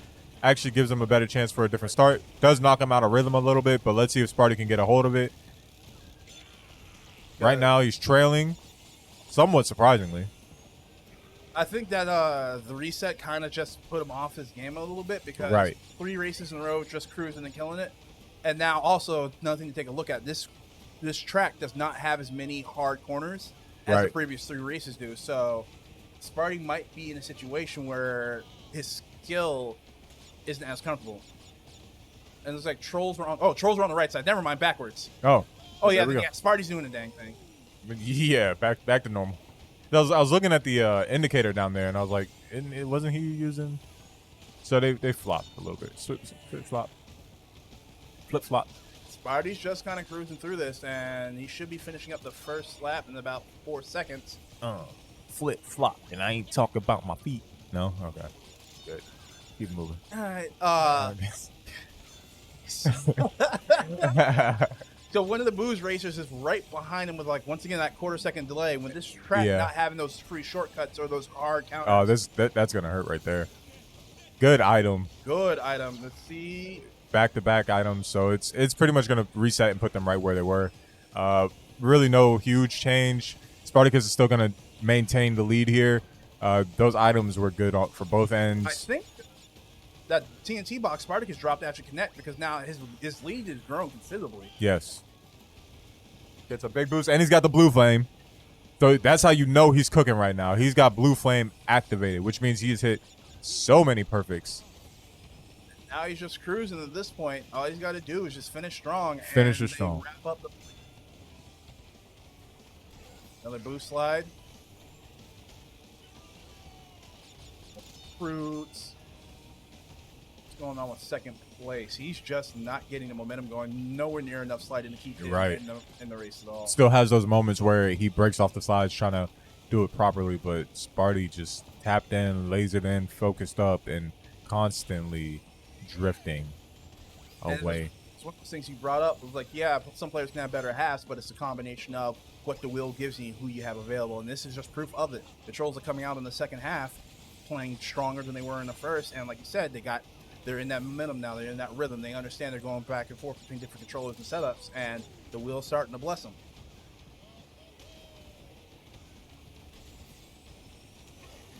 Let's see. Track. Phoenix just down there chilling, hitting nitro boxes like it's nothing. Yeah, this is just really good, man. Like, it's just been really good from Spartacus. I don't know what else to say. Like, I got nothing but respect for. That's 2-3 games that he's put on some really good performances today. Really good performances. Yeah, showing that veteran leadership and somebody who's a mainstay, right? Exactly. Sometimes you don't win, sometimes you do win, but if you're able to show your teammates, like, hey, we are always in this, that's what veteran leadership is. High School Musical. What?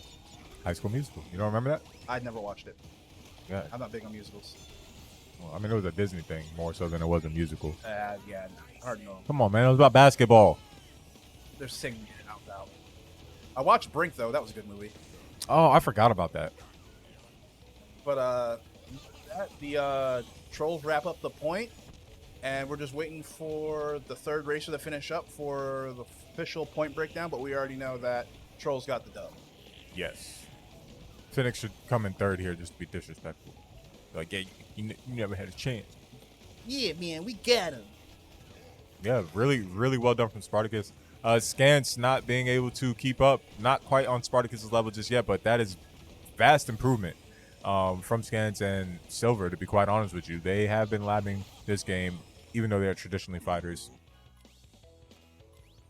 That was awesome to not use La Bamba for this because he is a racer, but he's more of a sim racer.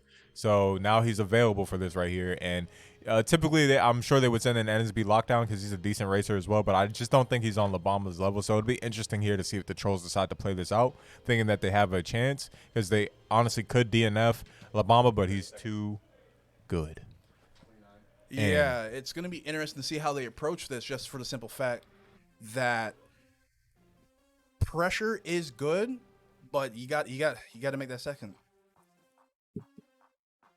That's it. So in a moment, we were actually going to shoot out over to an interview, get that on and popping. And in just a moment, you guys will see our faces once again. But till then, off to the interview. And what's up, yo? You here with Spartacus from the Trollz. How you doing, man? Good. Yourself? I'm doing all right. Coming to the mic a little bit. I'm doing all right, man. Started off a bit rough for you guys. You got pushed around a bit in the fighters. Lost a couple of fighters yourself. Yeah. You were a little bit behind, but you, I think it was kind of a clock drain with the Madden game. But you still have a bit of a fighting chance. You got an hour left, 4 games down. How you feeling, man, after that dub? Well, we just gotta play these quick. I mean, I feel good about the dub, obviously, but shows me how much I still need to iron out the kinks with Crash Team Racing. Word. Is there anything else you what's your strategy going into the rest of this besides maybe speed? Is there any particular games you're looking to get to try to turn things around? I think Rainbow Six would be very opportune, provided that it does not go 2-3 or 3-2. I want a straight 3-0 so we can move on, get to the next game. Word. Well, I'm hoping for you guys and try to make a pull for it, man. Make this game a little bit tighter of a race. Maybe make them sweat. Maybe we'll even see y'all go to overtime in a sudden death game. I'm hoping for it, man. They won't know what hit them. All right, man. Well, I wish you the best of luck. Take it easy, bro. Thanks, man. Spartacus bringing that heat. He said they won't know what hit him. And I'm like, could this be the second upset of the weekend? Hey, there's a probability for it. I'm just saying, bro. That's why I was like, yo, Trollz gonna win this. Trollz gonna win that. Trollz. See, like, you were over here, like, telling me that the Trollz don't trolling. They trolling. Active trolling. It's called passive trolling. Enough with your silence. I'll give it to you. I'll give it to you on that one. Yes, speak.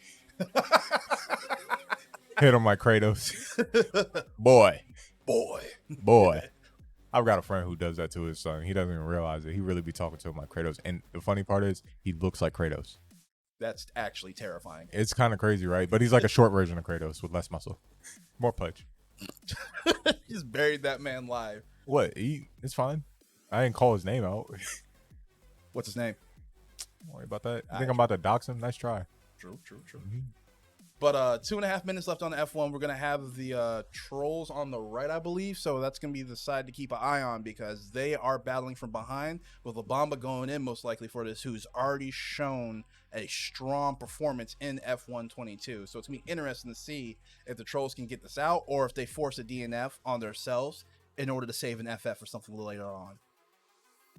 Well, at this point, they've only used one FF, so the chances of you forfeiting 3 or 4 games in this span aren't exactly high, right? Mm-hmm. The thing about it is, I would send in my lineup, see what's happening, then forfeit it based on what the next game is. If it's a game you're not that confident in, you might want to forfeit just to forfeit 2 and hope for the next spin. But it's also a tricky situation because if it's a game you feel like you might be able to win, like I said, the Trollz should be able to win 2K with this lineup that they have. DNF Duel with these lineups, yeah, they'll be good. And correct me if I'm wrong, but they're actually putting in Paku. This is a oh no, yeah, it's not Labamba. This is winnable for the Trollz. It's RPG that I was thinking of. RPG is their racer. Yes. I'm sorry. They do look a little similar, and it confused me. So Paku is going to go in here, meaning that this is an extremely winnable game for the Trollz based off of what I've seen. So we got Paku versus Phoenix, who I also know has been playing this game enough. So I take that back. There's no use in forfeiting here. What they need to do is win quickly. That's what they need to do, and hope and pray that Paku, and not to say that Paku hasn't necessarily labbed this game because I know he's touched it just a bit, but I think this one gives out the Phoenix actually. So that Spartacus was right. He's looking at they're looking to get 3 straight on the board, and they're making this a game, and I love that. I really do. Yeah, very strong push, and the Trollz will not give up. And another thing too is you have Rainbow Six Siege and you have QWERTY, Bosif, and then Arbiter around, who are some really solid keyboard and mouse shooter players. So if they hit this and they get Siege and they just dominate with the good peaks and hard plays, you could see the Trollz running those 3 straight back. Well, it just depends on what game rolls up next. And you remember what I said earlier, like unfortunately for the Buus in some aspect, all the fighters rolled up essentially before the half. So you get your guaranteed W's, but now you don't get those when they matter to stop momentum. You get what I'm saying? So you do get the lead to start off with, which has them in a favorable position, but it brings about another issue.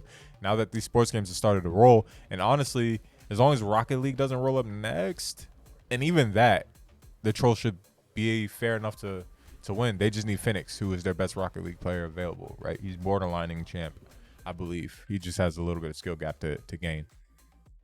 So all in all, this is going to be extremely interesting. And in a moment, we're going to get that setup timer up for you guys so that you know how much time they have to set up.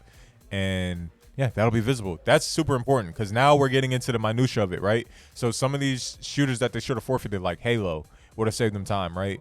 A lot of teams are guilty of this because they think, well, and Ravens included, like sometimes you're like, well, we'll snap back or we'll come back from that one. So let's make it happen. We will let you know who is who in a moment. Next game to be played will be Give me Siege. Knockout City. A game that the Buus are actually pretty decent at, if I'm not mistaken. And right here, it's actually neck and neck so far. This is crazy. Oh my God. Illegal block on who's on top. Because if that was an illegal block on the Buus, that time difference might make a huge difference. And the map choice is interesting as well. Wow. The map choice is very interesting. This tells me that one of these two plays it, and if I had to guess, it's probably Paku. Because this is a very tight. This is not what we're used to seeing here at the league. Much more wider turns. The Buus are going scum DNF blocking. Look at him. Oh no, Phoenix he's hurting. So is it Phoenix on the bottom? Phoenix is on the bottom. Ooh. Looks like Phoenix was actually trying to go for some scummery by the looks of it because he was lining up some blocks and hard breaks. Yeah, this is a tough map. This is a tough racing map. You have to be in super control and know when you can and can't press the accelerator. And honestly, that was the strategy here for whoever picked it. But they're catching up. This is actually it's super interesting. I love this match right now. It's going to be really interesting because, once again, you still had the two players going against each other, but then you had the PCs, the NPC racers coming around. And once there's still slapping starting to happen, it makes a lot of these turns. And I'm jaw dropped. But this is not the worst thing for the Trolls. Here's why it's not the worst thing. Because that happened within 3 minutes. So I guess after that exchange where they tried to do he tried to do the body block to get him to DNF, he realized, all right, this is looking pretty bad, so I'm gonna go for a quick hit right now. Exactly. And if it works out, cool. If it doesn't, like you said, inside 3 minutes. Exactly. Next game. So it's essentially as good as a forfeit without having to use the forfeit. And I think that's way more valuable play than burning it. Well, yeah, but the problem is that was very winnable. So you're looking at 6-9 versus 10-5. So this now puts the Trolls in a spot where they have to secure Knockout City, get this game up and running as fast as possible. You know, something like Pizza Man's probably played this. Shoot, I don't know. Do you want to use QWERTY in this situation or not? Shoot, this is a tough one. Knockout is 4v4, right? Yes, it is. So, yeah, I guess I would in this situation because the worst comes to worst, you're risking a 1v1. Yeah.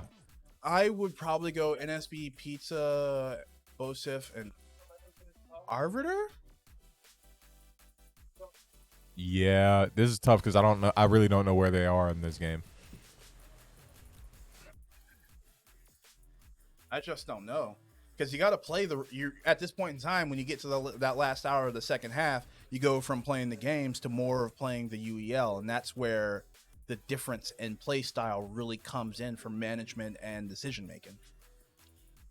Yeah, because knockout is no different than any other team-based game. It's really groupthink mentality and just working together with the team, right? So even if you have weaker players, it's kind of easy as long as they stick with the group and just kind of like watch their six, right? So boom, boom, back to back. Watch my back, watch yours, and then once we get one of them, you pick off, and what you do is it's just like regular dodgeball. Yeah, you could dodge one, you can dodge two. But can you dodge a wrench? All of us. Okay, well,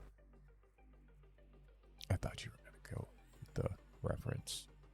We'll work on it. Hey, first time together. We got to build the chemistry. No, this is our 15th.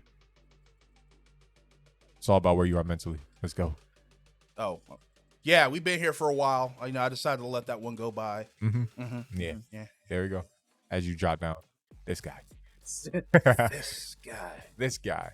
So that being said, man, kind of crazy because you, my good friend, are an example of the amazing merch that UEO has, man. Like, I mean, so it has a pouch for your stuff.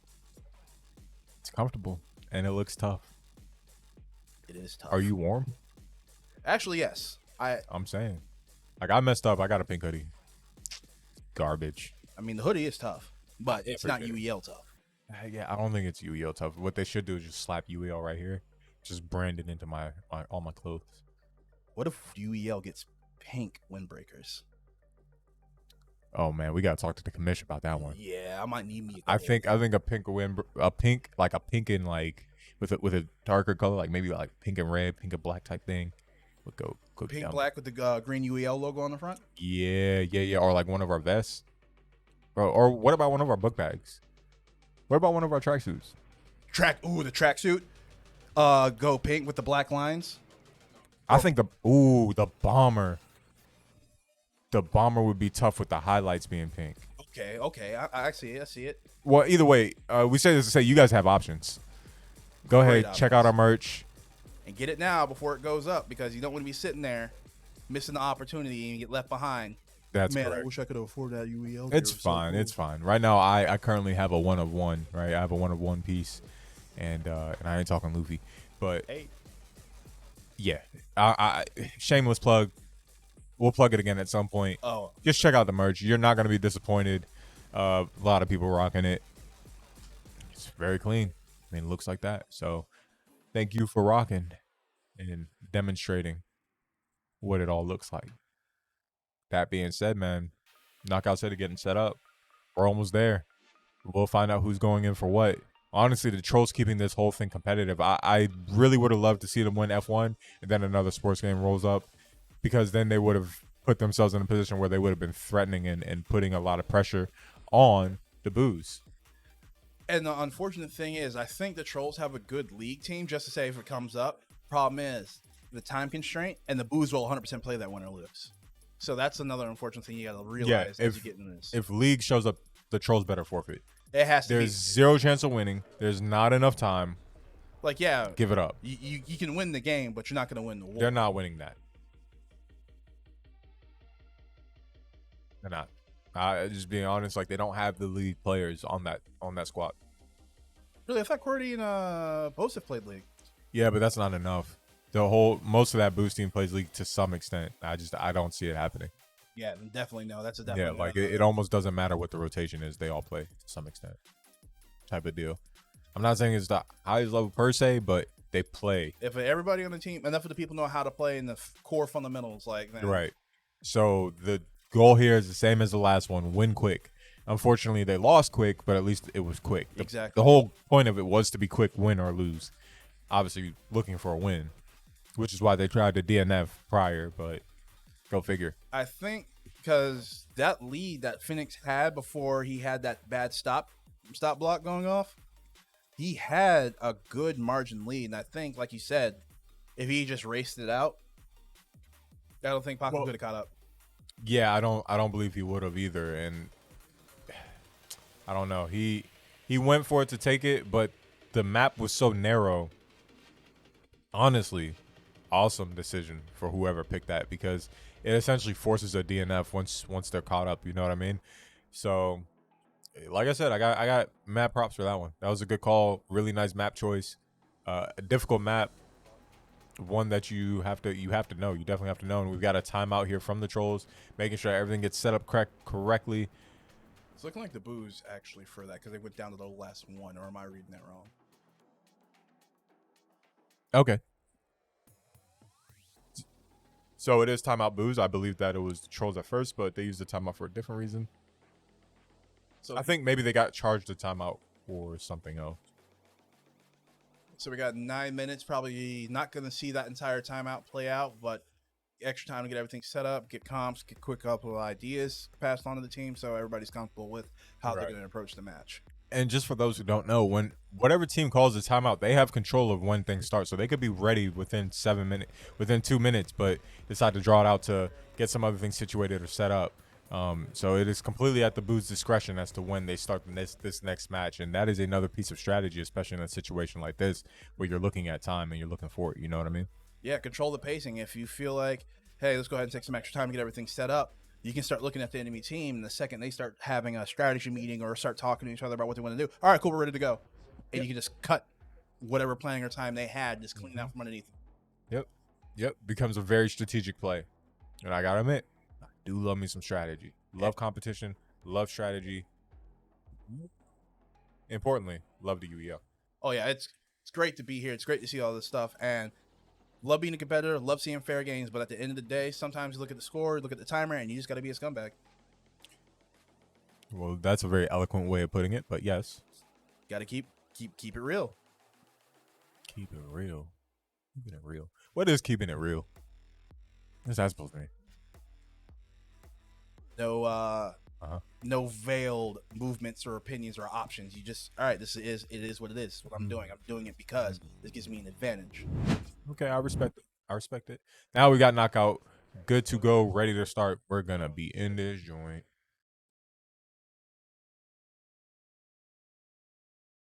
All right, so we got La Bamba on Painful Boar, X-Ray on Hiss, and then Silver on La Bamba. For the Trollz, we got Pizza on Fen, NSB on 5, Cordy and Bosif on theirs. There we go. Just a moment. We'll get the signal right back out to you. But Got that wheel spin. you got the wheel spin for what's popping up next. Siege. Ooh, Need for Speed Hot Pursuit. Now, that is I'm leaning Buus on that one. It's going to be interesting to see it because good racer or not, sometimes those police abilities can carry it up. Yep. And for the Trollz, they have Pizza Man as Phoenix, NSB, PC5, Cordy, Boshif, and then for the Buus, they have Laz, La Bamba, X-Ray and Silver, who is going under Labamba's name, that's gonna definitely trip him out. We're seeing A little bit of delay Pizza on the having some frame drop issues on the spectate for that. And then we got a bomb charge. Ooh, bodied. In just a moment, we'll let you know. See, what is... It is hard to kind of keep track of what's going on the left with the frame delay.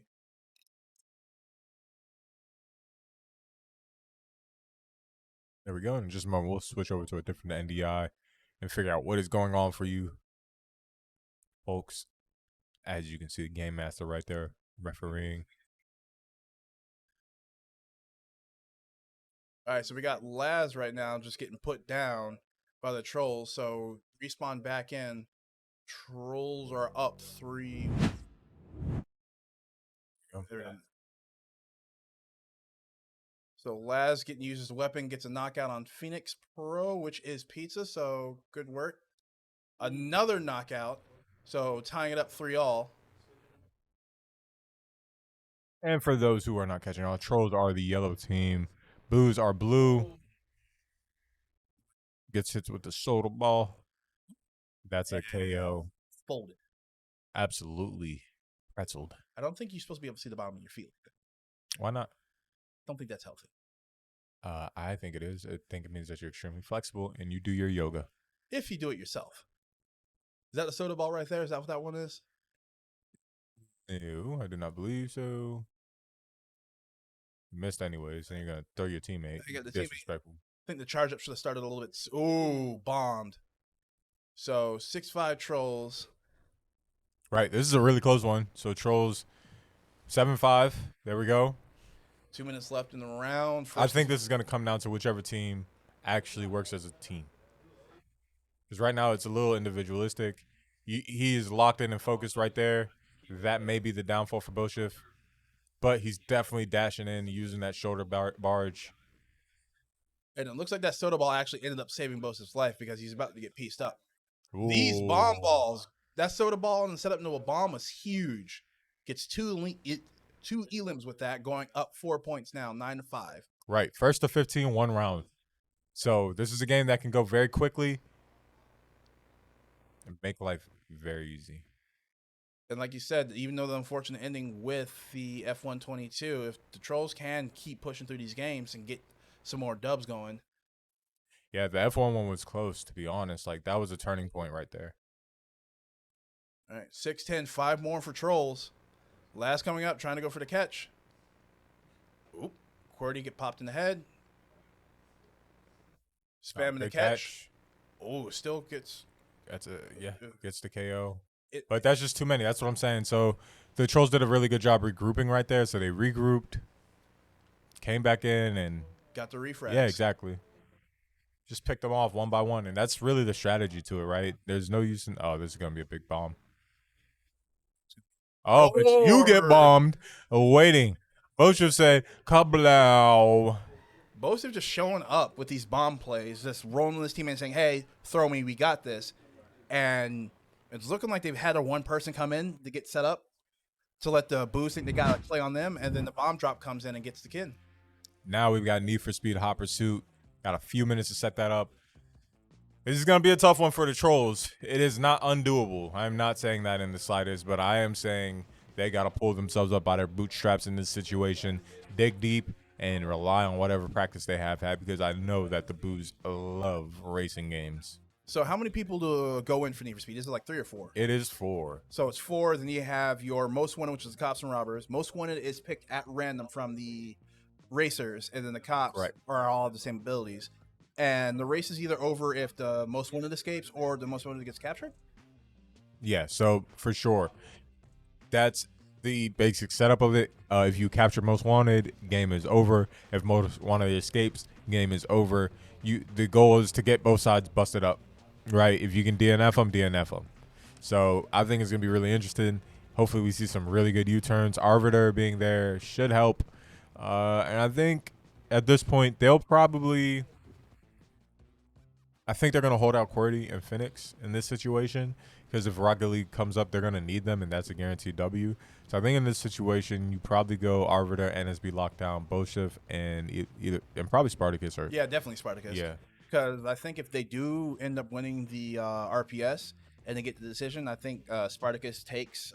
They go for the race and hope Spartacus gets most wanted and just let him just break free. Right. And honestly, the Trolls did a really good job of winning that last game very quickly. What was that, like maybe 6-7 minutes total? You're right. They did that quickly, timely, in an efficient manner, which Very allows them to be right back in the game, 4 down with 40 minutes. You're basically trying to average out 10 points. Need for Speed, though, this could be a 4-minute game. It could be a 2-minute game. It could be a 25-minute game. Yeah, and that, like you said, utilizing those U-turns because it's not an actual race with laps or a point A, point B. It's get gone real quick. I wouldn't say get gone. I was searching for it. I was like, is it get gone real quick? It's more like sit back and watch me do my thing. True, and that's one thing a lot of racers, I don't want to say racers, a lot of teams have issues with. A lot of people just keep going in a straight line. Nobody really uses a lot of U-turns. From what I've seen in a couple of games I've watched live and in person, it's like Need Speed comes up, and they're like, all right, we're just going to go in a straight line. It's like, my man, if you hit the U-turn. Yes, to throw them off. U-turn, spike strip, take off by the time they turn around. But the U-turn is tricky because that's a skill gap move. Really? You think it's that? It's not that it's that complicated, but knowing when to do it is what throws people off. Because you can't just U-turn and U-turn. True. It's a skill gap. It's a timing thing. It's knowing, okay, well, we've taken out 2 cops. They're on me pretty heavy. There's 3 to 2 robbers. We're going down a one-way or whatever it is. They're thinking they're good. I see cars up top. I'm going to U-turn here before they catch on. Knowing when to U-turn is a skill gap. The button itself, no, but the recovery, yes, the recovery right after the execution of it is what is next level. Gotcha. So it looks like the Buus won RPS, rock, paper, scissors, for those still tuning in or not knowing sure. They picked the cops on this, so I guess the Buus are leaning on their racing skills to try and run down most wanted and get them out quick. Also, it puts the burden of proof or burden of time on the Trollz. Well, they did pick cops, right? So that's normally who people pick whenever they hit the RPS, is because it's, to me in this game, it's much easier to capture than it is to run away, because to run away you could be most wanted and just get pinned unluckily, right? Like off of a car flip or too much damage, and then the game ends. Whereas with cops, there's no, oh, you caught this one cop, so it's game over. So it's easier to be the pursuer than it is the pursuee. Ask anybody that's probably been on the run. The person that's pursuing normally has a good beat on you. Facts. That is that's just the truth. If you have to get away from me, correct, and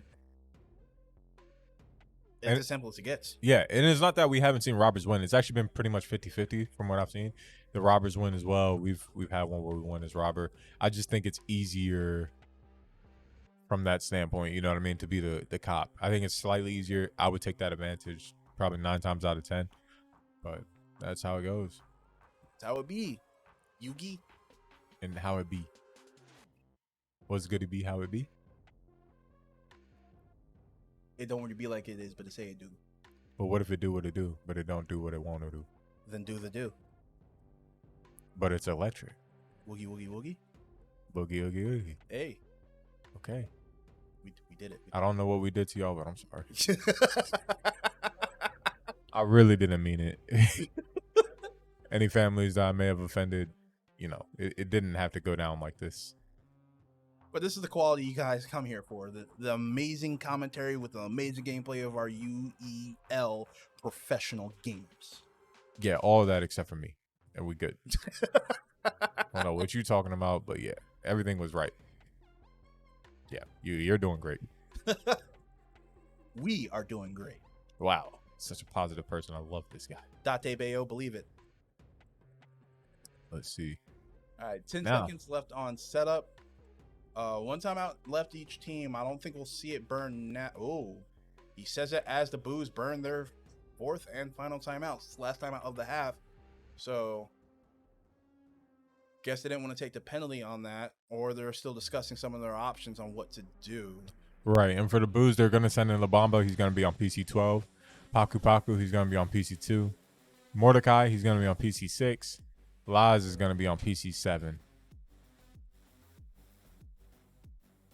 Get the Trollz lineups in for you in just a moment. For those who are joining recently, fairly newly, just tapping in to see what's going on with the game. One, we appreciate that. Thank you for tapping in. Glad you're here. Really, really. Share it to your friends. Share And it to your family. mama. Share it to your daddy, sister, cousin, All your followers on Twitter and Instagram. niece, nephew, best friend's friend, and that guy at work that you don't like but you're trying to like, so you want to find something in common, share it with him too. Let them know that we're here and that you enjoy this and they might enjoy it too. And with that being said, man, next week, I can't wait for Karma versus Ghost. That's going to be interesting because the Ghost coming off the plays of yesterday, getting put in the blender for that Madden game and just things having to catch up. It's gonna be tough. Karma's the top of the league right now, right? I think record wise and gameplay wise, they're just up there, just running things, aren't they? Yeah, at this point, that's where we're standing. I mean, they are the defending champs, so I give credit where credit is due. As for who the Trollz are sending in here, NSB Lockdown will be on PC 11. Bochef will be on PC 3. Spartacus will be on PC 1, and Arbiter be on PC 2. Nope, 12 is already taken. So Arbiter might be on his own name. Possibly. So Arbiter went out and bought Need for Speed. He's about that action. Love to see it. PC 8 actually for Arbiter. All right. There we go. So we got that situated. Once more, there's another really big matchup coming up, right? Really big matchup. Like you said earlier, a pink slip match. Oh yeah, it's a pink. That's why I got the pink on. It's a pink slip match. Titus. And you know what happens when a pink slip shows up, right? Somebody got to lose something.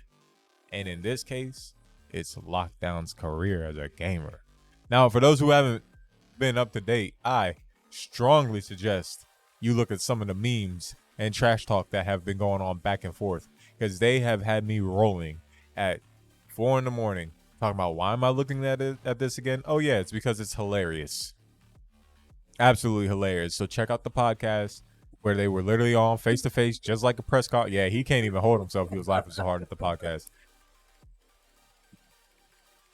I can't even keep focus with him. He's like, yo, that podcast was hilarious. So if that's not the ringing endorsement right there, look, they were just talking left and right. It was the most respectfully disrespectful I've ever seen in my life. If you want to see two adults try and be professional about video games but still be disrespectful about video games, just get in there. Yes. So with that being said, I'm not calling any predictions. I'm just saying it is definitely a pink slip match.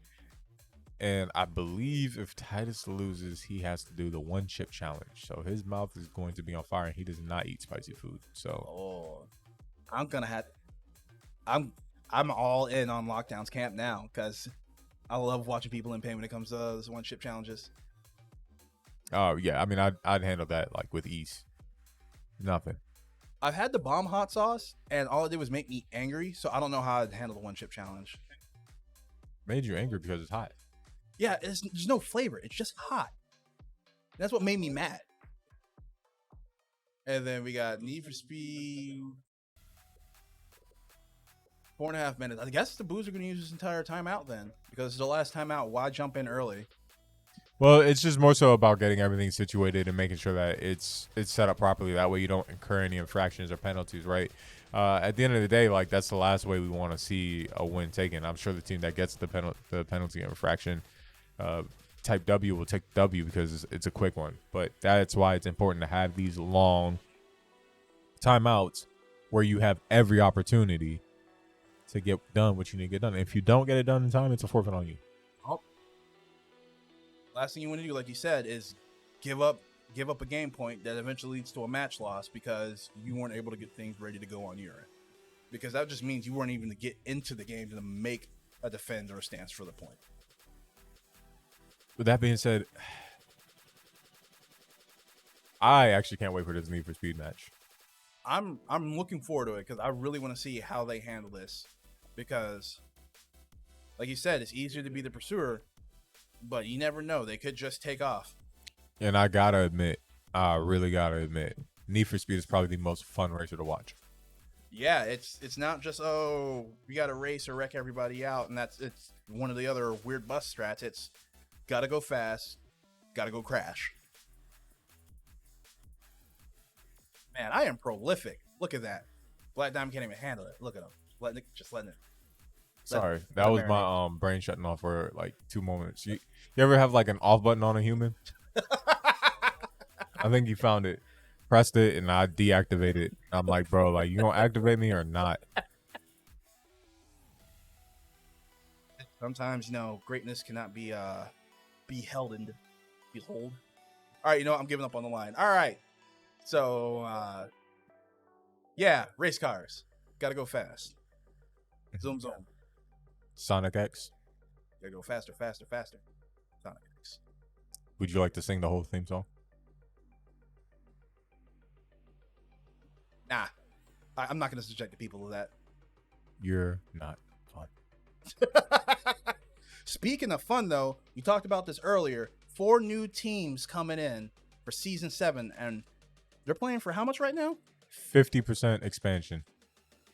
Playing for 40,000 this season. Now, what if I said that we were about to double what we're playing for? We doubling it? So we're going from car to big car. No, think monetarily. Think monetary. So that's 80,000, right? That is right. So that's crazy. So not only are we doubling how much we're going, but we're going to double it and then have a 20%, 25% increase off that double. Anybody who wants to do the quick math, 25% of 80 is how much? 20,000. Bingo. Let's add that right up onto that tally. $100,000 for Season 7. That is big, big money. All right, and we're in there. All right, zoom, zoom, zoom. Let's get it. And who are we on right now? PC1. So we are watching Sparty right now. No, that's not Sparty.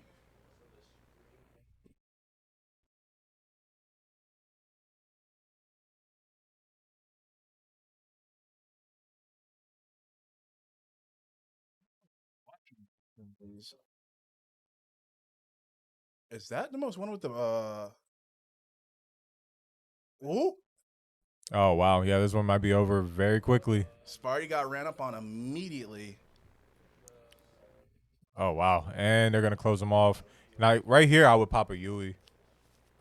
Yeah, this is definitely that time, especially with how the Jersey barricade just opened up right there. Hit the U-turn with right on the head. Definitely one of the more entertaining to see. He's got plenty of health, but he's right on him. EMP's locking into the cop. It's very good. Able to avoid it. No. Nope. Gets hit by it. Roadblock is there. He gets past the roadblock. All right, so Sparty just took. Did Sparty? Oh no, Oh yeah, he got hit. No, Sparty's still gone. That's one of the other racers that's about to get taken down, or they're attempting to take down. Yeah, but I'm saying Sparty got hit. Oh, you get what I'm saying? He got hit and then he turned around, if I'm not mistaken. No, it looks like he's still going. Sparty's about 1,000 yards out right now. The cops gonna hit their own roadblock. got the truck. That is rough. Yeah, that's so filthy. Oh my God! Ooh, you said you can't drive. You can't drive, bruh. You a cop, not a race car. Another EMP coming on too. Oh my God! He crashed. He's not wrecked, but he crashed. So that's a forced reset, is it not? Yep. It somehow dodged the EMP because he wrecked. That's so whack. See, a quarter of his health left. Still racing down, and he's 2,000 yards away from the most wanted. So that's he's not going to be helpful to the chase for a while unless they get a hard stop on the most wanted. He should crash him more. I'm enjoying it. Yeah, it's actually pretty funny. And this is PC1. So who's been crashing? Sparty? No, that's got to be LeBron. Oh no, that's who. Yeah. Sorry, my fault. Wrong one. It doesn't really have an indicator. So let's see. They're trying to catch up. I mean, it's not. 1700. So they cut. That's another crash. So it's really looking like the Trolls have a chance here. Really does. 1,800 yards, man. That's a lot of space to try and catch up on. And then you're catching all the mess from the other racers and other cops bouncing around through traffic. So hopefully he can get back into the race. But right now, it's not looking good, and he has low health. If it comes down to him being the last cop, if he just gets bullied by the robbers, then Well, if at this point, if he's the last cop, that means that they're gonna escape yeah. because he's so far back that to even catch up and get him within radius. The only reason why it's not escaping right now is because, well, The other cops are on him. exactly. And looks like the most wanted got slowed down pretty hard because that distance between him and the most wanted is dropping drastically. Oh no, most wanted is down to the last bar. Most wanted wrecked. Poor Sparty. That is a crippling blow. And Buus take it now. It's still a 5-point game with 37 minutes Left for dead, and you have no choice but to put in those 4, whereas the Buus only have to put in scans. So you FF and go down by double your score, but do you really see a world where you're able to get back at this point? I'm not FFing this because Left 4 Dead can go quick or it can go fast. I'm just saying, like, they have those 4 to put in. So I would put them in and see how quickly you can hopefully win, because you can end the game quickly depending on what side you start with. True, because a lot of parish teams, and then you try and make that that deep run really fast. Yes, the real question is, do you use a timeout here or do you use it on a different game? And I would say you don't use it here. You probably want to hold it for under 6 minutes, right? If it gets down to that point. So a lot of it is clock management, but Billy's a very smart coach. So he knows, well, now I'm going to start playing UEL. And that's the crazy part about what we do. It's strategy within strategy. So for those who are new and just tapping in, let's say this score was 9-11. And let's say the next game that came up was League, and somehow the Trolls managed to win it. Now it's 10-11. If the last game that rolls up is something that they want to play, they're going to call a timeout, and let's say it's like 4 minutes left. Well, it's a 6-minute setup timer. Now I'm calling a timeout just to get that through. You know what I mean? And that trips people up because it's like, okay, well, now we have to play it. And now they have to play it, and it's not a game. So the timeouts are extremely useful, which is why the Trolls decided to hold on to it, even though they're pressed for time right here, because Left 4 Dead is such a toss-up game for them against the Buus. So we'll see what they can do here. Hopefully Pizza Man, young 11-year-old, that's one of his overwatches. You know what I mean? Hopefully Arbiter and Phoenix have this in the tuck, and I know Qwerty better have this in the tuck because he is a veteran now. So I hope he got the team practicing. So it looks like Trollz won RPS, and they chose Crash Course, which is the mall map with the gas cans, is it not? Yeah, I believe so. That's the one with the car sitting right in there, and you got the canisters, and you take the gas up to it. I personally would have gone with Parish just for the simple fact that that's a quick win or lose, whereas with Crash Course, it's very tough in order to really get the setups properly, because everybody knows about that first elevator push with a boomer or with a spitter, and so they're usually waiting for it when you come out of it. So that choke point's usually gone, and then from there, it's figuring out if teams are going to be cocky enough to split down the 2s and 2s to go get gas cans. Right, and that's it's funny because I will give Left 4 Dead this. It's definitely a strategy shooter in its own right. It's zombie games, they're cool. Definitely never been my thing per se, but like it adds this element. That's why this game was so good when it came out. It just adds this element of, okay, can we get this through, and knowing the right moves and perks and whatnot, the right plays more or less. Knowing when to use the jockey, knowing when to use the tank, knowing when to use the little witch, and all these little factors that add into one nice little fun game that people played repetitively for hours on end, non-stop. I used to go to PC cafes out in Annandale all the time to play Left 4 Dead. Really? Yes, I played a lot. Oh, you know what? I think I know which PC cafe you're talking about. What is it called? Soul PC's no longer there, but it used to be out there right next to the bowling alley. And I used to play Left 4 Dead for hours overnight. It's okay, because guess what? You got a home here. Yes, I got That's a what I'm great talking home about. here. And we're going to be here for a long time. Very time. Get used to us. We gonna be here. Get used to him. I'm running.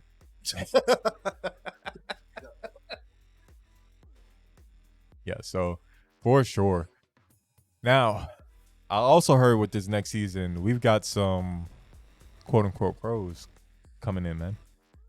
I heard, I saw the names. You don't know how pumped I am for one of them because the dude is nasty in Fighter Z. Are you talking about Chris G? Talking about Nitro, baby. You talking about Nitro? Is Nitro joining? Yeah. Are you sure? Yes. Are you positive? 100%. Oh my God. No. Well, that's a LLL for everybody in the league. But Nitro only plays fighting games, at least out in the public eye. So he's a pro in his own right until you walk into UEL and find out it's a different way to be a pro. But man, you maybe 5 or 6 games on the wheel, but there's 27 others. And the last thing you want to do is roll and get clapped up by stars in Fortnite because he will L dance in your face. And it's crazy because you may have your strengths, so your fundamentals don't go away. But when you're labbing all these other games, you actually don't have time to stay on top of your craft. But your baseline skill level will carry you through. But you don't have as much time to lab your games, man. Yeah, and you can't. And with the way we play fighters here, all that optimization, all that one man playing a 3-person team goes out the window. It's now you and 2 other teammates. So you could be the best Z fighter in the world, but if the other 3 are better. Well, not just that, but what if you're not in rotation? It hurts the soul. Not like watching your game come up. The one you traveled the world at became top 5. And then watch your teammate get boxed up. Hey man, you got a 2-3CX and a confirm and a 2L. Hey, shout out to MBG Low-Key Game on Titans, but getting packed up out here. That's what it is. Sometimes some players just getting packed up. Should be getting in the game here soon. And we got Buus are infected first. So Trollz, this is on you. Correct. And they don't have any timeouts to spare. So they need to get this up and running very quickly. And personally, what game are you hoping for next? Now, see, everybody who knows me knows I have one game that is my favorite. What are you hoping that rolls? I'm hoping for, is it still on there? Yep, Siege. I love Siege. And Siege can be, I do actually love it. Siege can be the long, drawn-out misery game, or it can just be an in-out, everybody gets packed up game. I personally am hoping for 2K because I would love to do some beautiful commentary on that. So if there is a soul in that wheel and it heard me out, please roll that 2K real quick. And of course we can limit this gate. Somebody forfeit that. See, and that's the disrespectful part. Sometimes that wheel be playing me. Look at right next to it and look at how close it was. Absolute garbage this wheel is. Absolutely rude. They should forfeit it. So I'm gonna roll 2K. Forfeit it rolling the Siege. Yeah, I just feel like doing commentary on that. That's all it is. Well, no, Siege is dope too. I'll definitely do commentary on Siege. I love Siege. Such a great game. It really is. In terms of like realistic shooters and having to know every crevice of the map and then knowing how every operator interacts with that, and then the counters to the operators. It's just so many layers to that game. The skill gap is ridiculous. You could play that game for a year on end and still be garbage. Like me. Wrong. I am butt cheeks at that game. Why you lying? No, I actually am. I've never made it in the ranks because I'm just that bad. But one of the cool things about the UEL is they do curtail what you have, what options you have for operators. So there's no just like, I'm gonna pick the newest, most broken operator and just try and steamroll. It's like, nah, man, you got a small block to work with, and they all give you fundamentals across the board from attack and defense. But there's nothing free. Yeah, for sure. And that's what it all really comes down to. So ain't no fun if the homies can't get none. All right, so we're back in game right now, and the Buus are not doing too good a job stopping the survivors doing the thing. But then again, it's not so much it's not a sprint, it's a marathon when it comes to Left 4 Dead. because if the Trolls can get enough of a good run going where they get enough points and far enough into the map, then you could actually take a heads up and get through. Right now we got AKs on Lewis. Looks like all the survivors have AKs, maybe one shotgun just in case they need the crown on which is just one shotting her point blank and not getting her to activate. Right, and it looks like it looks like somebody's already hurt. So now we've got somebody trying to spawn in as Spitter. Yeah, Spitter's trying to take advantage of the hide spawn mechanic, but because they're in such a tight space with no real cover, because the tree is not cover, it's concealment, they can't spawn there. Well, that makes it a really big disadvantage for at least for the zombies, right? Or for the infected. Yeah, because you can't get those greedy spawns where you can just drop in immediately do something. And as you see, the Spitter gets a projectile off, but not a full pull. And I think they got some of the survivors with that, but not enough. And I think that Boomer hit somebody too just now. Yep. So you got Boomer Bile on one survivor, so they gotta push as a unit. And he backed into the corner to make sure the zombies can only come from one of two ways. That Bile should be wearing. So walk with us. Honestly, the Trolls are actually. Come on. Really have poison face. Nothing. Chill. Okay. Lock down. Don't yell at me, boy. Little spirited communication between the Trolls right now, letting each other know that, hey, I hear you. I know what the plan is, but like, talk to me like a teammate. So now we got the split. We got the Trolls on the left, Buus on the right with the zombies. We got a hunter coming back up to try and. Is that a jockey? That's a jockey. That's a good jockey pounce. And he's pulling him back, and he's actually. And then he gets tank on top of it. Well, jockey into the charger to get it down on the survivors. So, and then the smoker coming up. Wow, really good layering of the specials just now.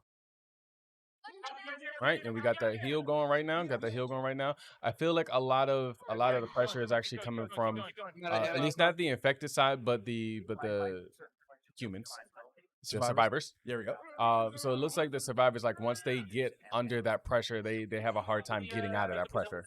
Yeah, they get going, and things get stressful. They start to collapse, and then they get through it, and they slowly start to build up again. But the way they're stacking these specials is, I think, what's giving them the advantage. And the problem is like they're spacing out, and having the cricket bat as a melee. It's very slow, and it's not that good a melee, in my opinion, because it's slow and it doesn't do what it needs to do. They just did a pill hand off to Buus, so hopefully and there's a med kit on the ground back there. Hopefully they pick that up, because that's going to be useful healing that they really need right now. Smoker over the barricade. That is a good pull. Looks like they got him fast. They did not waste any time getting him. Oh, and somebody else is on him. Right. That's two specials down. That means the Buus have two specials potentially active right now. And I don't feel okay. Cool. So the team did rotate with that semi push truck. Push. Gotcha. All right, and they've got Pizza and a lot of communication to Pizza. I don't think he really knows how to play this game, or he doesn't play it very often. So it does look like that they are coaching him through it, and that is some good teammates. Now, one thing that I don't agree with is trying to do that objective while getting hit by the zombies. Well, the thing is, with this character being that healthy, that's one of those trade-offs with them just getting whole 4 new stacks of medkits. With her being that healthy, you exchange the health to get that up. No, everybody else heals and deals with the horde that comes from the generator starting up. Yeah, but wouldn't it make more sense to have one more person just watching your back as you are trying to do that objective? Yes and no, because at that exact moment, you know for a fact one special is still on cooldown for respawn. So that means it's a 4v3. One of the things I wish they would have done was heal properly while that was getting started. Yeah. Because it's one thing to have your healthy person taking hits from the zombies to get the next step started. Yeah. But for nobody else to heal after getting a free set of med packs right there and a fresh stack of ammo. Ooh. All right, so Chargers pretty much. Oh no! And there's the collapse, and that's where the difference. Bosif is probably at this point, if all the specials are dead, gonna have to try and either get the revive chain going, or just set up. There's a hunter right next to that didn't charge up his jump, and good teammate coverage with the pistol there. All right, so we got 2 people back up now, so we get the third person back up. And then from here, it's going to be just trying to reset. Looks like Man, that was really good for the Trolls to be able to pick each other up at that time. They had a lot of time, and they actually, I feel like they utilized it. They used their time management pretty well. I don't see that they have a lot of well, they've already lost one person, right? Phoenix is still down. And then their other two people are really, really low. So I think that it just wasn't. It was good to that they have each other's backs, but it's bad because they didn't have a lot of like great resource management. Yeah, because everybody going down and going back up, going down and back up, and then having to heal in the corner like that. All those 4 med kits that should have carried them into the next phase are now all gone. Yeah. But at the same time, they were put there for them to try and oh no. Only one healthy player with a tank coming, and then the smoker grabbing the healthiest person. Ooh, the problem is that tank coming up, and they don't have the equipment. Yep, they just called out for the tank. They need to get high and make the tank try and jump up. Get away, please. So Spitter's down. Spitter with a really good positioning to get that acid on top of the bus. Now it's 1v. Oh, he missed the charge. But the Charger and the tank are putting pressure on him being a solo survivor, and he can't get to the pickup because I believe the tank can throw rocks to get him down from there. Oh, no. Well, that's not good. Oh, no. Oh, no. Pushing up. Oh! He's got health. He's got time. That spacing is what he needs in order to try and get him down. Oh, that's a jockey. If that jockey lands, then... No! Run! Yep, and there's the 100 pounds in that game. They gonna kill you. Oh, he got back up. Watch out for the rock. Oh! That is it. 377 points. All right, so that's the score to beat. If the Trolls can stop the Buus right there, that gives them their 7th point, puts them down by 4. But that only leaves them with roughly 15 minutes of game time in the most optimal situations. Mm-hmm. So their goal is to get as far as possible, as fast as possible, and get as many points as possible. That's a lot of pressure. And with this map in particular, it's really weird because you have a hard stop right there just at the midpoint with that generator startup. Mm-hmm. So if they get to the generator startup and they get past the tank spawn, they automatically win. Oh. Because the timer of that generator, it's a set amount of time. I'm going to say it's like ballpark 2 or 3 minutes on that generator. So if they get to that and they get past the tank spawn, that means they had then passed what the Trolls had did. They have already shut down the Trolls already. The Trolls, they've already...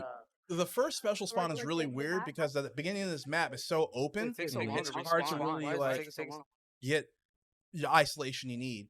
Once you start going into some of these buildings, then maybe you can try to push the advantage with separating the survivors. Mm-hmm. But the beginning of the map is really rough. This is where you really want. There you go, a smoker. I don't know why he smoked from street level. You have a lot of roof options. Mm-hmm. And with that spot, they could have put a boomer in front of the door and a smoker. So the smoker yanks the first person. And as that person gets pulled away, the boomer comes to blocks the door. Mm-hmm. Boomer explodes, hits at least one other person. So then you have the smoker getting pulled. You have a survivor getting pulled by smoker. One person covered by bile. And then you have a lot of time. Good charger hit, but... You good? Coming out national. So let's see how they continue to go forward with this. I think the boot... You got a tab out. There we go. Hey, buddy, you should probably be playing the game. Oh, it looks like we got a double survivor screens right now. Hopefully we can get back on the... Infected. Yeah. All right, there we go. We got a smoker spawning in right now. Honestly, he needs to take the high point, and if they have any, like a spitter that they could sacrifice, they need to try and get a smoker pull from a corner and let that spitter either die or get spit off or a boomer get in there and explode to hamper that smoker pull and get some time for that damage to get out. Yeah.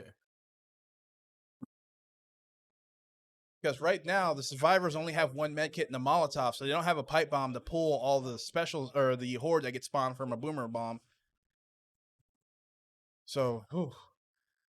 And the Buus are just walking through at a faster pace than the Trolls were, so it's not looking too strong for them right now.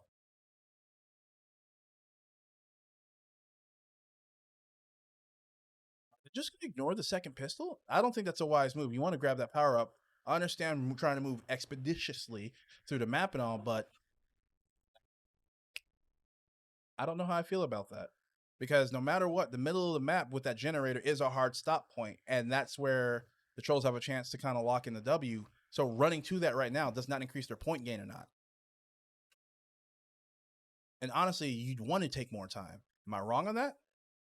Yeah. In this situation, if you have the lead, take as much time as you need, because you're only drawing the game out longer, getting more points, trying to get the escape. That's how I would roll with it. But hey, what do I know, right? True. I mean, it's not like I'm not third anarchist. Well, I mean, you're a player and a coach. I'm not a player, actually. You're not? No. Oh, man. I'm terrible at video games. Oh. Purple. That's awkward. Mhm. All right, so now that I embarrassed myself, let's get back to talking about these. Yeah. Talk about these Buus making the push. Zoe's trying to heal. She's trying to heal. All right, so we're getting a call on the zone trying to heal. Let's see if the specials are able to make a play. Good pounce on the med kit, forcing the reset on that. That's a good special use. Granted, they go down immediately, but is that a jockey separation? If there, I wish that boomer would have dropped from the roof. That would have been a good time to actually interrupt the heal again. So Zoe's healed. Old boy's low. So see what happens here. I think they got another few hundred yards. We got another 2 fields to go across before they get to the generator. Smoker with a good ISO pull. That's fine. Real question is, what would you do if this was like real life? Yeah, they all filled up. That's not a conversation I'm not I want to have right now. Zombie outbreaks are really depressing.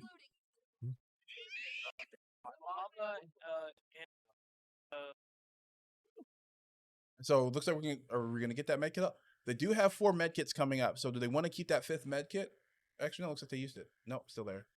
So having 5 med kits going into the generator area will be a nice advantage to have.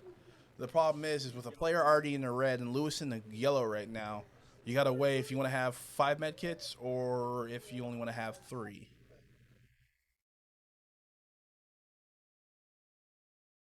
Charger down.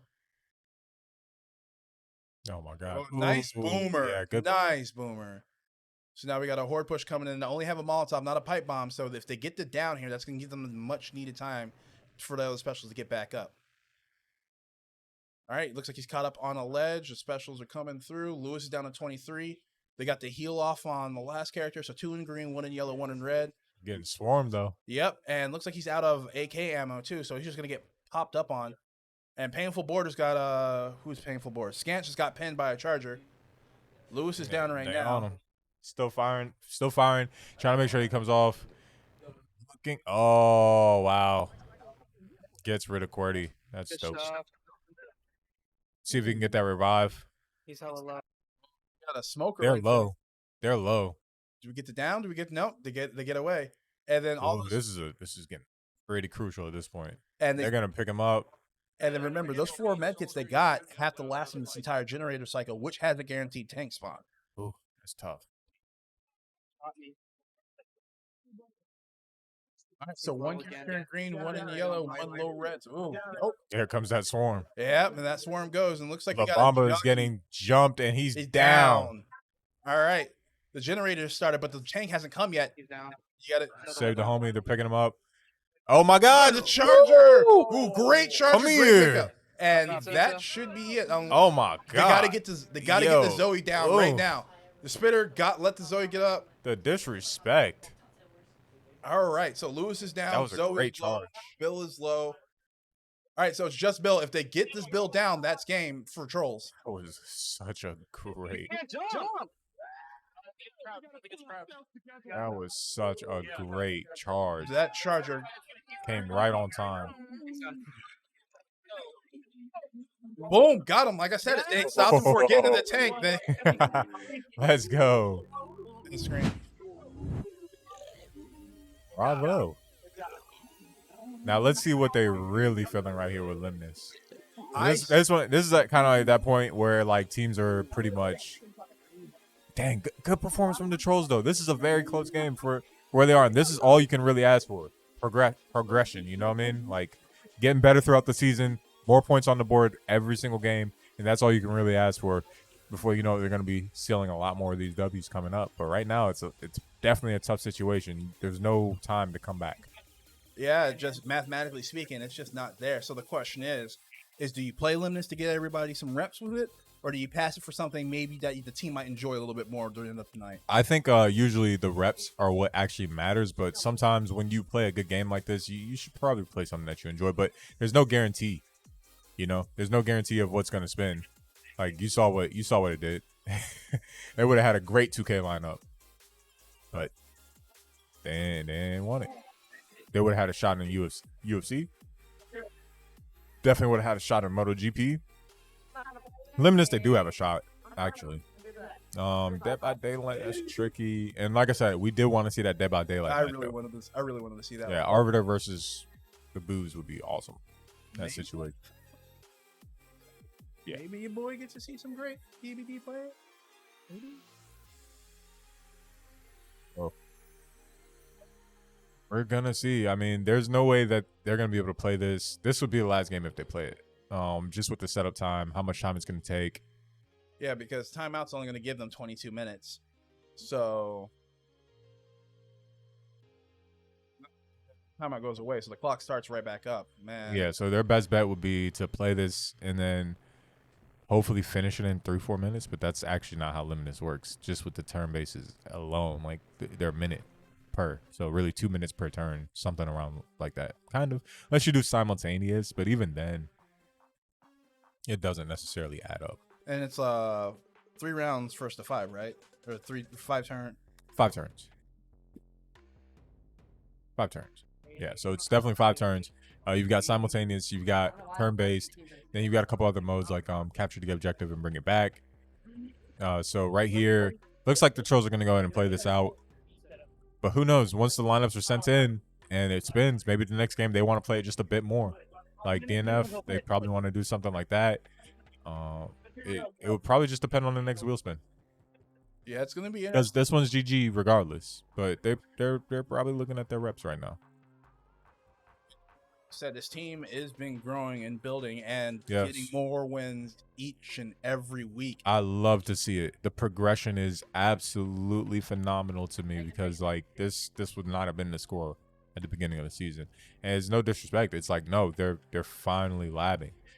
Well, not finally labbing, but it's finally starting to culminate together, right? They're finding their sweet spot and seeing that there are games that they can win. And it's kind of just like how professional sports works. Like, yeah, you can have a good team with a young core, but it takes time to get used to what you're doing, get used to what you need to play, getting more comfortable with your teammates. Because you can know a game, but if you're not feeling comfortable with the dude or girl going in next to you, that can affect your performance. Now this team, this Trollz team, is really feeling more and more cohesive. They are, and honestly, like they had some wins here that were just impressive. I don't know how to explain it. Like the Madden win was actually impressive, and NSB really impressed me with the fact that he read the field well. I actually got a chance to talk to him. He said, "Yeah, man, I've been playing, I've been labbing, I've been practicing, I played a lot," and I was like, "Oh, I could tell because like you weren't making bad decisions in that instance." Moving the field, working the field, looking for your second read, your first and second reads, and then breaking out of the pocket when you need to. He played the Eagles like the Eagles play. As the Eagles. Yes. The only thing that was missing was just more runs with Jalen Hurts. That's it. And a Super Bowl win, of course. The Philly fans hear that. Nah, it's fine. They got to deal with it. What do you want to do? You don't want to hear the truth. That's like I'm a Commanders fan, bro. I get faced with the truth every season. Trash. I wish you the best of luck with that. No, you don't. You want to see me suffer. Oh, I don't like any of the NFC East teams, so you ain't got to worry about me having an opinion about it. Oh, wow. Okay, cool. Who's your team?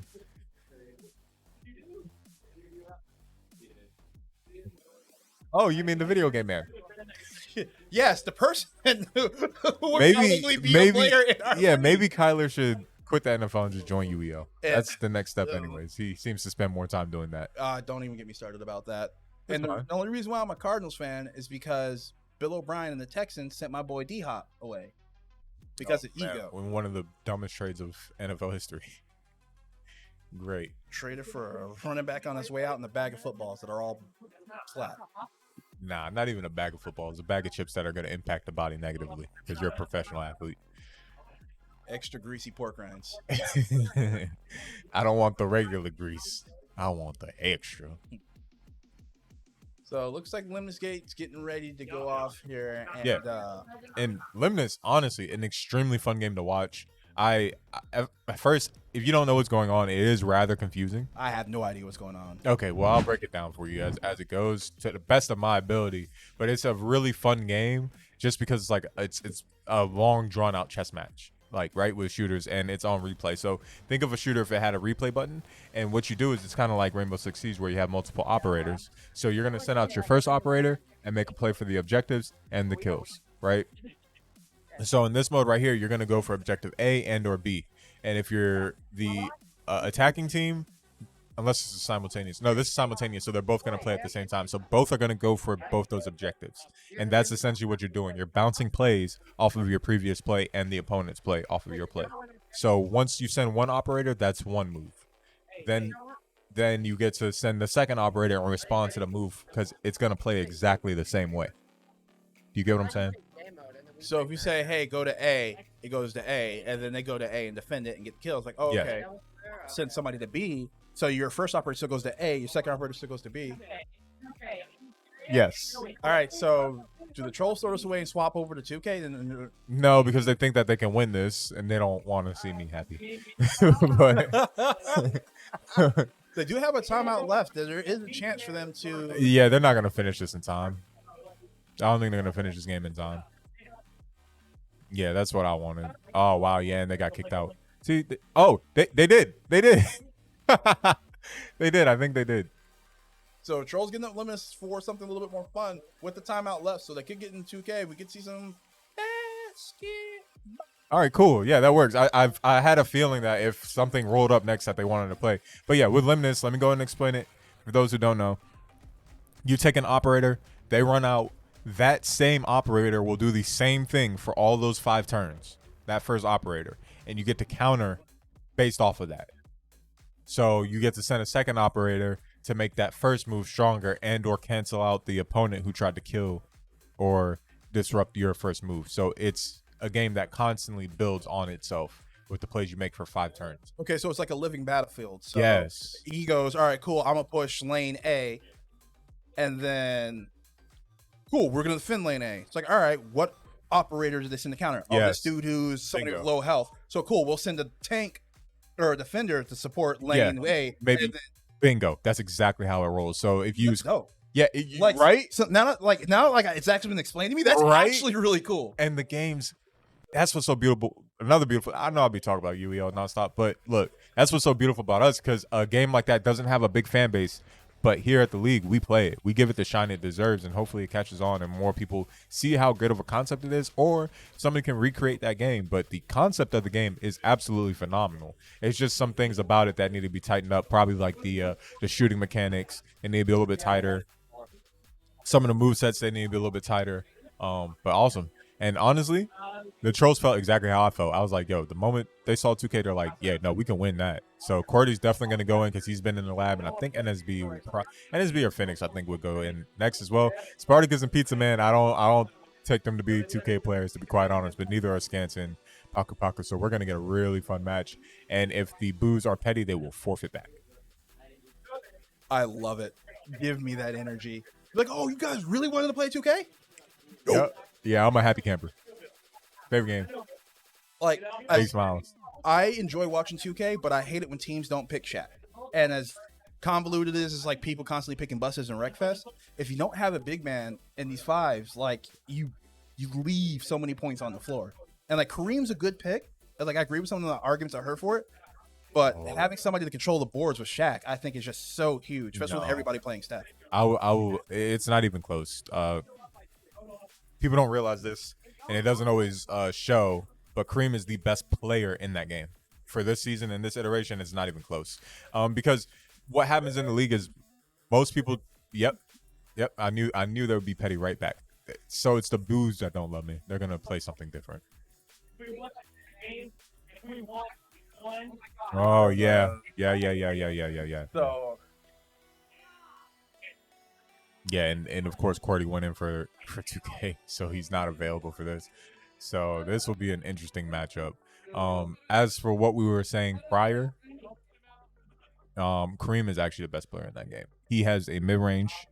He grabs every rebound. Defensively, he's 7'2" or something like that. So he blocks everything. And he gets every single board. Trollz called a timeout to ensure that they play the game of Rocket League, another game that I was hoping to see. So I'm not exactly upset, but I just like 2K more, and it's more fun to do commentary on. But yeah, that's my argument for Kareem in the game.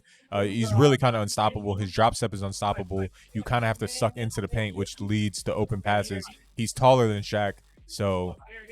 So then, my opinion on Shaq then isn't so much as a factual situation. It's like you said, you gave me all the reasons why Kareem's good. I just haven't seen good Kareem players.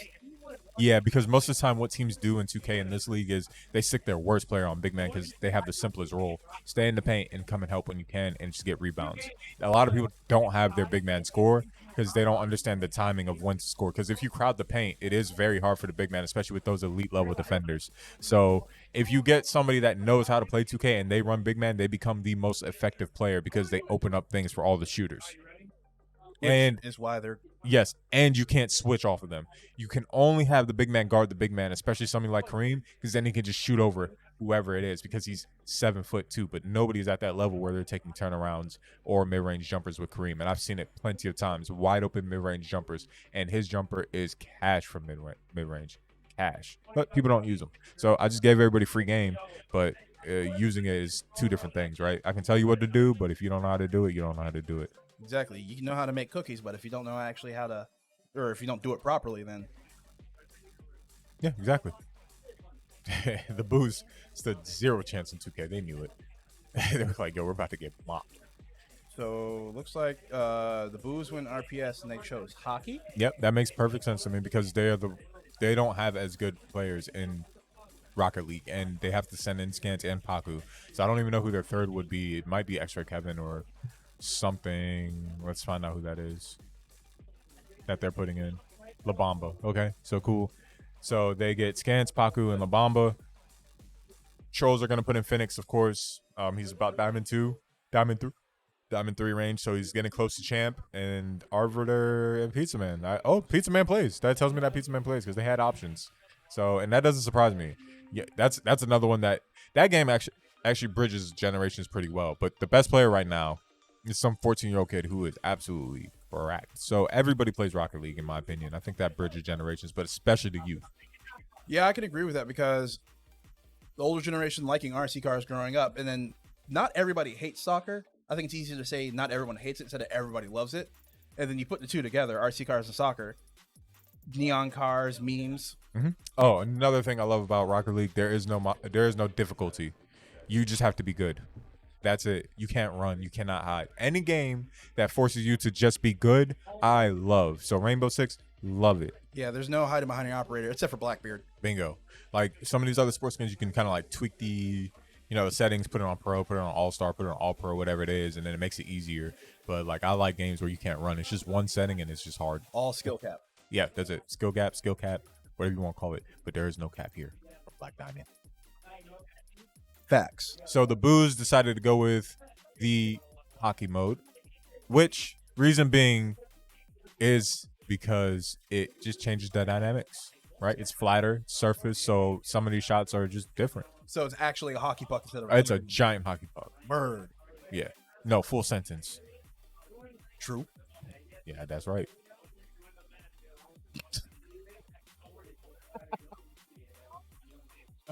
So hockey puck, and then are aerial shots as possible with the hockey puck, or is it just? Yes. Some of those same mechanics. As a matter of fact, some of them are, I won't say easier, but it's the way you'll see it. The way the puck comes off, like for instance, if it's coming off the side of the wall, it's gonna travel the wall a lot quicker if you have a good enough hit on it. You know what I mean? Because it's literally the broad side of the puck against the wall. Now, see, when you get the aerials, you have to get under the edge of it, and if you can do that, then you can do the same aerial, or you can use the broadside in the aerials and follow with it. So it's some of the same things still apply. It's just the way you do it.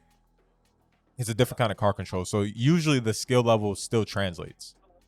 Okay, that's interesting because at the end of the day, Rocket League is easy to understand just looking at it. Yeah. But then you get into the deeper mechanics, and I think where a lot of people get my God, lost. Flip resets, just all sorts of different things. Flicks, when to, aerials off the wall, reads off the wall, knowing how to jump off the wall, knowing how to turn your car. And another thing that becomes very fine tuning for people at that higher level. They don't just use the air roll button. They have air roll left and air roll right for more car control. And all of these things, crazy. Absolutely wild. Wild. So that being said, I'm looking forward to this being set up. Rocket League usually happens and gets in there very quick. Players love to check their bindings, make sure that the controls are set up proper. This will be our last game of the day. Very good game. 12-8 so far. Probably looking at 12-9 if I had to guess. And then if you actually remove the FFs from this, you're looking at a game of 10-6, which is, or 10-7 if you go ahead and say the Trolls get it. So 10-7, really strong showing. Yeah, because one of the forfeits was because they were practicing prior. So I would say that there was a chance they could win that, but they weren't going to win that. They weren't going to win that. So the score is pretty accurate. Really, you just take it down to a notch. And like I said, much props to the Trolls. The growth is huge. The growth Oh, is much props to them. This is one of the top teams in the league that they are facing, and they managed to get points up on the board, meaning that anything is possible if they go into the lab, tighten up, and make sure that they don't run into some of these problems. And like, once more, I'll state it again. You remember at the beginning of the stream, we were talking about, wow, all these fighters are coming up, and we'd like them to be parsed throughout. But now that they're out, you see that they were able to bring the score up a lot closer. Yeah, because those nail in the coffin moments when the game's wrapping up, you want to have your bread and butter still on the wheel so it can roll, and that forces the team to either FF to try and battle it out, or they just have to hope they get lucky. Now, I will say, if Spartacus was available for Mortal Kombat 11, we're looking at 9-10. Really? Well, with no forfeits. Yeah, with no forfeits. No forfeits, 9-9. Okay. Yeah, because that would have taken away a point from the Buus. So take 11, put one right over there. That's 9, and then take away the other 3 forfeits. So 1. Oh, actually, no, it might actually be a tie game. I might just be doing the math wrong. Everybody else knows what I'm talking about. 11, and then Because that means that the Trolls would have only forfeited once. Maybe. So yeah, I think that math checks out. Mm-hmm. And that's how close of a game we're looking at. Yeah, because the Buus 100% forfeited. So yeah, actually, the Trolls probably still would have forfeited Limnus because that's more of a toss up than 2K against the Buus for them. That's wild. That really is. And that just goes to show you, just like every other sport, the margin for error is slim. The score could be 12-2, but every game could have been contested the whole way through, and it could have just been mistakes at the end, and it made it look bad. And that's my point. You never know. You never know here at UEL. Yeah, the scoreboard is not indicative of how the match actually went. The tail is always in the tape. Unless it's a close match, then it's actually fairly indicative. But then you can make this. But then a lot of times, some of those things still happen where it's like sometimes the better team will just cough up certain things for whatever reason. And it's just not their day. Yeah. So we say all this to say, just keep tuning in, tapping in, because these games are worth your time. Yeah, the great players playing games like Limnus Gate. Granted, we didn't play it this time around, but showing you how these games that are popular, some that aren't popular, but how the way you play it can change, make it a whole new game. And looks like we're in. That doesn't look like a hockey puck. Did they change the mode? Did they not set it up properly? I don't know, but Buus just scored a goal. Oh, does Buus play as well? Oh, well, actually,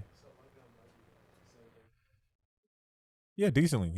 He does. Yeah, this is not going to go well for the Buus. And they don't even have Cordy in there. Sheesh. So.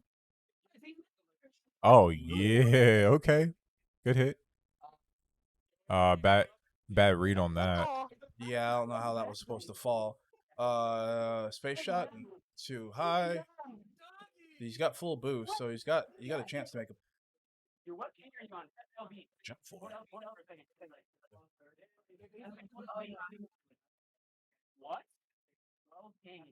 So traveling, the ball's moving across. Good defense, so send it across. All right, ball's in the air. We got a jump.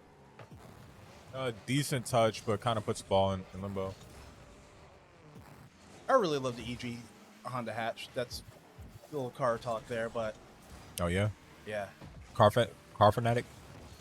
I know enough to not look completely stupid when I talk. Yeah. I don't. I'm just like that. I'm not an under the hood person, but I'm like, oh, that car's nice, so I can talk cars like from that standpoint. But if you tell me like what's under the hood and what makes sense, Ooh. So Phoenix with a really good ricochet off the corner. Buus not really knowing how to handle it, so taking advantage of the angle wasn't actually this. Yeah, it was just a good, decent shot. And going off the corner, it's tough to play that. You don't want to play the corners too much when you're attacking, unless you're fairly sure, because that ball can carry them anywhere. Like you see, even pro players, like they don't mess around with the corners because it can go either way. Like hit it and then actually catch the top corner and the wall, so it just bounces right back out. Yeah, or it just and it could set up as a play for the other team, or it could bounce in your favor. So it's just so 50-50 that you don't want to play it, because oftentimes to play the corner you have to commit to it, and then you as the attacker, oh good, You ain't him. Decent control. I like that. Off the aerial. I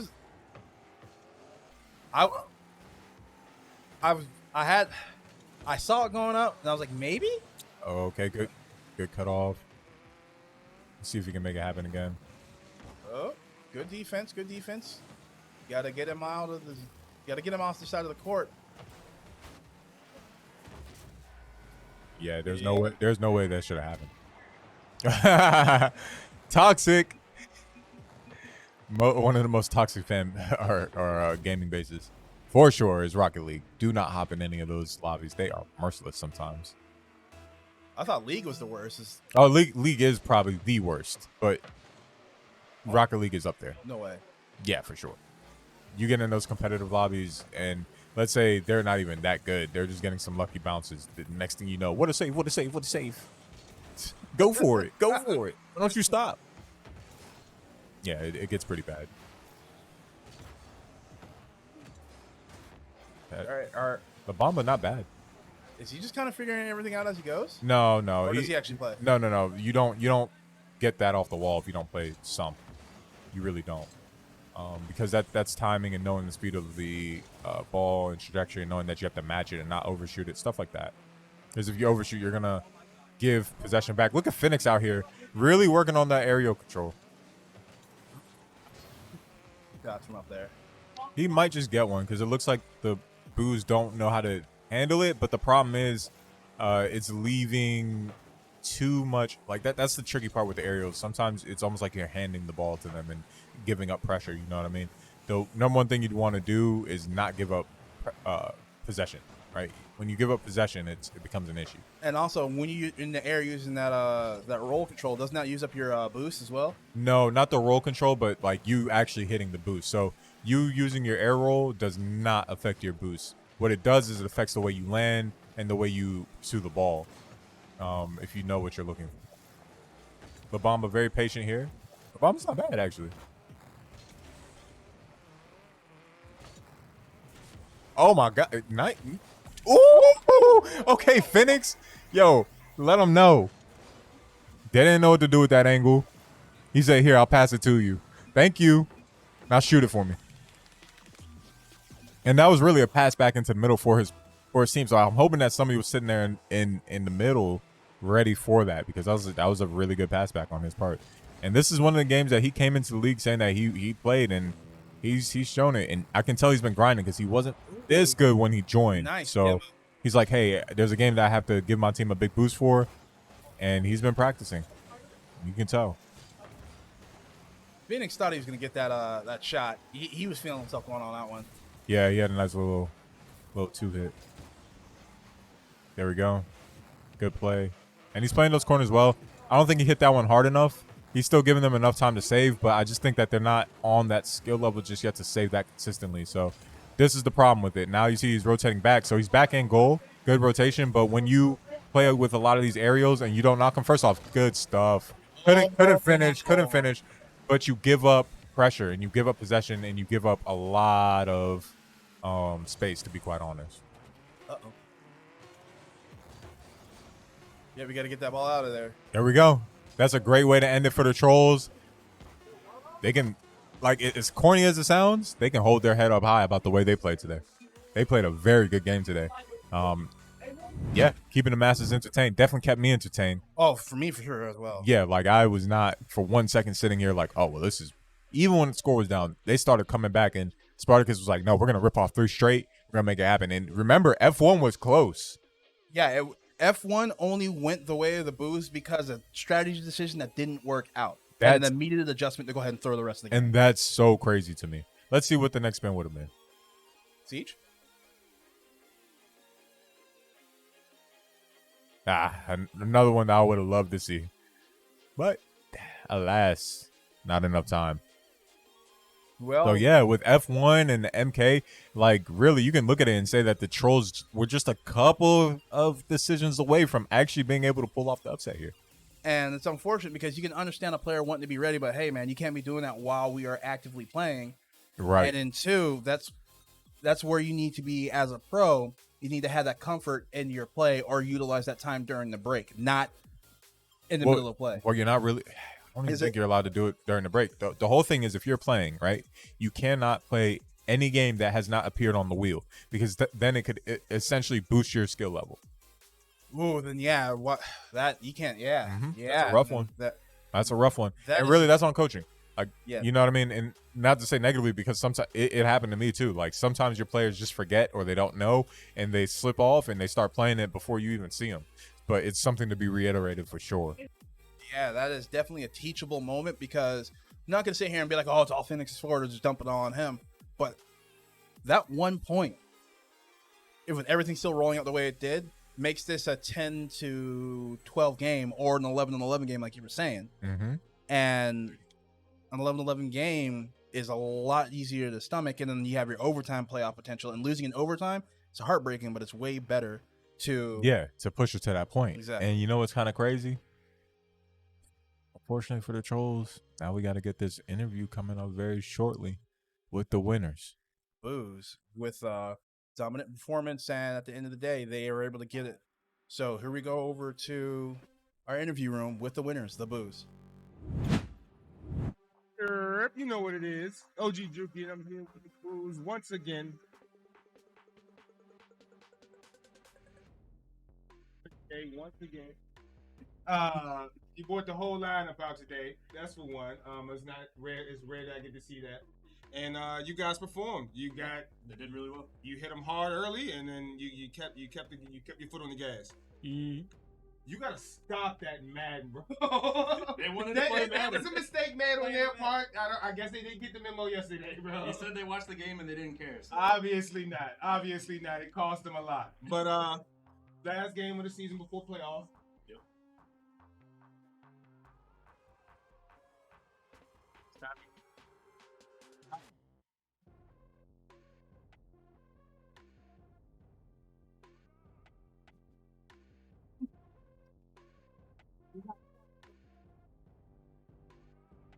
Yeah.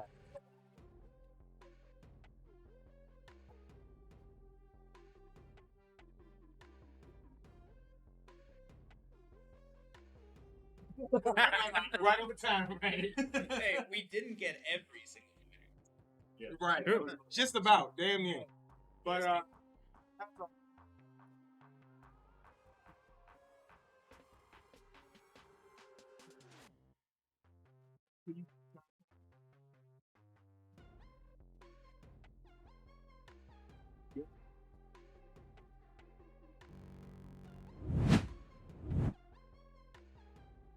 Right. So that being said, go ahead. So they said they never took their foot off the gas. The scoreboard does say otherwise. Mistakes aside from the Trollz, guys, happy for the win, but let's be real now. Let's be real. Let's bring it back.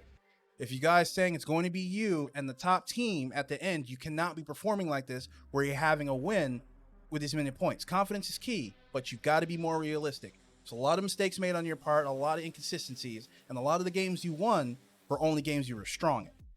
The wheel does grant you that favor, but you got to remember, this could have been a completely different game if the wheel rolled the other way, but happy you guys won. Glad to see you guys moving forward in the playoffs and winning your division, but it only gets harder from here. Yeah, and with that being said, we will be signing out here from UEL. It's your boy Black Diamond. And the third anarchist. Thank y'all for tuning in to UEL, where gamers go Bro, peace. See y'all next week. Bro.